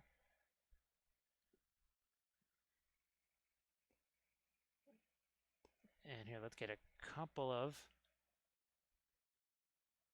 that's like right here. And maybe one there, and that's it. Right, just again, like stuff is reflecting on this armor. Who knows what the heck it is? Is it necessarily firelight? Maybe. You don't know what it is. It's off-camera light.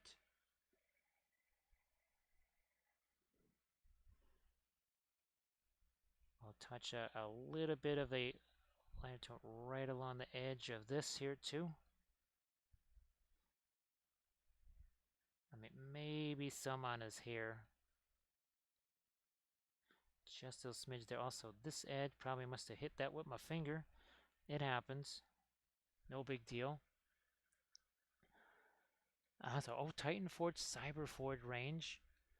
Yeah, Lady B, that was looking really nice. It was great to see. I know you've been stockpiling all kinds of supplies and such, and doing lots of printing. Geez, I forgot that Titan Forge had some sci-fi stuff. I know that, was it the Monster Mini Mayhem? They just did a sort of a sci-fi set.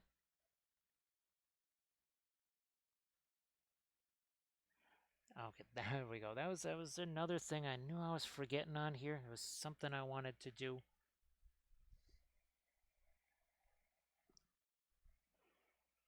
We'll find another bit of light right on the top edge of these gemstones right here.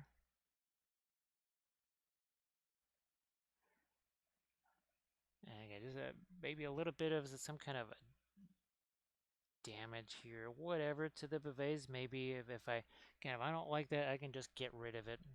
Be very easy just to wipe it away. So Happy Heretic, remember the French Indian red, the Williamsburg that I got? Because that was the Pigment Red 102, and that seemed to be, for the folks that couldn't get the Terra Rosa, the Pigment Red 101, it seemed like the 102 was the next closest thing, and that's actually made a good skin tone. That is right here. This was one of the videos that we did, so that was the Terra Rosa, that's the Windsor Newton, and the French Indian Red was the Williamsburg. So look at this, the French Indian Red has a little bit more of a brown to it. So they both make really good skin tones, but it's got a little bit of a darkness to it, right? So that was one of our recent Patreon videos right there. All right, JP, thanks so much for hanging out with us. I appreciate that.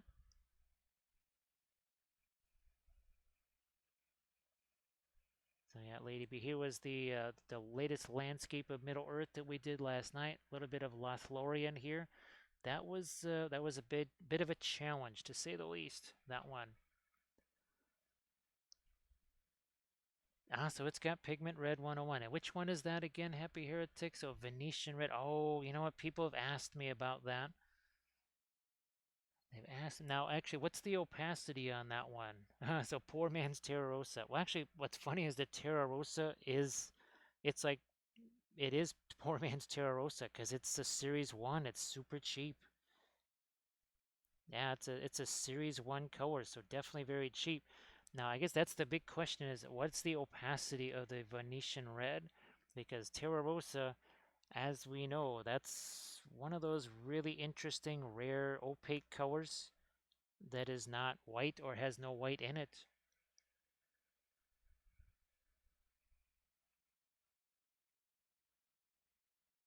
So that's well, lady, I think you saw the Isengard that we did the week before, right? Yeah, there's our Isengard.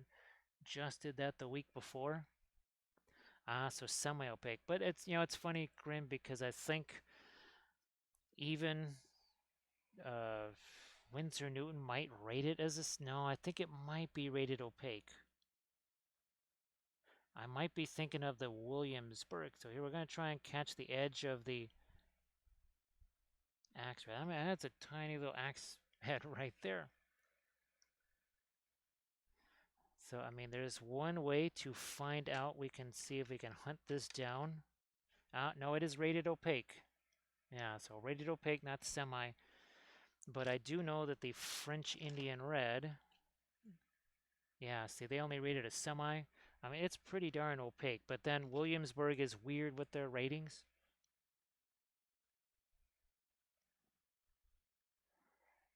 Just like Happy Heretic was saying that,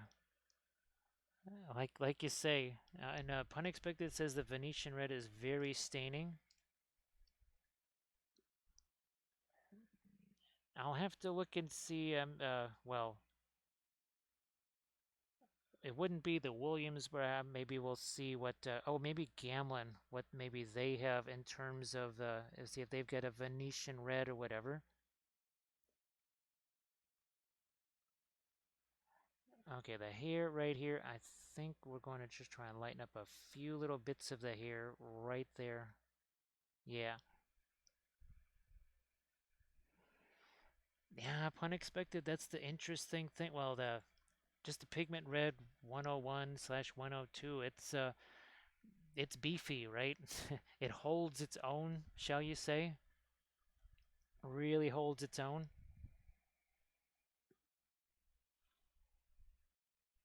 I want to get just a tiny bit more of my yellow on the underside of this here.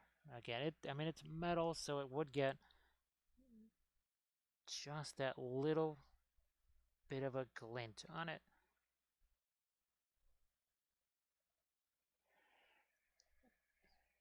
And I'm looking at do I need to lighten these up anymore? Nah, if I do those too much, then it's not going to look like it's lit from underneath. So we have to just sort of say a good enough is good enough on that. So you tried out the Williamsburg alizarin orange, and it is a little. It's essentially an orange Indian yellow. So pun expected. Do you think that could be fun in terms of well, creating sort of a pre-glaze for your object source, for your fiery object source lighting? Because if it's that staining, and we know that Indian yellow is staining, if Indian, basically Indian orange is staining, that could be kind of interesting when it comes to a pre-glaze for, well, a fiery thing like this, right? So here, let's before, just in case we haven't done one of these in a while here. Let's also get to our, we haven't done a film noir here. Let's do this. I mean, yeah, if you look at, you could see there's not, it doesn't necessarily seem like it's being lit from underneath, especially here. Yeah, especially all you see are lights and darks.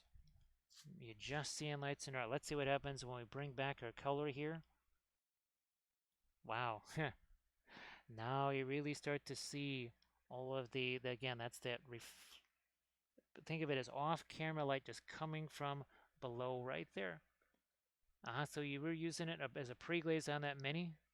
We're doing it for the OSL. Okay. Now, actually, what I'm going to do right here is I'm just going to snag something to drink here because we have no more stuff.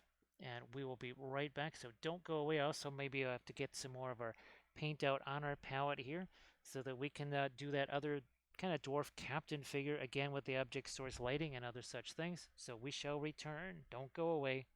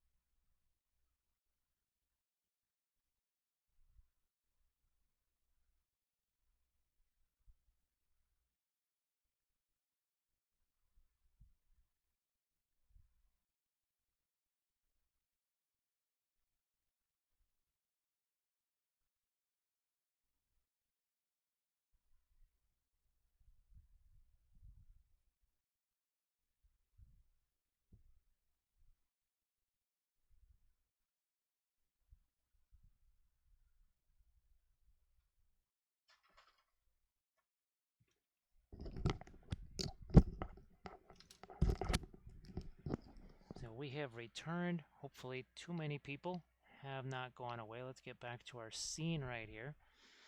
And what we're going to try and do is, let's get to there he is. See if we can do some fun, dramatic lighting on that guy too. Let's see. Let's see. Oh yeah, first return, some of those are YouTube videos. Some of those were live sessions. So yeah, I think there was a collection of I think there's some Starks. Yeah, there's some Starks in there. Some of the attachments, and I think we also had some oh, whatchamacallit, Boltons. Yes, that's what I was trying to spit out. Some Boltons. So let's see if we can get a little bit of our fluorescence back out here.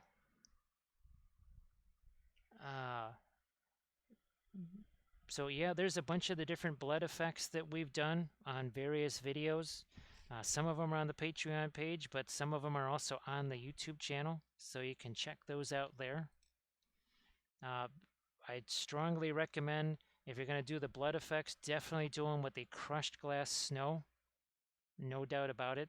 Because, and actually there's a YouTube, it was either a YouTube video or a Patreon video that I did that compares a few different blood effects. And for sure, you're definitely, like I said, you're going to want you're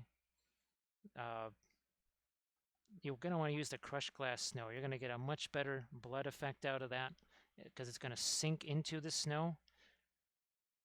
Here again, I'm just going to grab a little bit of my orange right here. Now let's get our cap back onto this. Like so. There we go. We might also have to grab our orange too, but let's do the same sort of pre-glaze that we needed to do to this thing. Here, let's get this. I wanted to get the painted figures out of here because sometimes you can get a little bit of a spatter. And maybe just a smidge of our, little bit of our thinner into that. So this is exactly how the other ones were started, just like this. Nice and messy. Here, let's grab a little bit of the indigo as well for some of these upper surfaces here. Let's see, I'll poke around for the Lannisters. So Farce Returns, I have an entire Patreon, well, there's several Patreon series. Let's see if we can scroll up this way a little bit. This was the latest one right here. So that's the Army Painting Series 24 on the Raylor Faithful. But this was actually one of the very first series that we did here way back in the day. Whoops, I think I actually passed by it there. I think I did. Yes, I actually did vault right past it. So here's the halberds right there. And we also have done a whole bunch of YouTube videos like on the pyromancers. We did the Lannister crossbowmen. Now those were in acrylics because people wanted to see lots of contrast video. That's what it was. Yes, they all wanted to see the contrast stuff. So here, I'm telling you, that is exactly how these guys began. That is exactly how they began. So we're going to do this now. And we'll say that's enough with our cooler colors. We're going to grab our makeup sponges here. And what are we going to do? We're going to wipe some of this away. And you can pretty much see that things, even the Van Dyke Brown has some staining properties to it. Right, you can see how much is still left behind, even though again, Van Dyke Brown, that's not one that we usually think of as a staining color, but it can do that. And think of this again like a zenithal that you can work with, because that's wet paint there. We can actually mix into that and blend into that. So that's, you can already see that the change that we made there in just a few minutes. Oh, thanks, Force Returns. Yeah, we did. We did a whole ton of YouTube videos on these, sorry, Twitch sessions on all these Baratheons here.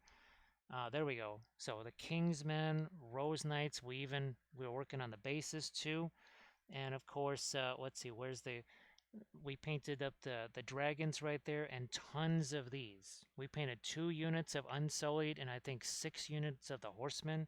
We did the basing, we did all the stuffs on that.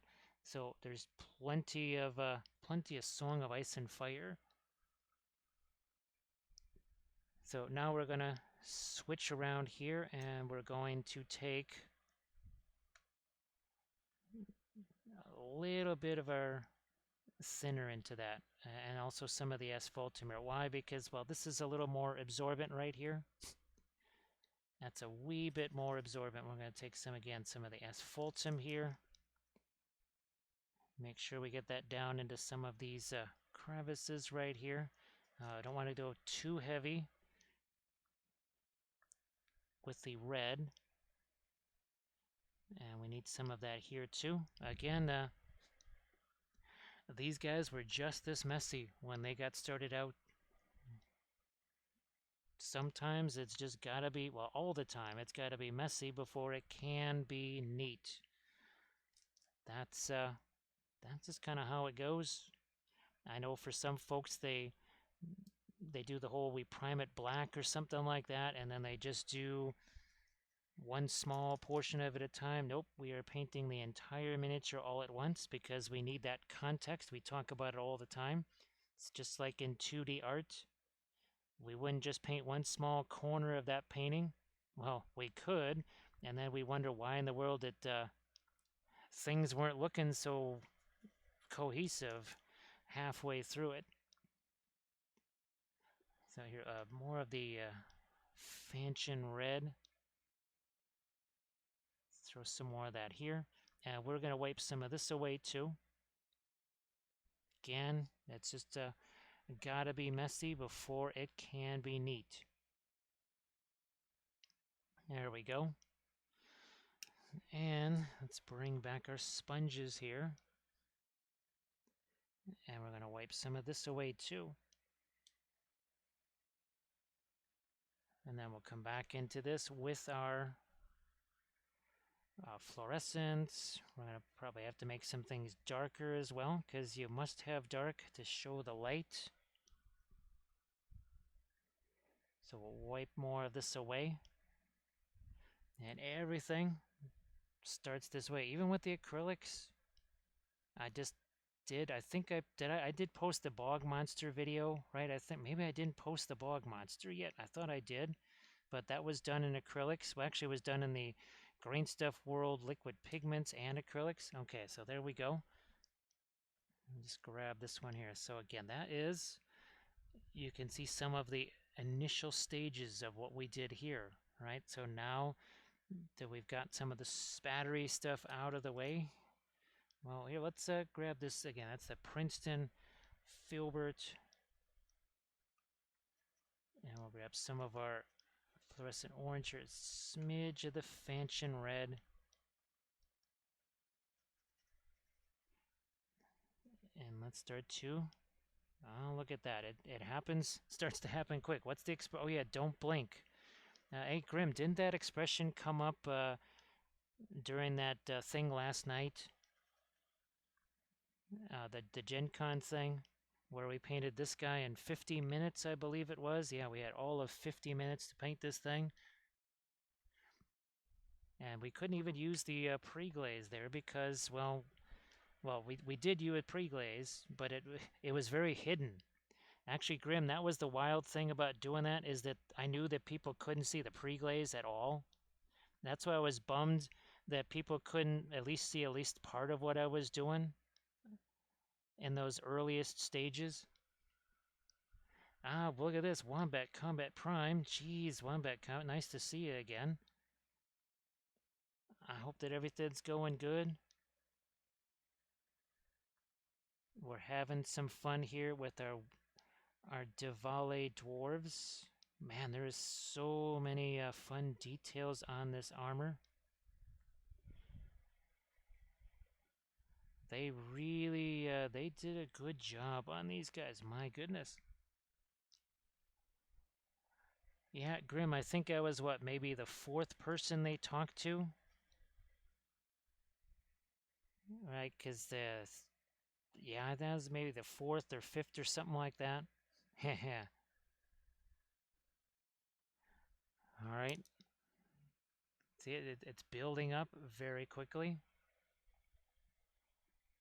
So Wombat Combat, we've been having some fun still doing our Middle Earth series. We did this one last night after the Gen Con challenge there, a little bit of Lothlorien. And that kind of tacks on to, we just did this landscape. This was our latest one right here.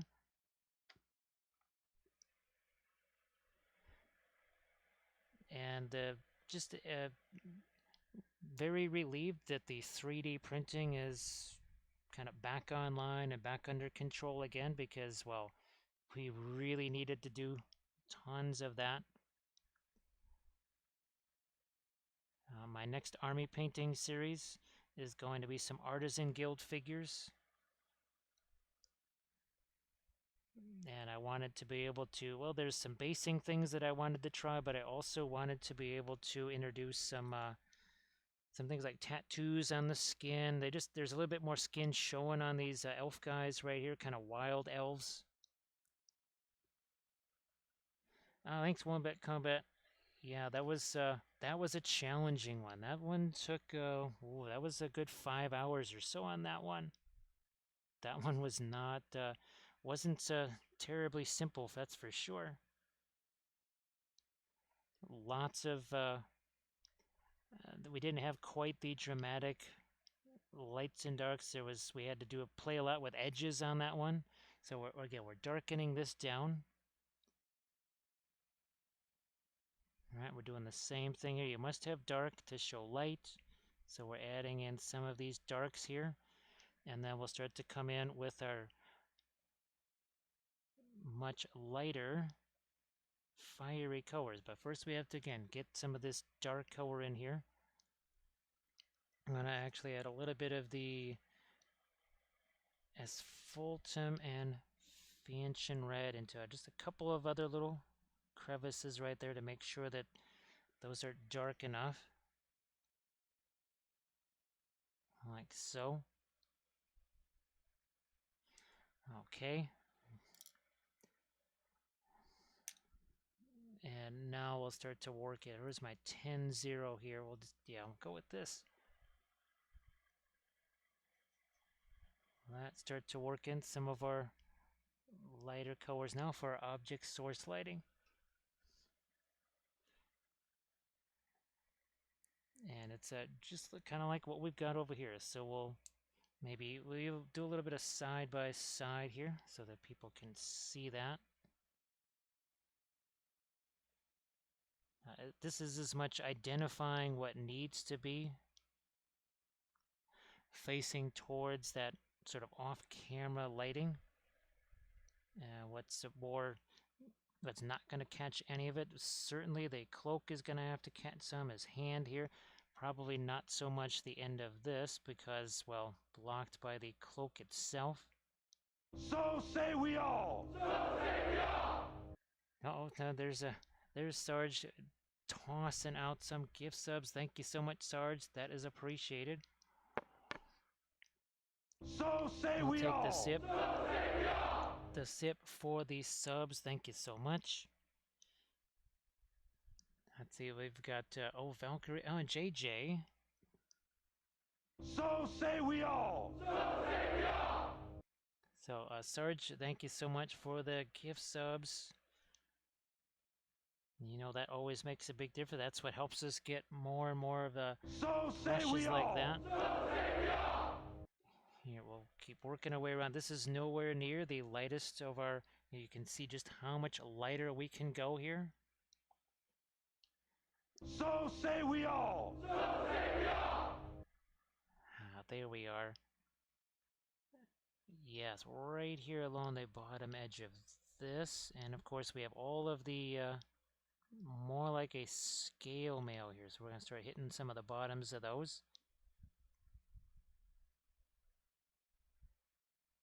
Yeah, something like that. Oh, Sarge, thanks for sending the picture of that bust right there. That was looking really nice. Do you have some kind of specific color ideas for that? You still just sort of mulling that over? Because I was trying, like, wait a minute, Sarge sent me something aside from a whole bunch of lovely gift subs right there. I'm like, yeah, that was the Reaper bust. Valfirate, now it could be, I was about to say it could be that we're using the oils with them as opposed to acrylics, but actually I've used these things with acrylics twice, so they've even been used with acrylics, but the, what was that, one of the short ones there, the spotters, those got destroyed really fast, but these are just lasting forever. These are the same ones. Yeah, these are the same ones that you've seen me been using all this time. That's what's pretty wild. I have not actually brought out any of the new ones yet, so very, very, very surprised at that. That was not what I expected. I thought for sure that these things would be absolutely just demolished by now, but they really haven't been. I mean, it makes the. I'm not going to complain, that's for sure. All right, we have all kind. Well, there's like levels of chainmail here. There's two layers of chainmail on this guy. Also, some more of that knotwork design right here. Go back to the more orangey stuff here. And we might have to do a little bit of a pin line too once we've got these lighter oranges established, but that's what we have to do. It's the same thing that we did here.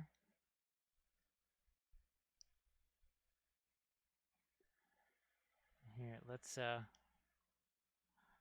well, what's interesting, Valfera, like those Vault Warden teams, I think the guy with the shield is defense 9 or something like that. He basically has the same kind of armor level as a Balrog. Now, of course, unfortunately for him, the Balrog's just going to pick him up and toss him. Yes, he's going to toss him like a dwarf. He is going to toss him like a dwarf or toss him like a mime, one or the other, or both. But that's what makes, well, that's the whole idea, is that the dwarves are, they've got some seriously high armor that can make them not super easy to deal with. The Army of the Dead are the same way, or Dead of Dunharrow.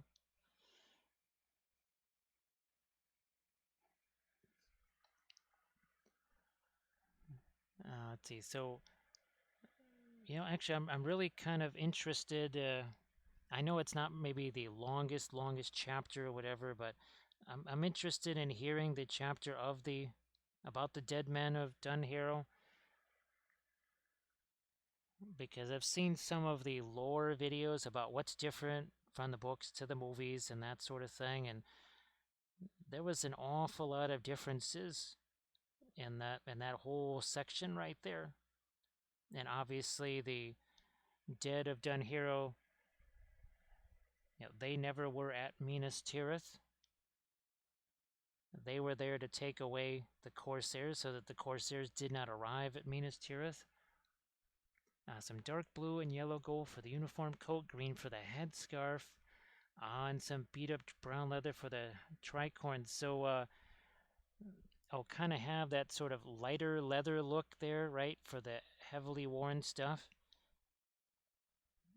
I can always, Sarge, I can always try and get Armored Wolf to send you some reference pictures of worn leather, because Armored Wolf always gets amused by what people think worn leather looks like, being the person who has worked with leather his entire life for basically his living. And he's always amused at what people think worn leather actually looks like. So we'll have to try and snag you some reference pictures of that.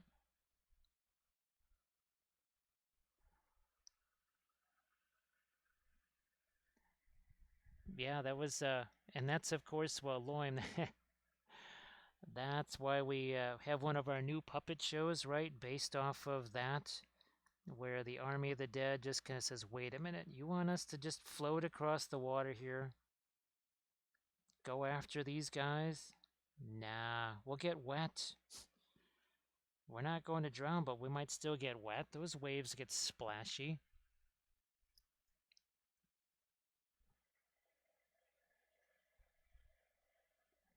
But yeah, he always is entertained by what people think worn leather looks like. It's almost like the cartoon glass, right? The three stripes or the three lines or whatever. Obviously not what glass looks like, but people have just kind of in their minds have built up that image of that's what worn leather looks like. Oh, and then a red hat, and then, oh, a feather. Okay. Oh, yes, I was just about to throw more orange in an area where the orange would not be because it's not coming from above, it's coming from below. All right, let's see if we can start to add some of our lighter stuff here. Again, we were using some of the, that's the radiant blue right there. We'll let that mix with the Van Dyke brown, some of the black spinel. Kind of creates this interesting grayish color.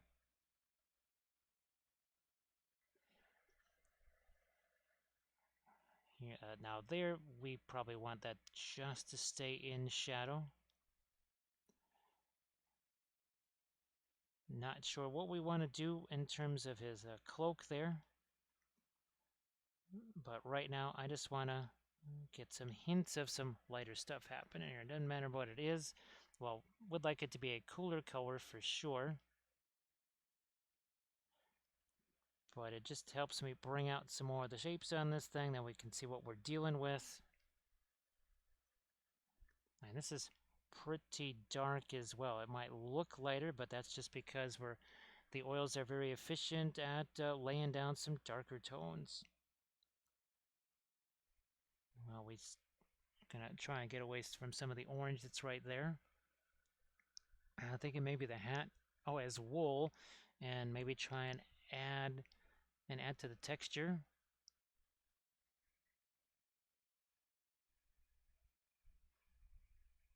Here, let's bring out a little bit more of our darks there too.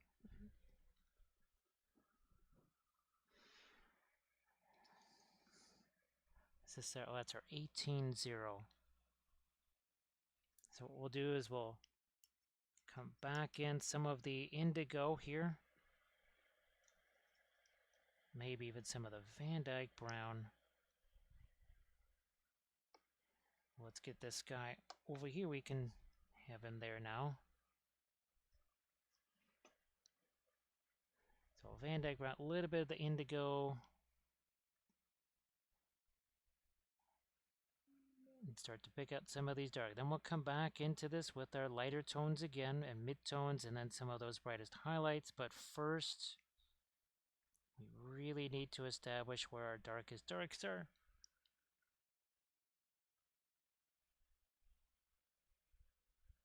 So we have the anti-troll.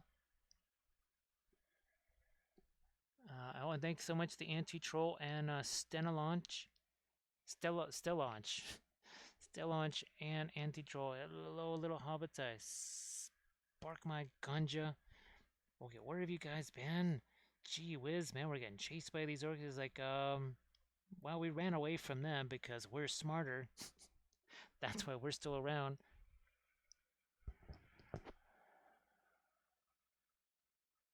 So Stilla is better. Okay, thanks, Stilla.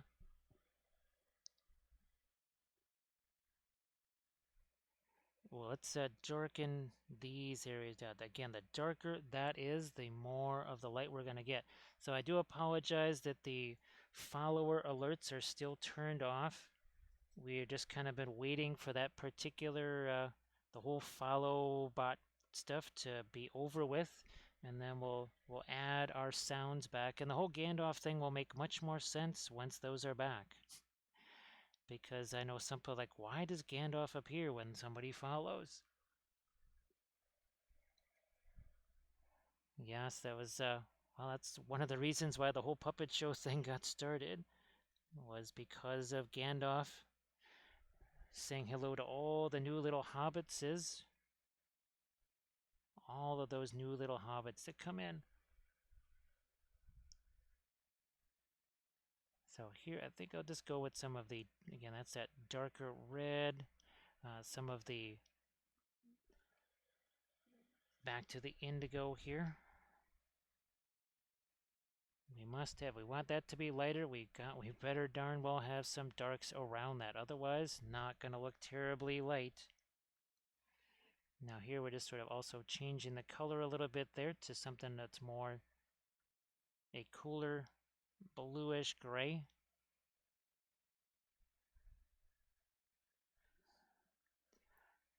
And you could see it's starting to, now it's starting to approach what we've got here. We just don't have some of those cooler lights, and we're going to be putting some more of our, well, our lightest object source lighting colors. But I think before we do too much of the object source lighting colors, maybe we'll get some of our regular ambient lights here, because that will also tell us just how light we can go with our fiery tones without losing the ambient light as well.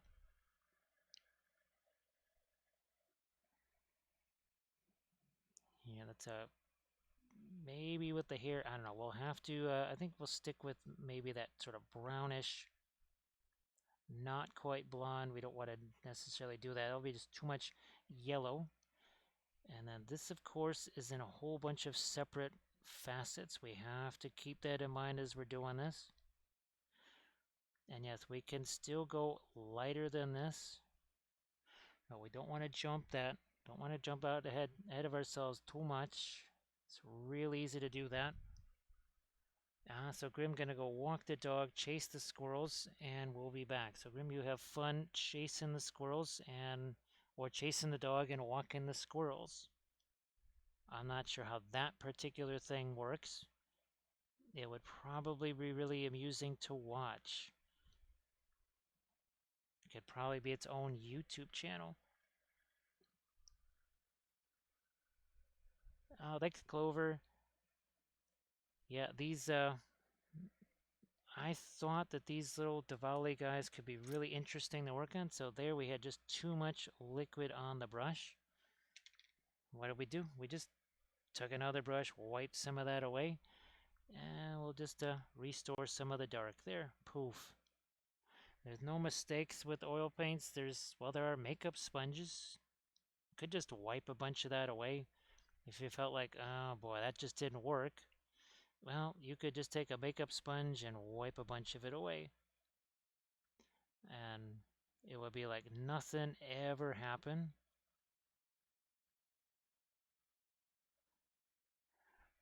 I want to see if maybe I'm going to go with a little bit of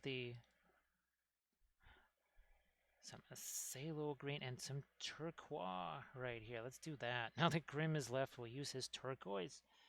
And we'll put a smidge of that onto his robe right here. Just a little hint of something that is not bluish or reddish or radish or any of those things. Oh, thanks, Clover.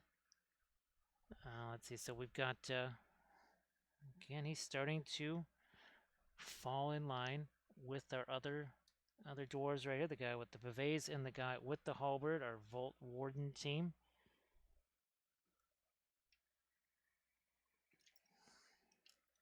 Let's get a little bit more of our darks to solidify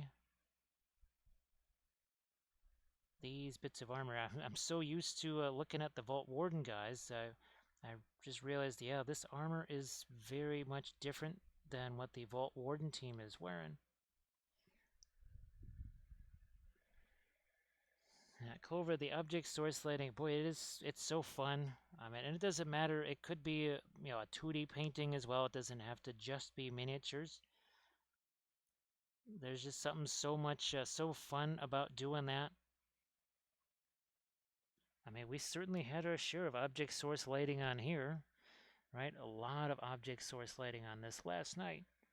Now, of course, that's more of an internal glow right here, but we had to have it casting onto the leaves there. We had to have it casting onto some of the roof lines, and of course the bridges or stairways or whatever these things are too.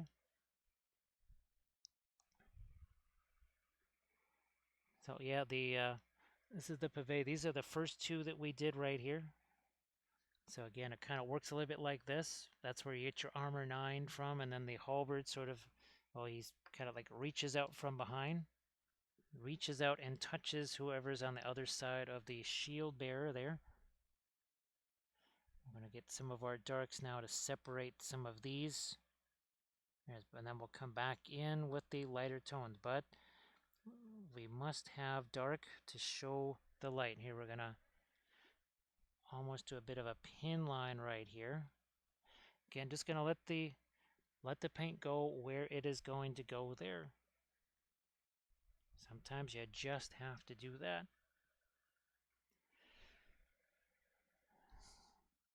I think now we can start to think about our lighter oranges and yellows and such. Now let's get a little bit of a opacity to this.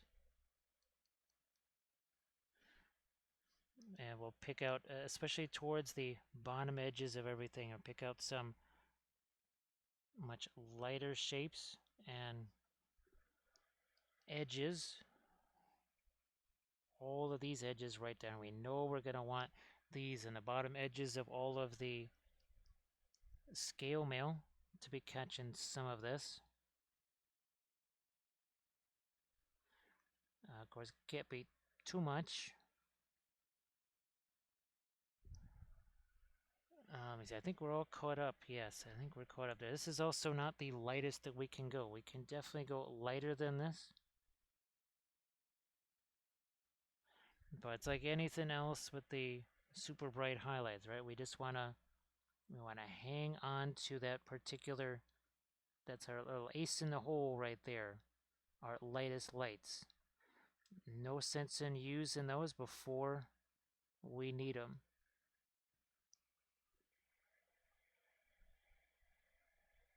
And again, the fluorescent paints that we made, these are, you would take the Green Stuff World fluorescent powdered pigments, mix them with linseed oil, and we essentially create ourselves an oil paint, which somehow, some way, doesn't just create fluorescent paints, it creates fluorescent paints that are almost as opaque, if not as opaque, as, say, cadmium colors. Except, well, they dry much flatter, and they also will dry faster because, well, there's no cadmium in them. That's probably still one of the most amazing things about the fact that they are opaque and that they dry so quickly. Well, they don't dry quicker than regular oil paints, but they just at least dry at the same speed. Again, minus the whole heavy metals, well, they're going to dry faster. We're also going to have to get back into some more darks here. Probably the asphaltum mixed with some of the fanchon red here and there. So think of this, where's our other, a little bit like what we did here. Again, on this cave troll, on his hammer, we got to do the same thing on the dwarf's hammer.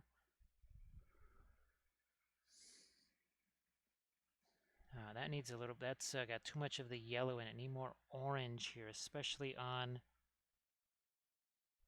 things like the base here. So yeah, I was looking at that going, that's a lot of yellow there. We don't need that much yellow. We are going to see if we can get some more of this orange here. Now that, I'll change this up here and maybe even do a bit of a pin line washer just to get some of the asphaltum into this here. And now some fanchon red.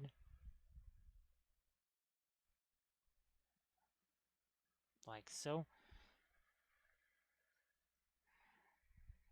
I think we probably would like to have a little bit of a darker tone here on the top of this rocky face. Not totally, but got a little bit of a darker red to it there. Again, just toning all of this down like so.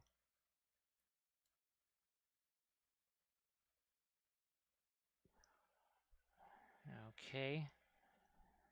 Darken this down too.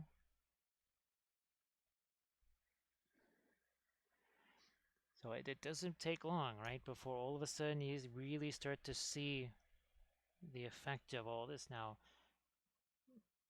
as I look at this though, I say, do I really want a lot of the orange glow down there? Maybe not. This is where we're going to maybe do a little bit of our pin line wash here. So again, a little bit of the fanchon red, mix it with some of the little bit of the asphaltum here. And all we can do is just touch the brush here. That's all we can do. We can't brush that on. We can just touch it there. Paint's going to do whatever it's going to do. Hey, Flight Sim, how you doing? Nice to see you again. See, I think I will maybe still wait till Armored Wolf is back in the streams again before I reactivate my follow alert. It would be nice to have that back again. It's always fun to have that, and it's always fun to have a little bit of Gandalf, right? So Flight Sim once again learned something new today. Hopefully not too hard of a lesson. Because sometimes the lessons that you learn are very hard. Sometimes the lessons you learn are a little bit easier. They generally tend to be hard lessons. All right, we're going to get back to our lighter yellow here. Let's make sure we got a little bit of the Indian yellow into that. And we'll have to thin this down so it's not too gloppy there. And we need to get the edge here of this axe. Some light reflecting onto that, of course. There we go. Maybe a smidge onto the axe handle there. Or the hammer handle. Oh, Grim hammers. That Grim. Oh, and he took off. That's right. He's not here. He went to go chase the squirrels and walk the dog. Or walk the squirrels and chase the dog. One or the other. Or all of the above. Yes, that's another one of the Khaza-Dhum units. I think they call them Grim hammers.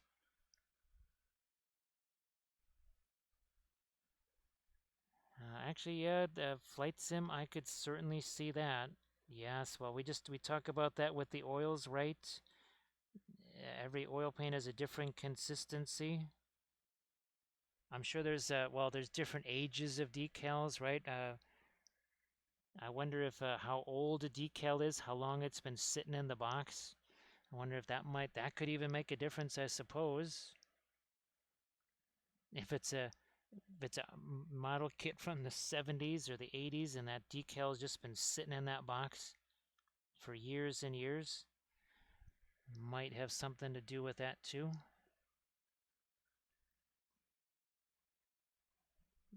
Just, well, so hate decals that I would just rather freehand anything than try and deal with decals, which is a bummer because sometimes even I've seen people have fun, kind of weathering the decals and stuff, but they are just too much of a pain. Okay, Valfair, in just a second here, we will try and get you a little bit of film noir, especially now that we've got this one sort of just started here. We'll get you a little film noir. It should be interesting to see what this looks like, as we don't really have our lightest lights in terms of the... Yeah, I think maybe this will... Yeah, this should do it pretty good because he's got a weapon in that hand. So I can already see the difference. Oh yeah, you can see Valfair. Doesn't it always show up right when you have the object source lighting kind of established early on, but then you're still trying to get into your regular ambient lighter colors? Yeah, big old difference, right? Hey Rocket, how you doing? And again, Valfera, thanks for joining us. You have a good one, as always. Yep, it's been 5 hours already. Time flies when you're having fun, doesn't it? And hopefully this has been interesting to watch. I know Well, dwarves, they're not really my favorite miniatures to paint, but I guess when you have some figures that are done very well, they can at least be interesting to paint, especially when you're doing the object source lighting type stuff on them. So Rocket, hopefully you had yourself a good Saturday. Yeah, now was it 9:45-ish or so? Yeah. We'll continue to work here into our yellow-ish orange. Some of these lower surfaces where we've got all this metal stuff, lots of chain mail and other things. I think we'll also, here, let's grab our other 18. We still, yes, we still have our Egyptian violet over here. Because we can snag a couple of more darks down here on his boots, I think. Look, a quiet one doing a little bit of non-metallic metals. We will head over to Lustria and see all of the lizard. Now, actually, boy, I'm trying to think, Loim. It's either Titan Forge or Archvillain. I think it's one of those two. They really have some incredible lizards. Some really nice lizard man stuff. So I think we're going to have to start printing out some of that so that, well, we can have our lizard men back, right? It's very sad not to have our lizard men around here anymore. So what we'll have to do is print those babies out so that we can, well, maybe do something a little bit like that. A little bit like that. Now, of course, the two engines of the gods in the background there, those are completely scratch sculpted.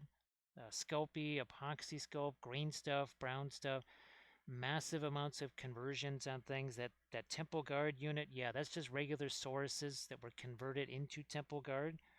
All of the terrain that they're walking around on, that's actually tutorial videos on that.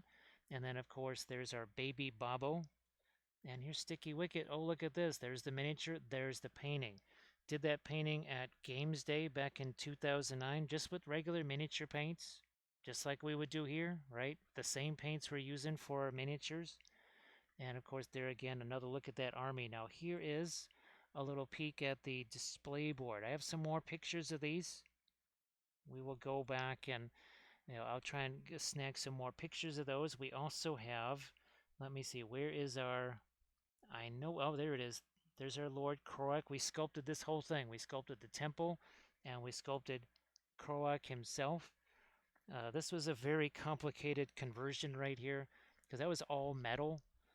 We sculpted a sort of a head crest for the Carnosaur, and then the wings. Those were some wings we added on. So yeah, that head crest, the wings, none of that stuff was there. That is not what. Oh, and look, there's some object source lighting, and there is actually a little bit of an interesting story about that. That's right. So yes, that was something that I took to a golden demon. And apparently the judges never bothered to look to see that there was object source lighting on the wings. They never bothered to look. So we took that back the next year, and of course it won. I think it was a silver or something like that. But the guy shooting the photographs, he's like, wait a minute, you did object source lighting on the wings? I said, well, yeah, why wouldn't I? There's object source lighting everywhere else. He says, oh, I don't think they ever saw that. Which just, it was weird, but is what it is. So yeah, we took it back the next year, and then it got that, I think it was a silver in the large monster category, something like that.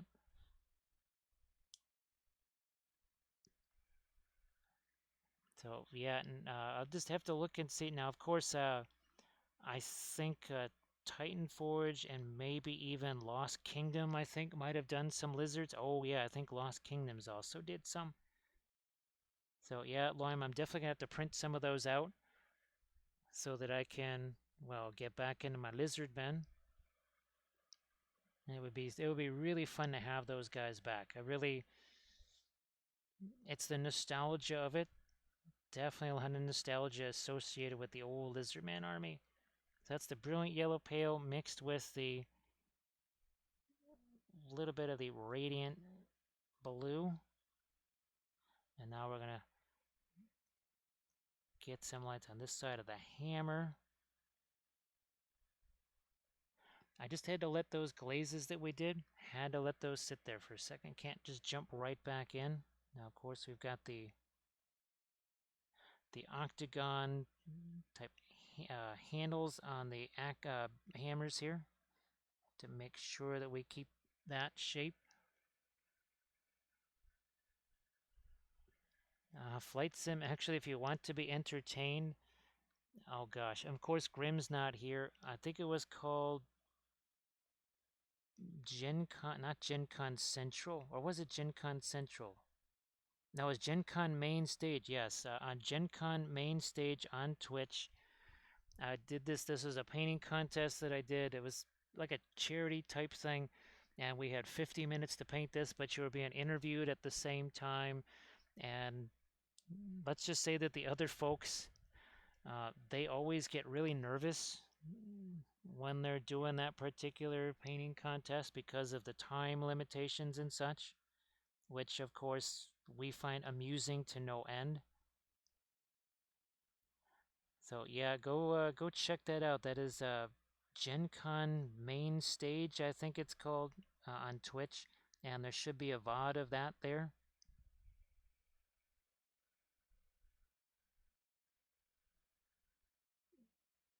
So pun expected. Now, of course, I have no idea what some of the dealers' plans are because I don't know, which dealers are actually going to be there. But Creature Caster, if they have a booth there, they would probably have a Resin Beast. Oh gosh, what was it? Arena Rex. Arena Rex usually has a booth competition. Um, the old days of the Rogue Demon, that's long gone, sadly killed off by the Crystal Brush. But just kind of look around. Maybe certain dealers will be doing, painting contests with their own miniatures or busts or whatever.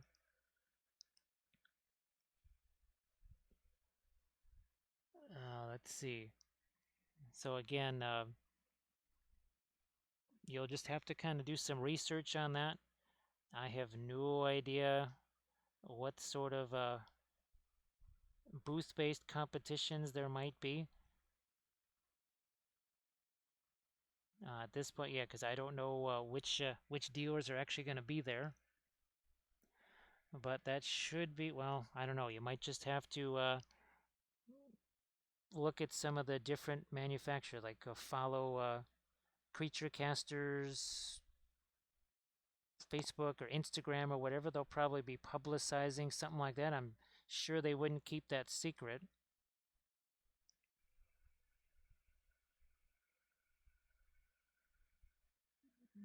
So there was supposed to be in 2020 there was supposed to be the return of the, well, not return, but I guess the return to the U.S. of the Golden Demons. But there was supposed to be Golden Demons in 2020.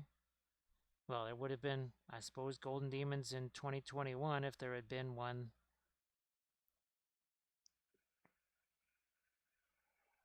Let's see. So I think we're caught up with the chat again with Armored Wolf still being away. And yeah, Loim, that's once Armored Wolf is back, I won't miss things like when you had told me about the fact that I could actually go and try and get the audiobook there. So yeah, once Armored Wolf is back, that should make things a little bit easier to keep track of the chat.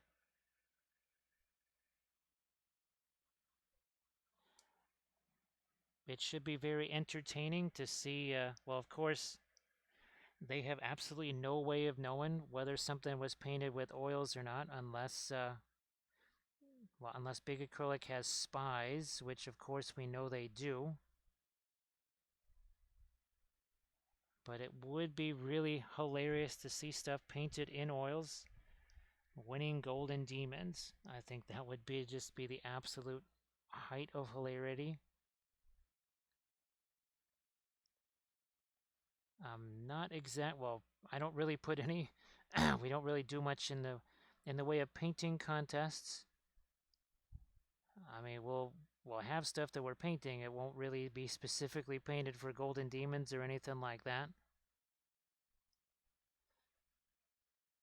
We'll see if we can make something interesting.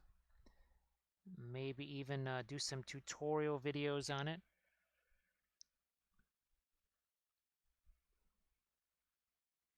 Let's see. Yeah. Well, actually, Grim, you can see her golden demons behind her now, right? I think. Yeah, I think once she changed up her area and kind of relit things a little bit differently, I think you can see her golden demons behind her. We do have, I have pictures of them. I've got some pictures of them in my scenes that I can show folks. We generally just kind of bring those out when people say, "So, have you ever won painting contest things?" And then we drag out those pictures. So again, doing some of our sneaky little lights here that are not orange colored. We're going to also have to get some beard color on him. I'll get something that also is not orange. Lots of people were surprised by them, so they suggested she just introduced herself that way so it wouldn't be such a shock. Yeah, I remember. Well, we we both did that first Golden Demons. I'm pretty sure it was 2007. I could be wrong, but something tells me it was 2007 when we did our first Golden Demons. And I remember what I had that first year. That was the Lizardmen, uh, the Cold One Riders. That's it. Yes, that was Cold One Riders. I think I actually had a demon prints or something like that. It was a commission thing that I had painted for somebody. I'm like, well, okay, here, we'll just throw this in there. And then there was a couple of other things that I don't remember what they were. Probably a Lord of the Rings thing too. Actually, this is the last of the. Is he still there? He is. This is the last of the things that I still have here that actually won Golden Demons. So this old Imri Hill from way, way, way back in the day. That's from a long time ago.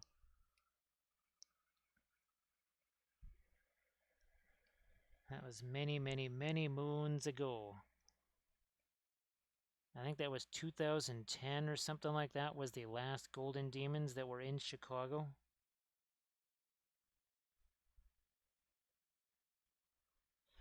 Here, we're gonna. So actually, Grim, we mixed the Brilliant Yellow Pale together with the whatchamacallit there. I think it was, yeah, it wasn't the turquoise, it was the Radiant Blue. And that made it very interesting. Well, a nice light color, but also it doesn't really have too much green to it. I think if we had done the turquoise, we would have gotten a bit more of a greenish tint. Death and Jest, how you doing? Let's see, just used to watch you before going early. Oh, going to work. So not up early enough. I'm glad Death and Jest that you're able to catch it here. So, well, as always, thanks for hanging out with me, keeping me company here. And I've really been looking forward to painting more of the Davale stuff. Again, with all of the super fine details that it has. Yeah, this is really fun. Here, we're gonna also have to go over here some of the cadmium yellow and some of the Van Dyke brown, and just give this thing a little bit different look. Same thing with his hair, like this. And now I think we'll go a little bit the Indian yellow. Some of the asphaltum maybe here. More of the asphaltum. See what we can do for his hair right here. Let me see. Oh, gee, thanks, Grim. So Thursday. Okay, well, I don't know. Maybe we have to leave a video filming space open there. we have to have some miniatures ready to go to maybe do some testing. But yeah, that's right over here. That's the brilliant yellow pale and the radiant Gamlin radiant blue together. They don't like they would negate each other like matter and antimatter. They are that potent. I'll have to tell you that they are very, very potent.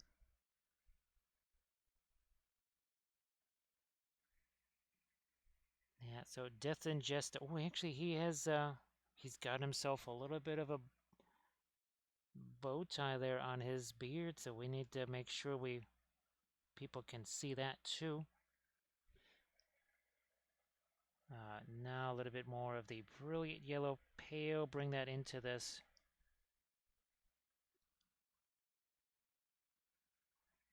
So a little bit more of the radiance. Then we'll. I guess even if with the 3 itself, we could maybe just do some sort of interesting mixing video with that. And then maybe even just throw in a quick miniature, even if it's one that's already got some pre-glaze thrown on it. Just some kind of very generic, a single color pre-glaze. Yeah, maybe we could do this. Single color pre-glaze, and then we could test the tinting power of those. That could be an interesting one.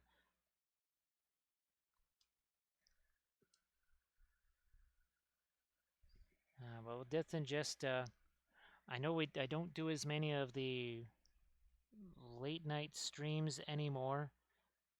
Now, that's actually when I do a lot of the filming. I know that it does make it difficult for us, even folks overseas and such. Because I know they sort of like that, well, basically when it's 4 in the morning here.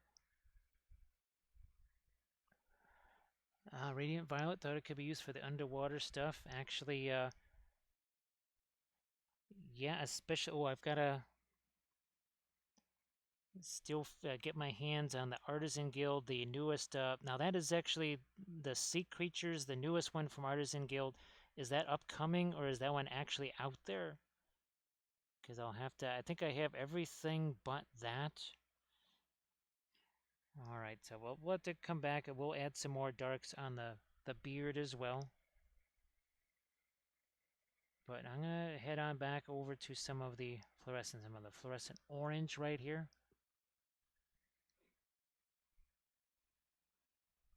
And I'm trying to get the underside of some of the scale mail. Now remember we did that little bit of a pin line wash in here. It's not dry, but it is at least set. If I had gone right back in there, just leapt back into that, it would have been quite the ugly mess. But now, ordinarily I just would have worked on a whole different figure, but at least here I went and worked on different parts of the miniature. So that kind of got us away from the area where we still had that pin line wash that was not necessarily drying, but just setting. There's the difference between the two. Timing is definitely a thing with the oils, and since they do help you work so much faster, ironically enough, you almost need to be working on multiple figures at the same time to slow yourself down. Now, so that's already out. Okay, I'll have to just see if we can snag those, because whatever the ones that are before that, those are actually in the My Mini Factory thing now. So I think just eventually kind of slowly work their way into that.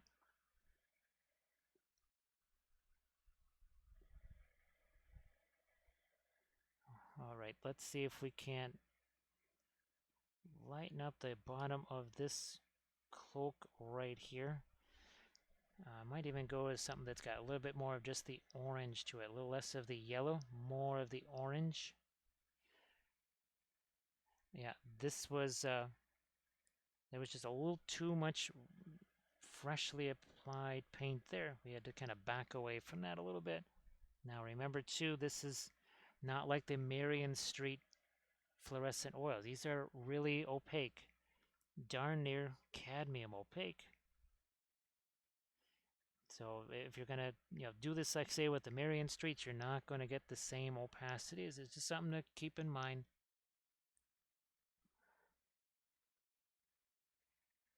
Actually, the other thing I was just printing was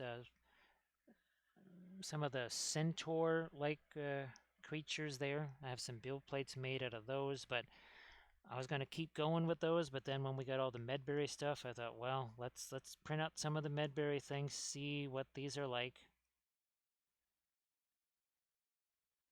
and see what they're like to actually paint, because printing them and painting them, well, that can sometimes be a little different. So here, what we're going to do is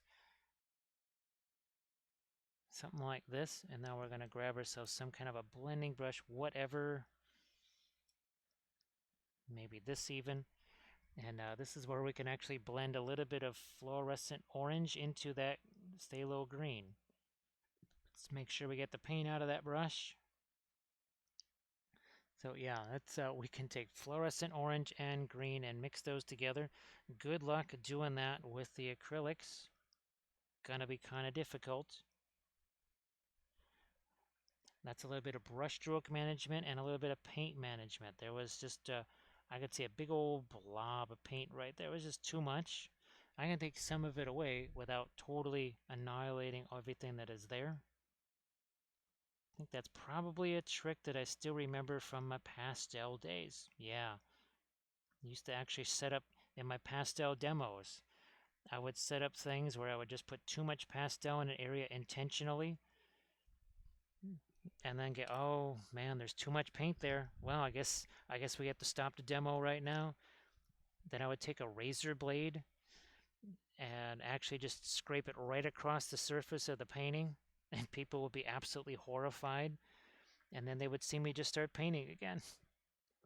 So yes, we have a long tradition of horrifying audiences, I guess. You know what? I'm gonna actually a little bit of the Egyptian violet work its way into there just to darken that down. Something like that. And we'll just leave that. We'll let that set there. Not going to mess around with that.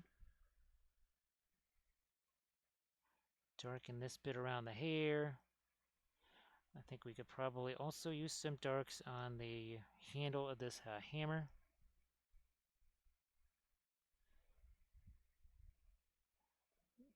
This, we got a little bit too much of the highlight color there. Tone that down. So now we're going to take some of the, that's the radiant turquoise mixed with the Prussian blue. Wow, radiance and Prussian, the radiance and the Prussians are getting together. Wow, now that's going to be explosive. That could get messy. Radiance and the Prussian blue together. We're going to throw some of that turquoise up here. And we'll just let that mix with the indigo that's already on here. We're going to have to also throw in, I can see we're going to need some more darks here on some of these panels. When you started covering your painting in blue dots, I was like, what the heck is he doing? Yeah, that was, I don't know if you remember the reference, but I guess these were their little, like little street lights. I guess that's what these things are, little street lights there. I guess we'll have to ask Galadriel what those are all about, huh? Like, Galadriel, what's with the little blue dots everywhere?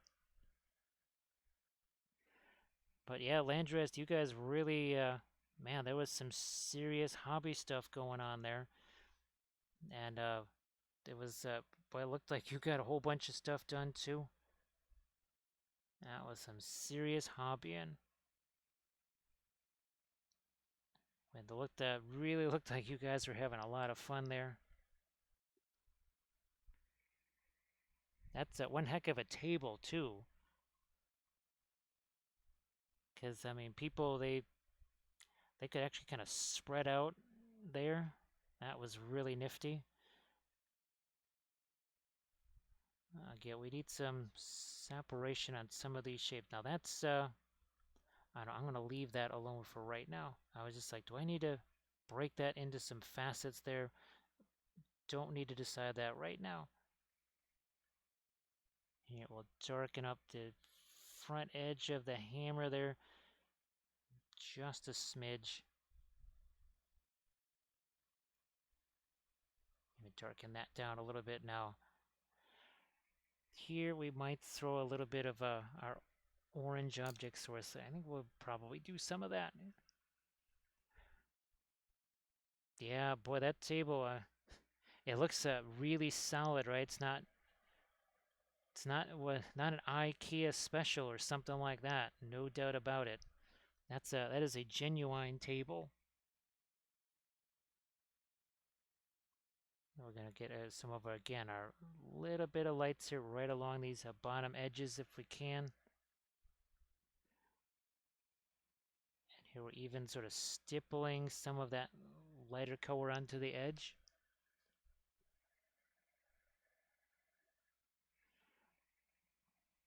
Let's do right along the edge here too. Again, try to cast our light this way, just like we did on the pavés. I mean, this was a little bit difficult, this whole big tower shield like so, but we have to, in effect, treat the miniature here, the cape and the armor, like that tower shield. Let the light sort of work its way up. But it is important that the light doesn't get too yellow too quick, and that's the temptation when you're doing something like this, is to go too crazy with the yellow.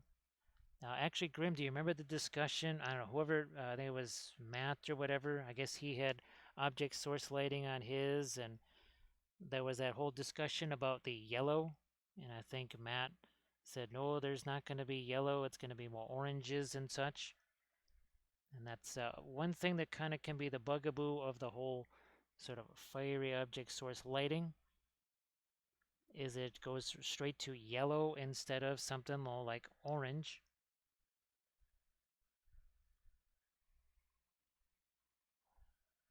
So uh-oh. Well, we know what that means. That means he says, wait a minute. Do I smell an orc? Are you an orc? It's like, seriously, a little short to be an orc. It's like, did you ever get tossed? He says, wow, you're gonna go there, huh? He says, I don't know, you all smell like orcs to me. I don't take my Claritin. Does weird, makes me sleepy. Are you an orc? You smell like one. I don't know, that Treebeard is very suspicious of that there Landrast. Yeah, I don't know, Treebeard, he heard about a wooden table and it was carved out of an ent.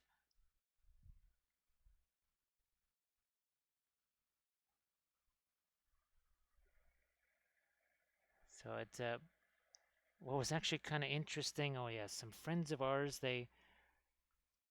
it's some kind of these chemically treated pine cones, and you throw them into the fire, and then they burn obviously at different temperatures. Some burn cooler, some burn hotter, and you actually get to see green flames and blue flames and all these different colors of flames. And I always thought that that would make a really interesting, it'd be really cool to show that for people, for how, well, basically firelight, I mean, at its brightest point, it's going to be white or blue. Actually, that is your hottest flame there, but it can be blue, right? So yeah, that was kind of a neat little exercise. I wish I could have taken some pictures of that. Now here we're just gonna do the same thing we did on the other floors here. We're gonna bring out a little bit of the knotwork texture on this, not tons of it, but especially out here where he's not actually casting a shadow on it. Now, Earthman Brick, how are you doing? So Earthman Brick, there was some sorcery going on with the, well, with that Lothlorien thing. That required some witchcraft. I'll say, try and make that thing happen, and all of the some of these contrasts work out, and all the edges, and then figure out the shapes of this. Oof. There had to be a little bit of sorcery going on. Yeah, let's keep going with our lights. Here we established all the darks. Where there is dark, there can be light. Just like with your object source lighting, unless there is some kind of dark around it, it's just going to be object source shading. We don't want object source shading. I know people will say, but his cloak is white. Say, well, okay, here, just wear a white t-shirt, something like that. Go into a dark room, shine a flashlight on yourself, and you'll see just how white your t-shirt is. It's not, at least not anymore, because you're going to have some serious shadows on your white t-shirt. That is why things look like they're glowing, because they make other things be in shadow. Doesn't matter how light they might have been to start out with. Now, thanks, Earthman Brick. Hopefully you're having yourself a fun weekend. Jeez, it's hard to believe that we're, what is it, 10/17 on a Saturday. Well, I've kind of lost a day because I keep thinking, as we go back over here to the turquoise and Prussian blue, that it should be Friday. I'm seriously thinking that this is Friday. I'm sure a whole bunch of people would absolutely love it if tonight was Friday night. I mean, we could just set up a revolt or something like that and say we all declare that this is Friday, not Saturday. I wouldn't mind doing that. But yeah, painting that landscape on a Friday really confused things. And of course, Kathy hasn't been here doing her streams. So that is another, that's kind of another way we set the calendar, so to speak. All right, so I think you can see we've gotten the cooler colors there. We have our light, warmer colors here. We have to still, we can lighten those up some more. I'm also going to come back in with a little bit of the Egyptian violet, some of the Fanchon red together. And there's some of these little scale mail bits that I like to separate that much more before we get into the lighter highlights on these things. And then there's, oh, again, the knotwork here that's on that belt, buckle, whatever. Now that's just too way too flat. We gotta darken that down. We're gonna take some Prussian blue, maybe a little bit of the indigo here. Yeah, this is one big old open space. Remember what we did on the armor there? That's not actually separate facets, that's one face, but we were trying to reflect some of the firelight and such on that. So here, let's get some of that on his shoulder. Even just that right there, that already helped a bunch. It was just a whole bunch of a sea of mid-tone. Look like this, just a sea of mid-tone. Let's break this down into something else. Maybe into a couple of something else's there.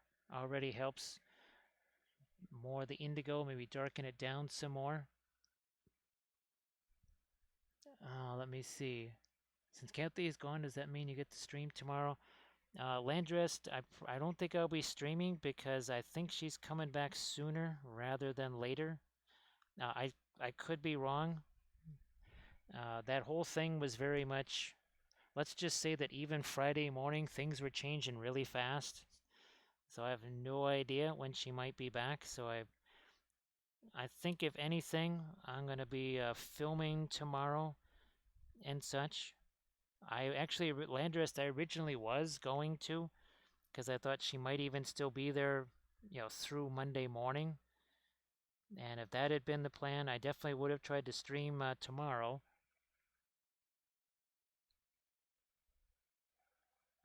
And Lady B, well, I guess if you're going to grab a golden demon, you would have to be very modest, right? Or you would have to be very immodest to just go grab a golden demon. So I guess, so Lady B, you're still right. You're still right. The landscape painting last night made me think it was really Thursday for a bit. Okay, so Marty Mar. Also, good to see you, Marty Mar. But I know we've had it was back in June when everything got all disrupted and stuff. And that's when we were kind of talking about the whole idea of you get really used to the streaming thing. It's a part of your daily schedule. And it was really, really weird on some of those days not to be streaming on the usual days.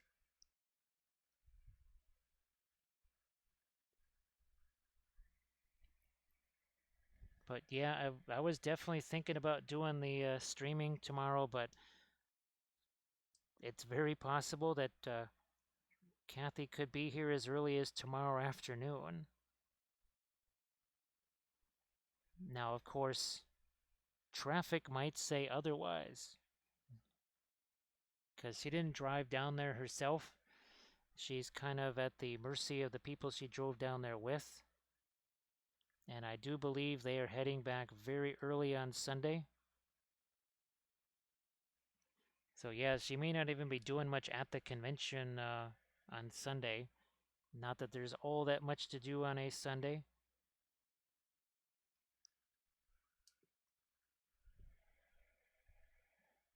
Here we go. I also have to get two commission things painted up.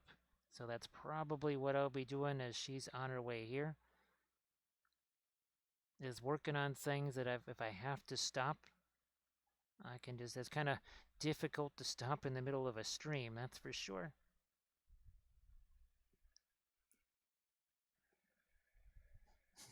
Oh, Grim, that does, I did feel really bad for Mocha because, what was it, her dog had caught something at the kennel and then, shall we say, might have released the hounds all over her carpets as she was sitting there trying to figure out her camera and stuff.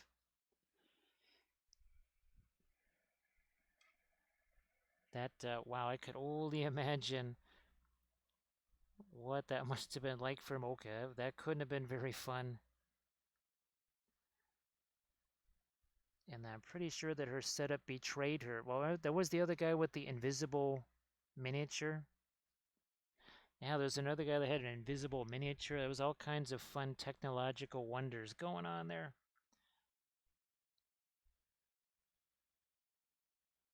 I felt very bad for those folks because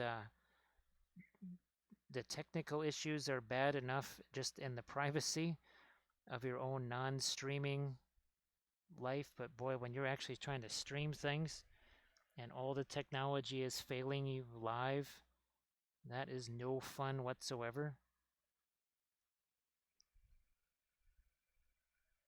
Yeah, Grim, this was actually while we were painting stuff, and she had to disappear for a bit. And that was because she had to just basically toss the dog out in the yard. And I do believe that the yard immediately became a contamination site. It was a little bit like Alex and the 20 loaves of lembas bread, I do believe. So I felt very bad for dealing with that.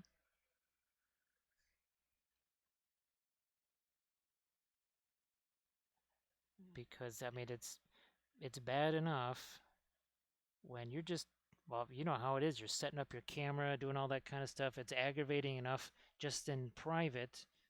Now you have an audience. You have an audience watching you fail. All right, so we did bring up a little bit of the orange up there. I think we're also going to do some of that here on the bottom of the, yeah. Let's do some of that here too.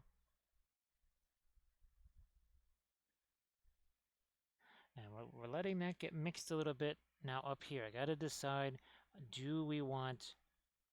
I have to darken down this beard some. Then we gotta figure out what is going on with the mask on this helmet here. Because I've got some orange stuck on it. I'm just gonna actually darken it first. We're gonna do this, we'll darken this down a little bit. I think it would be blocked from getting some of the orange. So we're just gonna change this around. We'll go back over here to maybe some of our white and also some of the radiant blue. There was an audio loop, like someone we had a hot mic was listening. Oh, gee whiz, that doesn't sound like fun. I'm just really glad that for whatever reason, I knew that XSplit works with StreamYard, but apparently XSplit also works with Zoom meetings too. So thank goodness. Because I could have my palette camera and do all my fun stuff. Yeah, okay, that makes way more sense. What's going on up here? That makes a heck of a lot more sense. Now I also do need to get some sort of a... It's like his mouth in there, some of his mustache and such. We need to get some of that in there too. I'm gonna grab this thing. Do a little bit of simplification there. There's too much happening in too small of an area. Now let's see, we're gonna come back in here with this lighter color once again. But in some ways the helmet here almost kind of reminds me of a hoplite's helmet as I look at this thing. See if we can't give this almost a little bit of a horizon line in a way. Again, gotta make sure the edges of this hammer nice and sharp, otherwise not gonna look very much like metal. Yeah, Grim, apparently whenever I do XSplit on StreamYard or that, I guess, was it a watermark? Yeah, I couldn't see it on my screen. Obviously it wasn't there, but it's going to project it. But it was worth it because, well, there was some people having some serious issues with their Streamlabs OBS. So glad we didn't use that. Gosh, I didn't even think of even trying something like that. Wouldn't even dare. Streamlabs is dodgy enough on its own. Back to the Prussians over here, a little bit of Prussian blue. Let that mix with that white, tone it down. Not wiping it away completely, just we get toning it down.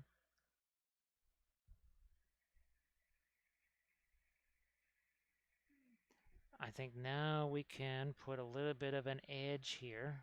Look at this. That's interestingly enough, the brilliant yellow pale mixed with the our radiant blue almost creates a white. It's almost like it's reversing a spectrum or reversing the prism effect. Instead of breaking down the colors, it's like it's reassembling them.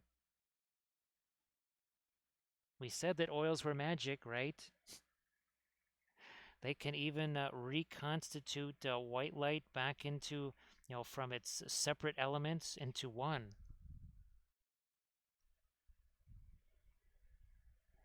Oh boy, Grim, I had bought a yearly license to it, and that's when it literally the minute I bought that yearly license to it, it went haywire on me. I couldn't even use it. That's why I had to use slobs, because XSplit wouldn't work for anything.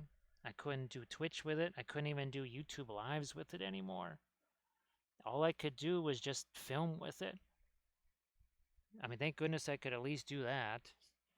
But I haven't gotten the license back. Now, I was a little bit bummed because when you have the license, you can have what, about 15 scenes instead of 4?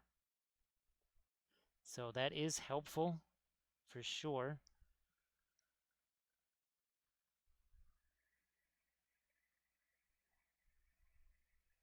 So yeah, that was yeah, look at that. It actually makes look at how dark that is by comparison, and now it's basically reconstituted the rainbow back into just white light.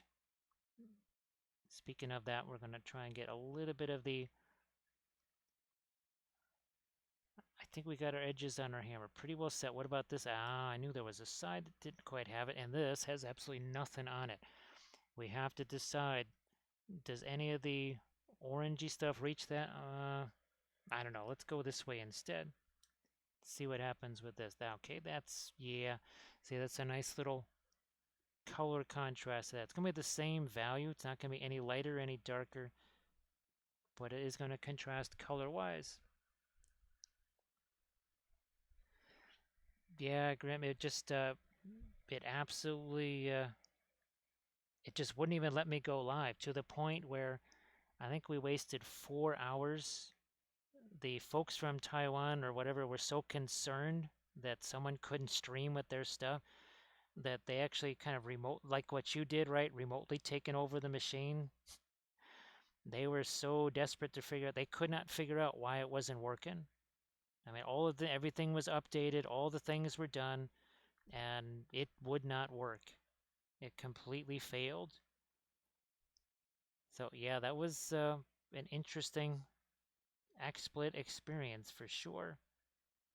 So all I did was soften up that edge. That's it. I think we've got our harder edges down here. Ah, no, we don't. No, we got to get some under here. That's pretty much the indigo.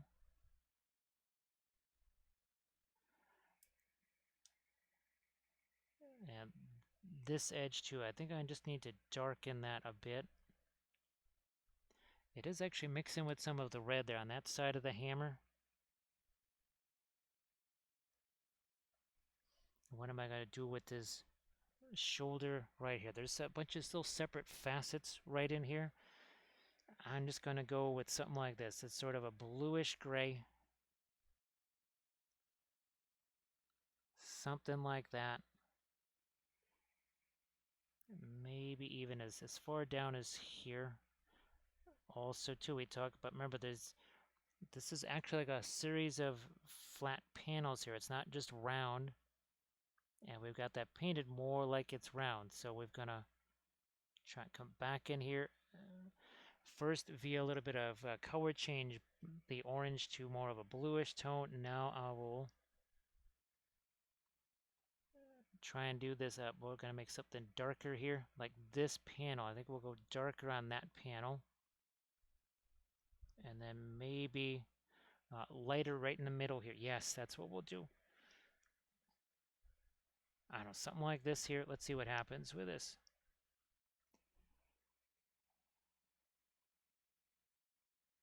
I'm just going to get some of my yellow there, and now right along some of these edges here on the hammer, which is yeah, it's pretty much facing towards our light source, close enough, I guess, towards our light source.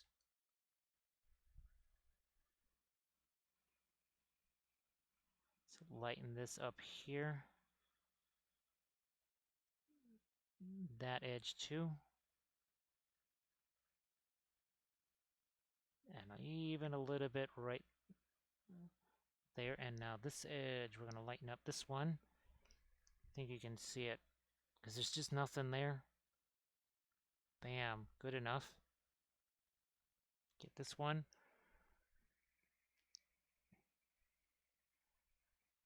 And this is where we have to, again, try and show that there are these separate shapes. Now, that was a little too much. That can happen with your lighter colors. And that's something that happens with the acrylics, too. That's not just the oil painting thing. That can happen with the acrylics. It's easier to get these smaller, finer shapes with your darker tones than it is with the lighter tones. It's always going to be that way. back to my cooler light tone there.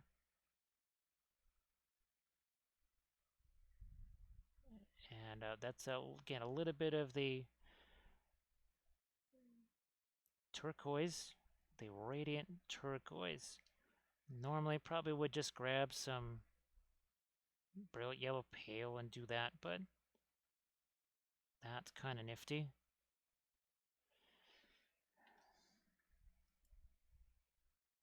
All right. Maybe we could mess around with a little bit of a freehandy type thing. I don't know. Let's see what happens when we use this yellow right here. Doesn't have to be anything super fancy. Haven't even really thought about any freehand for these guys because mostly there was not much of a surface to do any freehand with. Not too many of them have cloaks. So not a lot of area for doing freehand type things. And again, we'll probably keep this simple just because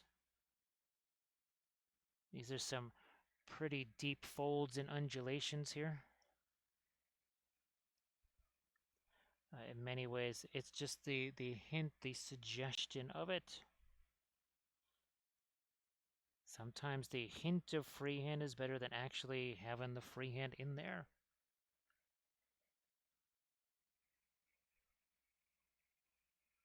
And that we'll just do this, and then we're going to go back over to the other side. We're going to let that stuff set there. We are going to try and see how that line just ends abruptly there. We're just going to let that get mixed into our color. Look at that. See how nice and easy this is to make. Look at this. It's like our freehand is practically shading itself instead of trying to take darker colors and do a whole bunch of layers there, some craziness like that. Nah, don't have to do that. I also wanted to have a bit of a straight line angular look to it. Don't want to have all these straight lines everywhere and then all of a sudden some kind of flowy thing back there. We don't want to have a Lothlorien type scene all of a sudden. Okay, this I want to darken down a bit. We'll take some of our asphaltum here. And the idea is if I can darken down his beard a smidge, then any kind of orange reflected light on that is going to have more of an impact, and it already does. You must have dark to show the light. That's what we're doing here, trying to create some dark.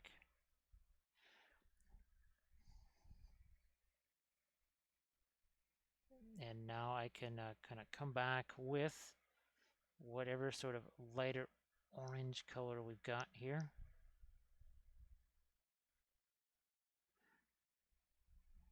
Can't just be yellow because, well, now it's just going to be same color as the rest of his beard.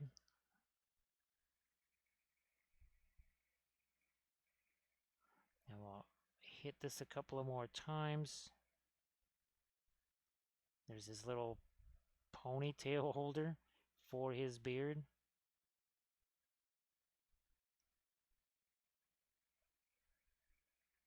And I'm going to go back all the way over here to some actual just fluorescent orange instead of the kind of yellowish orange.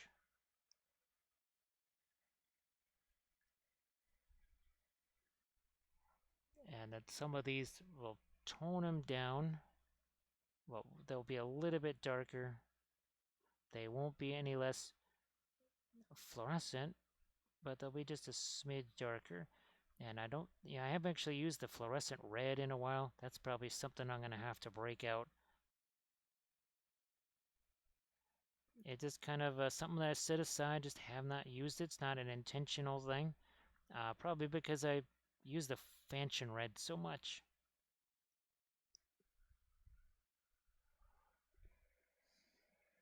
Get a little bit more of our orange here. Bring that back into some of these.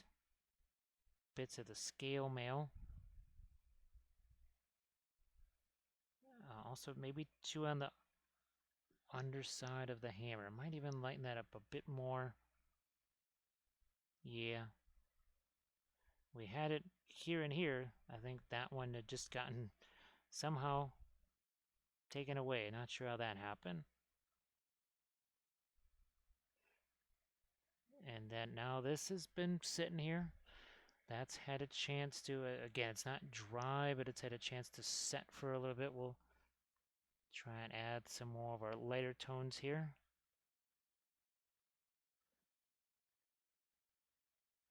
On the edges of these rocks. We don't want to make it look like they are just, they are lava or something like that. We certainly can get some more of that lighter yellowy orange down here. Now I just had to let that, remember we did some glazed things there, some of our pin line washes, we had to let that set. Again, not going to dry, but we did have to leave it set for a bit.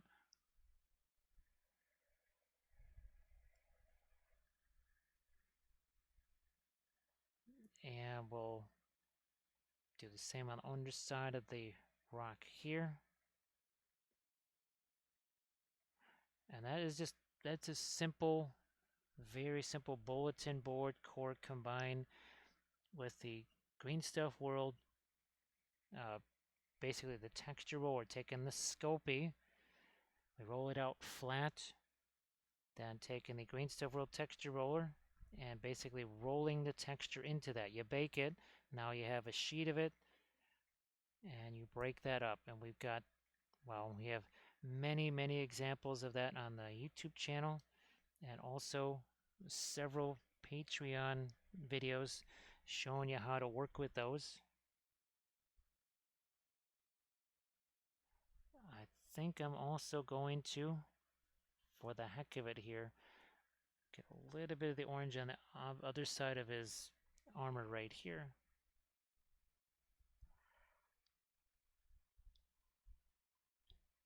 I think I might even lighten up his cloak right along this edge. And you see the little stippling that I'm doing? It's not this. That's just going to wipe the paint away. The stippling type of stroke, that's actually going to, that is going to be additive and not deductive. Oh, look at me with all the words. Yeah, we'll be forgetting the words real soon. That's too much of the light right there. We're just going to knock that down a little bit. Got a little bit of the Fanchon red over here. Mixed probably with some of the Egyptian violet as well. Now, real quick, like here, just going to grab some, where's that primer, so that we can darken the edge of this and see just where we are at with our, because as I'm working on this, I say, oh, wait a minute, we need to see that compared to, say, this. Something like that instead. Makes a big difference. See, all of a sudden that looks really different when we take away. It's all about context, right? Just imagine, so you do the white primer thing, and everything next to white looks dark, and now here everything next to that black is certainly going to look much lighter. Because these highlights, I was like, man, why do these highlights not look so light? Well, that's because I'm used to seeing them against a black like this, so big difference.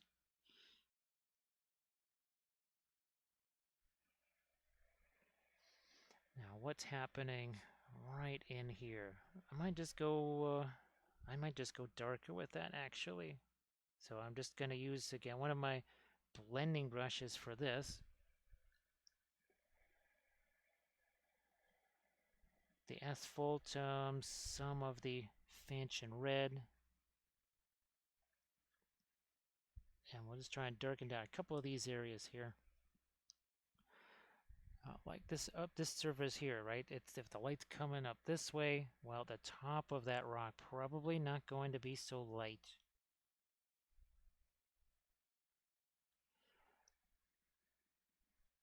might just let a little bit of that red light kind of creep out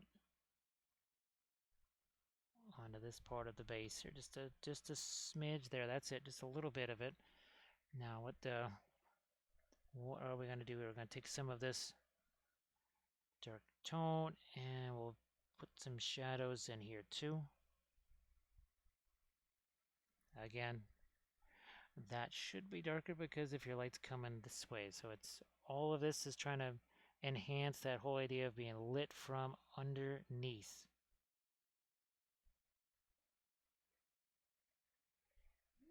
And as I look at the mask there again, might still need to sharpen up some lines there. Yeah, I think I'm going to do that with some of the Van Dyke brown here. Because when you thin that down, boy, you can really get nice thin lines with it here. We needed to sharpen up that edge. Then we're also going to have to come back in with some of our lighter white here too. And thank you so much, Iron Ant and there it's Smurf. So sorry, folks, I missed your follows there. So Iron Ant, if you're still watching, and the Red Smurf, if you are still watching, I apologize that I missed your. Oh, we don't want to miss the Farce Returns. So Farce Returns. I guess a lot of those things that we talk about all the time. Are you working on, say, maybe more miniatures than just the one at a time to kind of slow yourself down so you don't get too far out ahead of things too quickly? Also, too, are you setting yourself up for success? Because in some ways, a miniature like this is much easier because look, a big old cloak, right, for easy to blend things. You got this with all this texture right here so you can practice your dry brushing. So it can be the miniature that you're working on. Believe me, sometimes you'd use a different miniature and you might have just massive success with the oils because maybe it's just that particular miniature, the way it's shaped, the way it's sculpted is a little bit difficult to work with the oils on it, or just at least as far as you getting used to the oils. But you should always, I know we're always our own worst critics, but definitely don't judge yourself too harshly. And just give yourself the room to kind of grow into it. I know we would all love to just have immediate results and be able to do wondrous things straight away.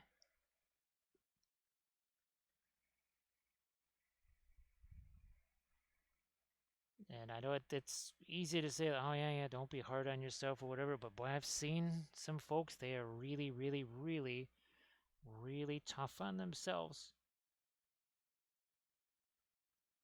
And I mean, this is supposed to be the thing that you enjoy too, so make sure that you give yourself enough a chance to enjoy it as well. And of course, the Farce Returns, those color charts that we talk about, where all you're doing is just pretty much mixing up paint and throwing it on a piece of paper. That'll show you a lot of things, not just about what kind of colors you get when you mix this with that, but sometimes it'll show you some really interesting things about consistency, because I get surprised. Yeah, Farce Returns, those are just when people kind of initially are having something, obviously, there's things like the primer, uh, holding the brush, right? Look at how gently we're holding the brush, right? Caress the brush, do not crush the brush. That can be another thing, because if you got a death grip on that brush, it's going to make it really tough for that paint to stick there, especially when you're doing the oil. So yeah, you will want to have that nice relaxed hold on the brush too. Less liquid, and I mean a lot less liquid, and I mean like very, very, very little, which can be a bit of a change from the acrylics where it's almost like more, more, more. And seriously, there's miniatures that, well, I mean, like even these guys, these were maybe even these weren't necessarily ideal for oil play. I certainly would never have recommended those. Well, I wouldn't even recommend these actually. Believe it or not, if you're just getting started with oils, in no way, shape, or form would I say, here, this is your first miniature, work on these. No, no, no, no. There's way too many small things on here for you to be starting out with the oils. So yeah, I would definitely try and set yourself up for success. You know, if you wanna learn how to shoot a basketball, best not to do that starting out from half court. You probably want to be starting out maybe 2 feet out from the basket and then work your way out from there. Now this on his helmet, it either needs reflected light on the other side of these or some of those darks. We're going to try some of those darks here. Inside each one of these little sections, we're going to go with the Van Dyke Brown, little smidge of the indigo here. If I have too much liquid, well, guess what? It's going to turn into a pin line wash, and that is not what I want. That is just liquid enough to get where I want it to go, but not so liquid that it turns into a pin line wash. Those are the things that you just learn. You learn that stuff by doing. See, learning to start with oils is the hardest part to be forever. Yeah, Grim, I remember there were some moments where it was the face into the brick wall as we welcome in Ben too. And we got Big Jim Slade. Big Jim Slade, geez, how are you doing? He's like, dude, hey, you got a core? He's like, oh, come on. Haven't we seen enough of you guys already? And you know what? That cave troll of yours, he made one heck of a mess. It's like, ooh, yeah. You know, just don't feed a cave troll 20 loaves of lambus bread. I'll tell you that right now. That's worth a quarter. So, Big Jim, how you doing? If everybody could please give Big Jim Slade a follow, that would be fabulous. So let's see, Ben has completed two mud and two pretty good ones and three that are somewhere in between. Actually, Ben, you know what? All kidding aside, if you can work it out, maybe take a picture of those together so that you can kind of just visually compare them in a neutral way. Like instead of just like your eye sees them, maybe it could be interesting to get pictures of all those together so you can see them side by side. Well, okay. And Big Jim. Now, let's say how far are you through your collection of bones stuff? Because I know you've been doing. Well, I know you were at ReaperCon, so you had a little bit of an interruption there in your painting. But hopefully you were able to get back from ReaperCon and kind of just get right back into the painting side of things because you learned a lot of neat stuff there. And Big John, I don't know if you saw, this was our latest landscape of Middle Earth. Talk about a toughie. This one was a toughie right here. All this crazy stuff going on. That was tough. So you added on to you added on some more. Well, and I know you took those classes there, and I saw what you posted. It really looked like you were able to pick up lots of new fun info, some new techniques and materials to use on. I guess that's it. Yeah. Were you able to take some of that newfound knowledge there, translate that out onto your painting stream? So Big Jim Slade has officially advanced into the. So what comes before less terrible? What are the different qualifications?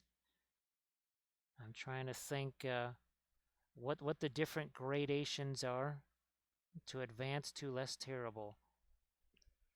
But no, actually, everybody, you should go watch Big Jim Slade doing some of his painting stream. It's really fun. You'll always enjoy a visit to Big Jim Slade's channel.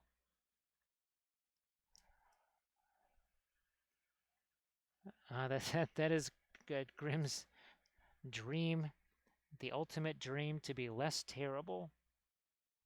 It's all about goals in life, right? That's life needs goals, and if that is your goal to be less terrible, there you are. Girl painting, how you doing? A little bit of a goth morning to you. Hopefully you had yourself a really good Friday and now Saturday. It's not quite Sunday here. We got a little over an hour before it's Sunday. Oh, it's awful, terrible, less terrible, good for table, and then worth streaming. Oh, God. For a second, I read that as worth steaming. Just like, well, that could happen after certain culinary choices, I would guess, in one way or another. We've got ourselves a Muse's Touch. Muse's Touch. Oh yeah, did you guys do your usual Pyro Club Friday? Yes, and I guess okay. The other thing is there a questionable real estate stream coming up in the next week or so? Yes, I meant to ask about questionable real estate. Of course, any more? What is that called? Raft, I think, is what that's called. And then, of course, the monster of the week. So September 28th. So that is coming up 10 days from now. Questionable real estate. If you're in the market for houses that you would never want to live in, well, there you go. That's the stream for you. As we had a little bit more of our lighter orange there. Now this, all we get is a couple of edges there. That's not gonna work. We're gonna turn that from less terrible to even less terrible. There you go. It works everywhere. So girl painting's in the middle of the night. Bread number 2 is proofing and bread number 1 is baking, and now you're bored. Well, girl paint, it is funny because we make a lot of bread references here with the oils. We like to say that you need to let the oils sit there like bread in the proving drawer. Yes, look at us all being a Great British Baking Show. Just hopefully Paul doesn't stick his fingers in us and look for a soggy bottom or something like that, because that's probably not something you can do on Twitch. I guess you can get away with that on public TV, but you certainly can't get away with that on Twitch. Or maybe it just does it a different way, not sure. Not quite sure, but again, speaking of, and Alex is like, whoof, yep, baby, let me tell you, 20 loaves of lambus bread, something's going to be soggy afterwards. It's like, tell me about it, man. Woof, that guy just wrecked the place. Let's go back into our later origin. We got these surfaces down here. Why all of a sudden is our shading end there? We don't want it to just end there. There's all these separate facets. All of a sudden, why do we not have any more of these right there? It's multifaceted. Oh, thanks, girl painting. It's been quite the 24 hours of object source lighting because this was the Gen Con thing that we had to do yesterday. That was yesterday afternoon. Then, well, I mean, this has its own sort of object source lighting when you think about it. I mean, there's plenty of it right here. It's just in 2D. It's a somewhat flatter miniature than we're used to doing, but that was a blast. Didn't actually get to use our fluorescence on that. We were using the Indian yellow, the Terra Rosa. Well, and now we've got our 3 little dwarves, our Vault Warden team, and perhaps maybe even a King's Champion right there.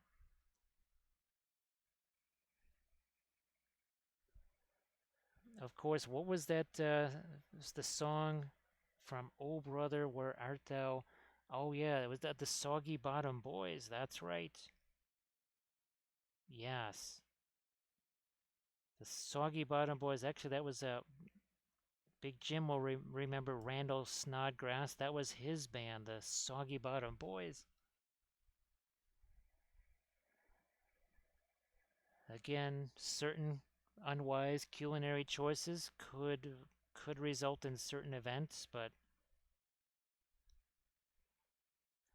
Of course, Dark Queen Schmaladro says, "Yep, I tell you, I'm not even sure the ring was worth it."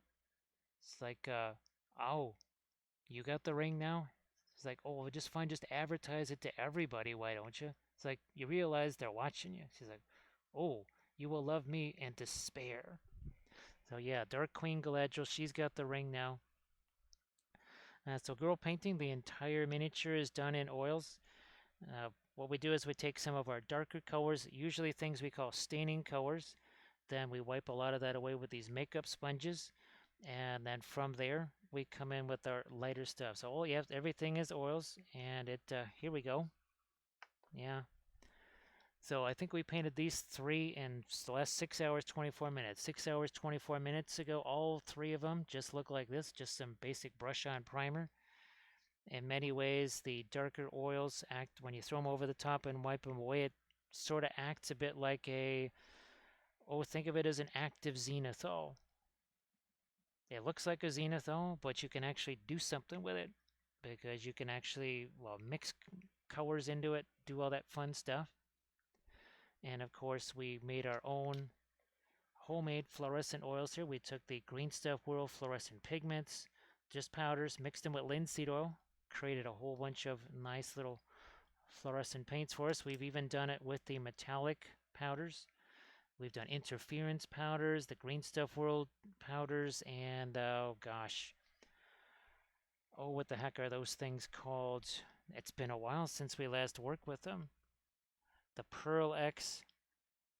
Um, what are those metal powders called? Boy, it's been quite a while since I worked with those. Here, let's get some cooler colors down here. The pearlescent. No, that's one of our colors. Our pearlescent pearl white. Yes, that's right. And well, we do the. I think we did this last Thursday. This one right here. Again, another one of our flatter miniatures. But of course, along come the Saruman and says, "Yep, baby, that's my house. Got the Palantir inside there. Sauron, what do you think, man? We take out Rohan. I know you're all kind of jonesing to wipe out Gondor. There's that. You think Aragorn is in there, but I got him covered, man. Guess what? He's heading to Edoras. Let's get him there." Oh boy. So yes, we can't resist a good puppet show. Micah Flakes, thanks. Thank you so much, Grim. Again, that's the whole thing with the words. Sometimes words are like what is it? A D4 Lego dice. So not only do you get the pointy part of the D4, but you get all the Lego things stuck into your foot too. Yeah, that's what words, they can hit like a Lego brick, right? Sometimes they hit just like a Lego brick, and that's always uncomfortable. So we're just trying to get some cooler colors into there. Oh, I see a whole area here that actually just needs some actual paint on it. Let's do that. An area that was a little bit tough to get to with the pre-glaze. We're going to take some of our Van Dyke Brown here and poof, there we go. Much better. Now the cloak under there, I am going to grab some Fanchon Red here. A little bit of the fluorescent orange there. And all I want to do is just to smooth that out. This is, talk about bread in the proofing drawer. This is an area that we have not touched pretty much since we first started painting this guy. We had to be patient. Don't be hasty, little hobbits. Don't be hasty, little hobbits. Because if you're hasty, well, if you smell like an orc, Treebeard's going to step on you. And Treebeard says, like, dudes, come on, man, cut me some slack. You all smell like orcs to me. So they looked like orcs, and I might have stepped on them. I mean, just for those folks that are wondering why they never see hobbits on the channel here, we have it on good authority that perhaps maybe Boromir may or may not have, shall we say, helped the hobbits maybe fall over the edge of a cliff at Amon Hen. Boromir still denies that. He says, nope, that was not me. Had nothing to do with that. He's just like, yeah, fine. But blame the Gondor guy. Dude, man, they're always, we are always fighting for, yeah, right. You protect Middle Earth. You know, where were you when the Westfold fell?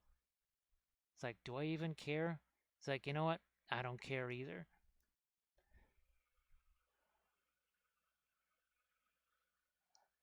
Let's see. So, not. I'll have to. I don't quite know the reference right there. That will have to be explained. Not quite. Oh, that's what we want to do. I want to take a little bit of our blendy brush there and just tone that down. We did just a little bit there. Again, these are 3D printed from Davale Miniatures. And our cave trolls that we painted, those also are from Davale. Now the next cave trolls that you see painted up on the channel at least, well, those are going to be,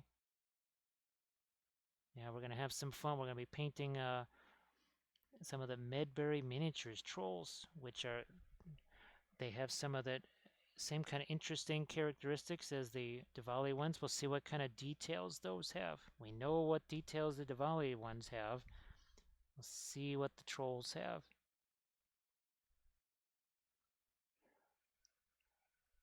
Let's see. You touched a cursed Xbox controller. Now you have a video game superpower. What will you get? I think if you touch an Xbox controller, oh boy, I would like the superpower to mute everybody, every dealer's hall convention microphone. Yes, that's what I want. That's my superpower, is to be able to, at every single dealer's room, whether it's ReaperCon, Gen Con, I don't care what convention is, to be able to instantly mute the microphone of everybody else in the room so that I don't have to shout over them. That's oddly specific, I realize, but you know, sometimes it's my superpower. I get to choose it. That might be one of the most oddly specific superpowers ever chosen. Well, I don't play video games, so I guess I'm not going to have me much of a superpower. Now, of course, if I eat some chocolate-covered raisins, that really that enhances my own normal superpower right there. I'm just imagining Big Jim Slade. He would be able to wear a shark's head and a bear's head at the same time. He would have two heads. He would be like a bear shark Etten. He would be a Breton or something like that.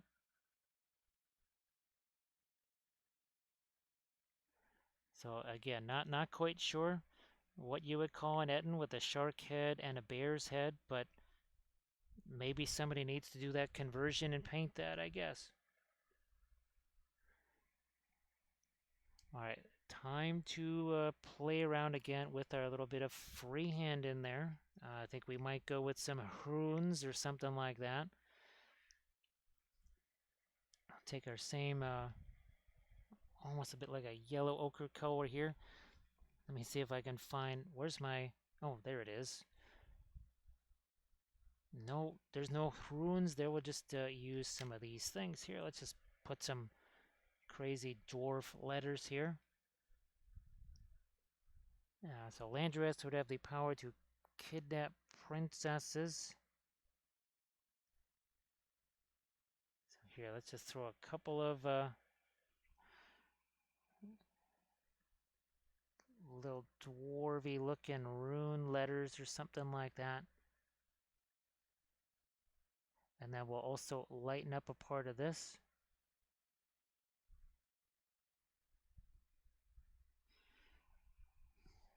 Okay, let's get a couple more of these elongated shapes. Just giving the impression that it's some kind of a some kind of written words.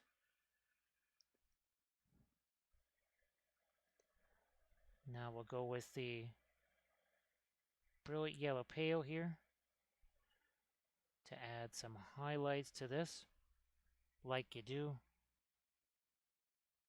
right here along the end. That's it. Remember when we first put this on there, a lot of it was just kind of shading itself. Now all we need to do is just sort of throw the lightest light onto this.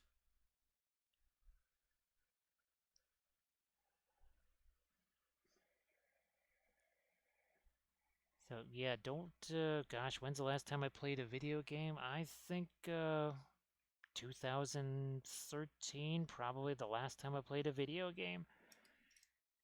I did enjoy Civ 5, the few brief times I got a chance to play that, but, well, video games just have a tendency to crash on me, and because we're using the computers for everything else, like, well, streaming, editing, rendering, and uploading, well, there's no way we can be playing a video game at the same time.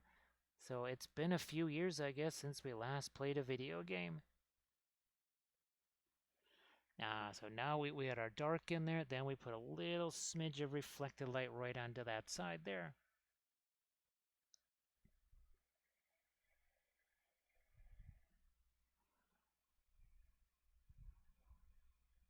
Do I want it?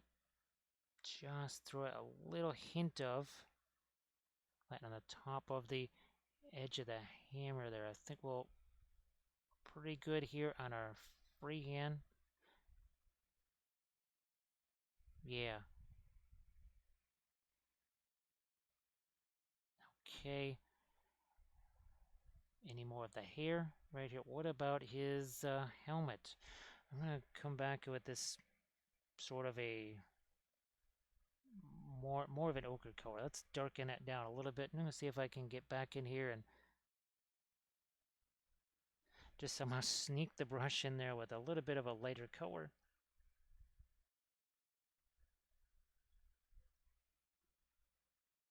And we'll lighten that up like so, maybe a bit more. Brilliant yellow pale, why not?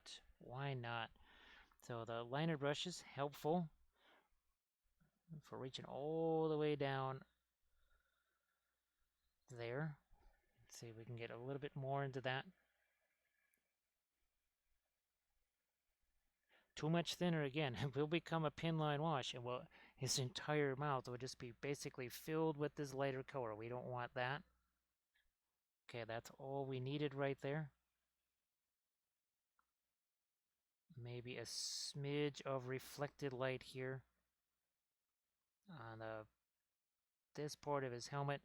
And now, I'm going to go back to the orangey stuff here. It's a little bit like our Dun Lendings. Let's see if we have some of their helmets that have the fiery stuff going on. Do we have that here? Oh, on this one. Yeah, this is a really good example there. So see how we've got on his helmet there, the light sort of reflect. That's what we're trying to do on this part of the dwarf's helmet right over here. Again, like almost a distant sort of a firelight there. Just a little bit, all it takes. In these reflections here, we had the dark, the light middle tone, then the dark, and then we just added this orange right over here. Now we'll see if we can go with our just something that will suffice as our lightest light on some of the scale mail here. See if we can do this.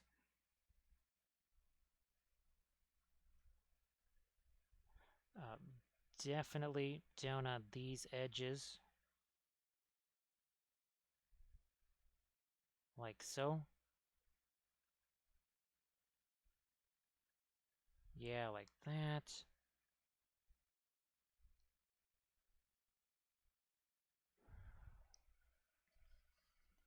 And here, let's do a little bit more of our light here. This also has to be relatively thick, believe it or not. because we already have a decent amount of thin colors there. Remember, thin sticks over thick and vice versa. And a lot of the colors we have on here already are thin.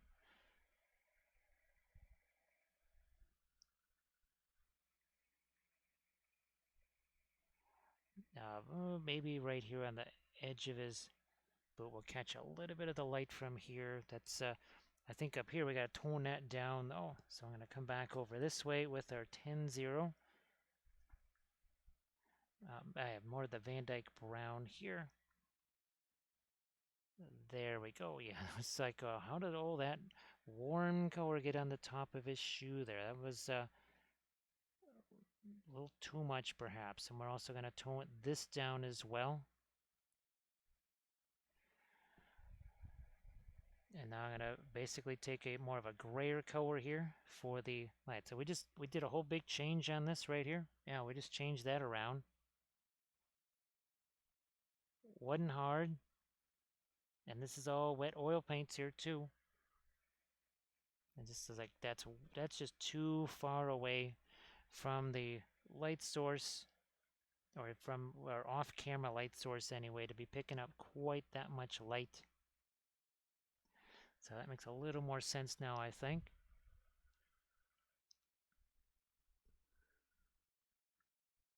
So I'm trying to think of, actually, has anybody played, speaking of the video games, Valheim? Yeah, that was, everybody was playing that. I know it was in beta or whatever it was. Everybody was playing the heck out of that, and all of a sudden, everybody stopped playing that, and it seems like nobody plays that anymore. There was tons of folks playing that, and then all of a sudden, it just seemed like everybody stopped all kind of at the same time. I don't know. I know that some folks, I guess they were just waiting for him to finish whatever the final production version, I guess.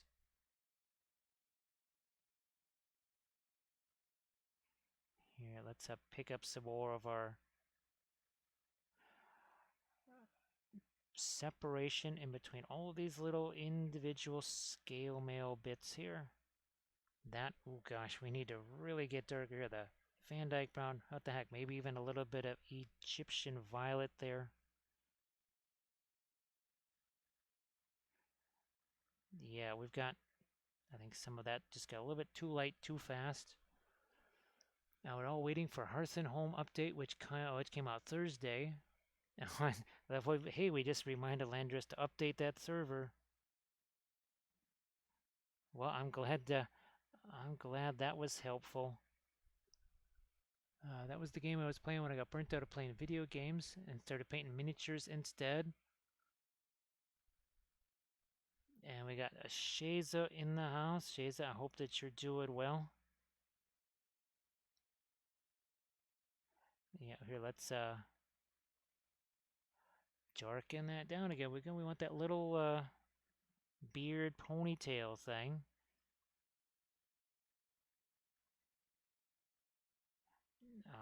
I don't know that. I'm just gonna darken that down, and I'm gonna use this. I want to see what. There we go. That's bad. I just had to simplify it. I was trying to put too much into an area that was way, way too small. That makes way more sense now. That makes a whole lot more sense. Okay, let's go back to our 18-0 here. And figure out how to break that up. That we just got, like over here, even that we need to break that up into some more areas, like what we did on the back plates there. We have to get some more, a little more action in here. See if we can do that here. So some there and a little bit right here along that edge. There we go. Now it looks like there's maybe something around him or next to whatever. There, that's so much more interesting than just a big open area. If you just go look at the Instagram accounts of anybody that does the armor stuff, you will see all kinds of, it's like, wow, I can't believe all that reflects into that armor. So the reason why folks just have such a hard time with the non-metallic metal stuff is, well, you just have to find those references that have the reflections in them. It's all about the reflections. You also want to have those edge contrasts. But unless you're reflecting that light around, it just is never going to look like metal. It never, it doesn't matter what you do. You can have all the non-metallic metal paint sets. Here's looking at you, companies that sell that kind of stuff. You can have all of those you want in the world. They're not going to do you a darn bit of good unless it is the, well, here's the paint set where the guy's wearing a red shirt with a glowing sword, non-metallic metal set. Unless it comes with, oh, and walking on green grass. If you do buy that set, you should be good. Unless your miniature's not doing any of those things, in which case you need yourself another set. Yes. I'll never forget the first time I saw for $50 you could buy a set of 10 gray paints. I literally thought that was some kind of April Fool's joke, some kind of twisted, cruel thing, but no, somebody was trying to make that much money selling a set of 10 gray paints. And I said, I'm in the wrong business. I am approaching this all wrong. I mean, that goes way beyond the oceanfront property in the desert right there. That is rainforest cafe in the Arctic. Like an outdoor cafe in the Arctic. Yes, that's going to work really well. Just like your set of 10 gray paints. And it wasn't like they're different color grays, like a warmer gray, a cooler gray. No, it was just like, well, here's some white. Here's some black. And we'll just put them in different bottles, and people will give us $50 for it. It's kind of like the underpants gnomes. It was the underpants gnomes of paint. That's what it was. Now that also got a little bit too light. And they Green Fairy Studios, thank you very much. Oh my goodness, there's not much of our medicine left. We'll let those little foxy faces get in there and boost the power of our medicine just a bit.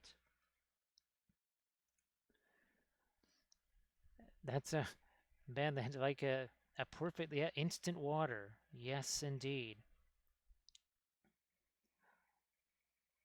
Or let's a polar expedition to Arizona. There we go. That's pretty much the same kind of stuff that it looked like to me. Boy, that was absolutely insane. Couldn't believe what I was seeing. But it was real. It was real. Holy smokes. So thanks so much, Green Fairy Studios. Appreciate that. Don't know if you had a chance to see the ending of the Lothlorien landscape right there. That was a toughie. That one was a bit of a toughie right there, gotta say. There was lots of little challenges on that, no doubt. Next little challenge here is to figure out a way to get a couple of highlights on his here without making it also rival the metal. We're going to let those be dark. We're not going to highlight all the way to the end, just like right here, this little ring, like so. Are we okay on the, I don't know, let's throw a couple of lights here on his beard. His beard ponytail, not sure if that has an actual name or not.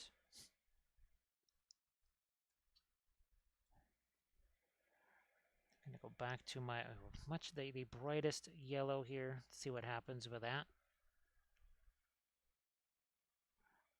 So the brilliant yellow pale, got some orange to it.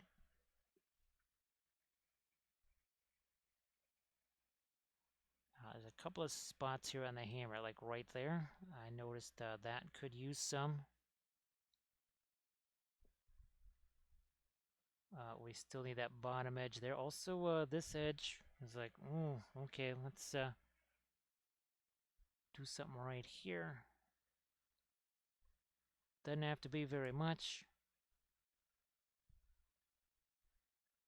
Just enough to make that work. There we go.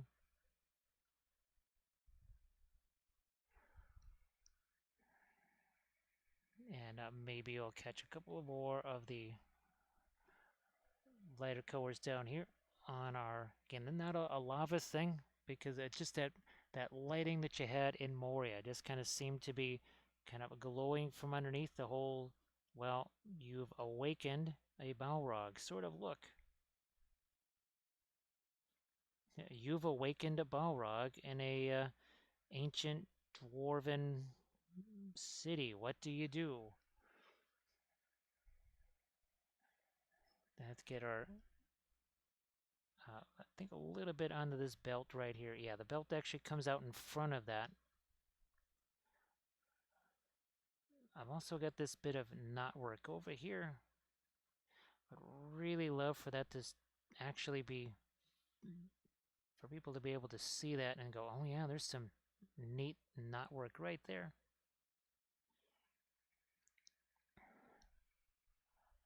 So he's got quite the difference in his armor to our Vault Warden team, but very nice.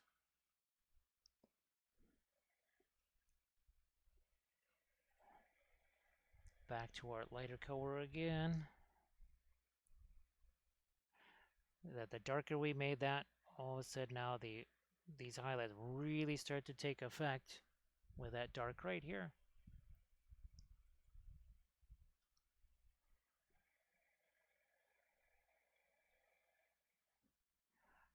How's about we lighten up this too? Get from the bottom. I think this cloak is mostly set. Again, there's probably a couple of little supports that we could have maybe filed down even more, but that's the thing about some of the 3D sculpt. You kind of learn as you're removing them, because you're never really just going to print one of them. You say, okay, next time I'm going to remember that it's got these, there's some more support dots there where I wasn't necessarily expecting them to be. So now I've learned a little bit about these. Again, these are from Davale here. Clearly a Lord of the Rings vibe to them, no doubt about it, but I mean, this could work for anything. It's a dwarf with some hammers, whatever. Let's see. Muse's Touch wants to stop time to get those 2,000 unpainted minis painted. Well, Muse's Touch, I mean, you get the oils out. You get the oils out. You know how it's gonna cut down some of that time. You'll be able to work on multiple figures at once. Even when the paint is dried, you can still do all kinds of fun glazy stuff without watermarks, because, oh, there ain't no water involved. You know you just want to get down into those oils.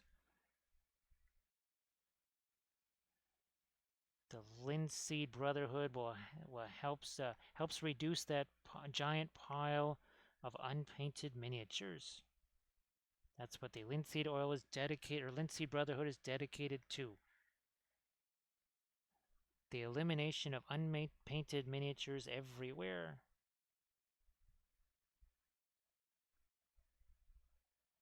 I mean, you would, yeah, see, that's why don't more miniature companies latch on to that? It's like, woof, wait a minute. We'll get people to buy more miniatures because I'll paint them faster. What does everybody tell every miniature company? Oh, geez, I already got hundreds of unpainted miniatures. Why wouldn't a miniature company want to say, let's make that happen faster? Let's do something with oil paints.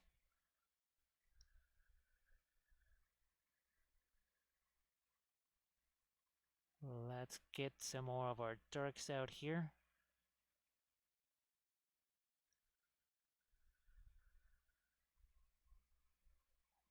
And a little bit more over there. And that, I'm going to just change that. I had sort of that greenish look to it. I don't know. I'm going to go more of a burgundy look maybe to the interior here.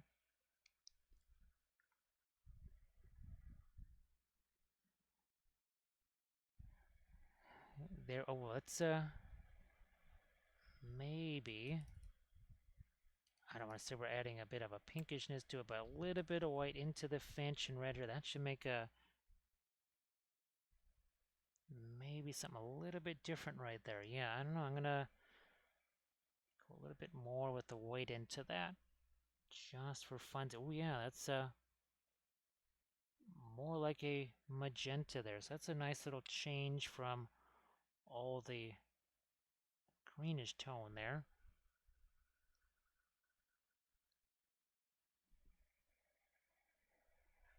Now the contrast paints was a very clever ruse. It got you to buy more contrast paint faster because it seemed like people spilled those jars every 2 seconds.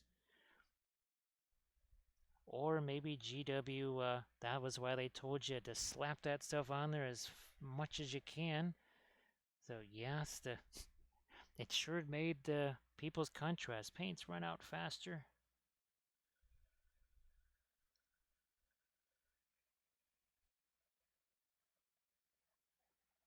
So I think, yeah, that changed the inside of that a little bit. Now it's got a different look from the exterior here. Now the top point of his hammer, I know I'm going to throw a little something here. It's don't want to get too light with that, but I would like the top of this a little. There we go. That's all I needed to do. Is just something like that.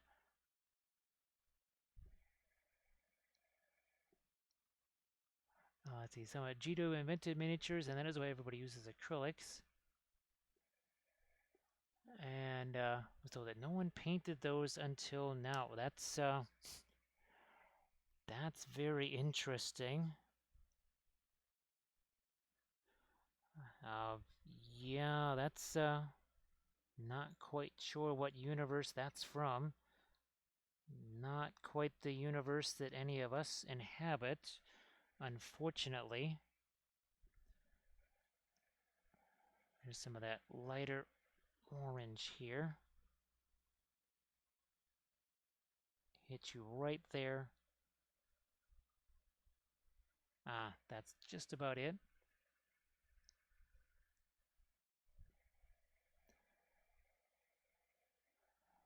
And we'll do a little bit more here. Pretty sure that GW had to be, was it the early to mid 80s? No, it was maybe even the 70s, I think. Because, well, yeah, it was many years ago that they celebrated the 25th anniversary of Warhammer, only then to, well, wipe out Warhammer. But yeah, that was the 25th anniversary of Warhammer was 10 years ago, something like that. Maybe longer, maybe 13 years ago, 14 years ago. So they've been around a long time.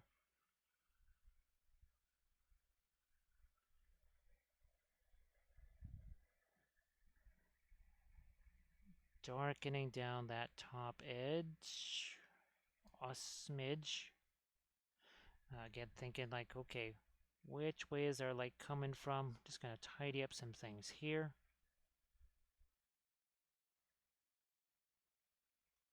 Darken that down. And this thing too. We don't need that to be quite as light, I don't think.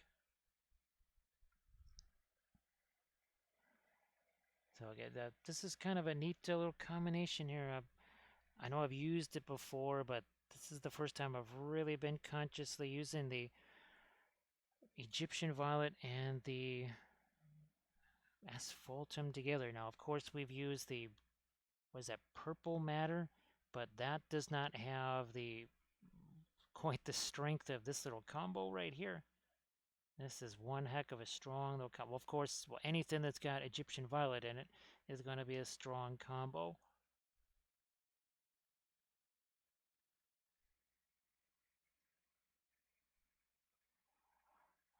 I think we're good here.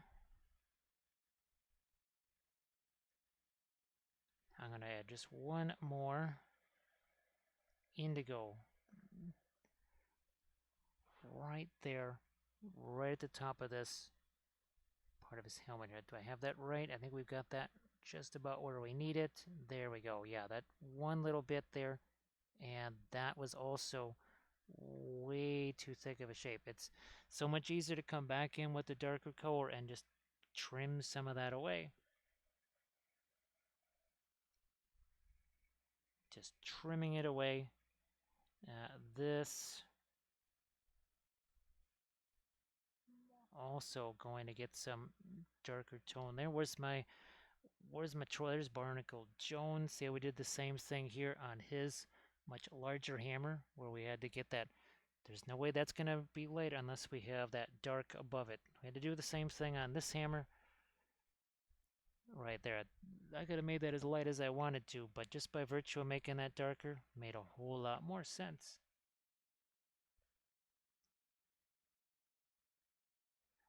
Whole lot more sense. Now, of course, I do think I am going to be scoping out a raiding partner here because we've hit the 7-hour mark today after doing, well, 5.5 hours yesterday, something like that, plus the stream, and we still have to film a video tonight. Holy smokes.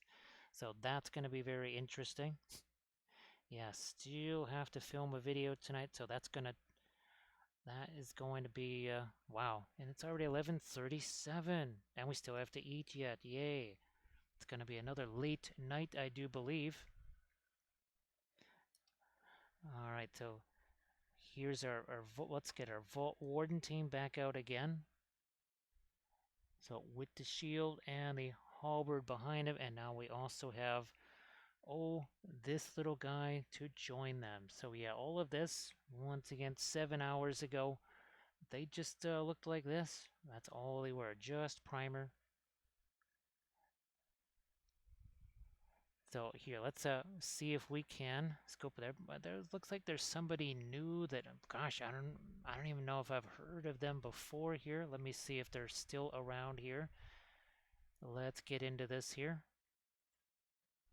Okay, we're just waiting on this. So Fox Mountain Painting is, well, it's hard to tell if they're painting or building things. Let's, Silent by Design looks like they are painting miniatures. I don't know if we've ever rated Silent by Design before. I'm just going to, again, take a look at Fox. I'm going to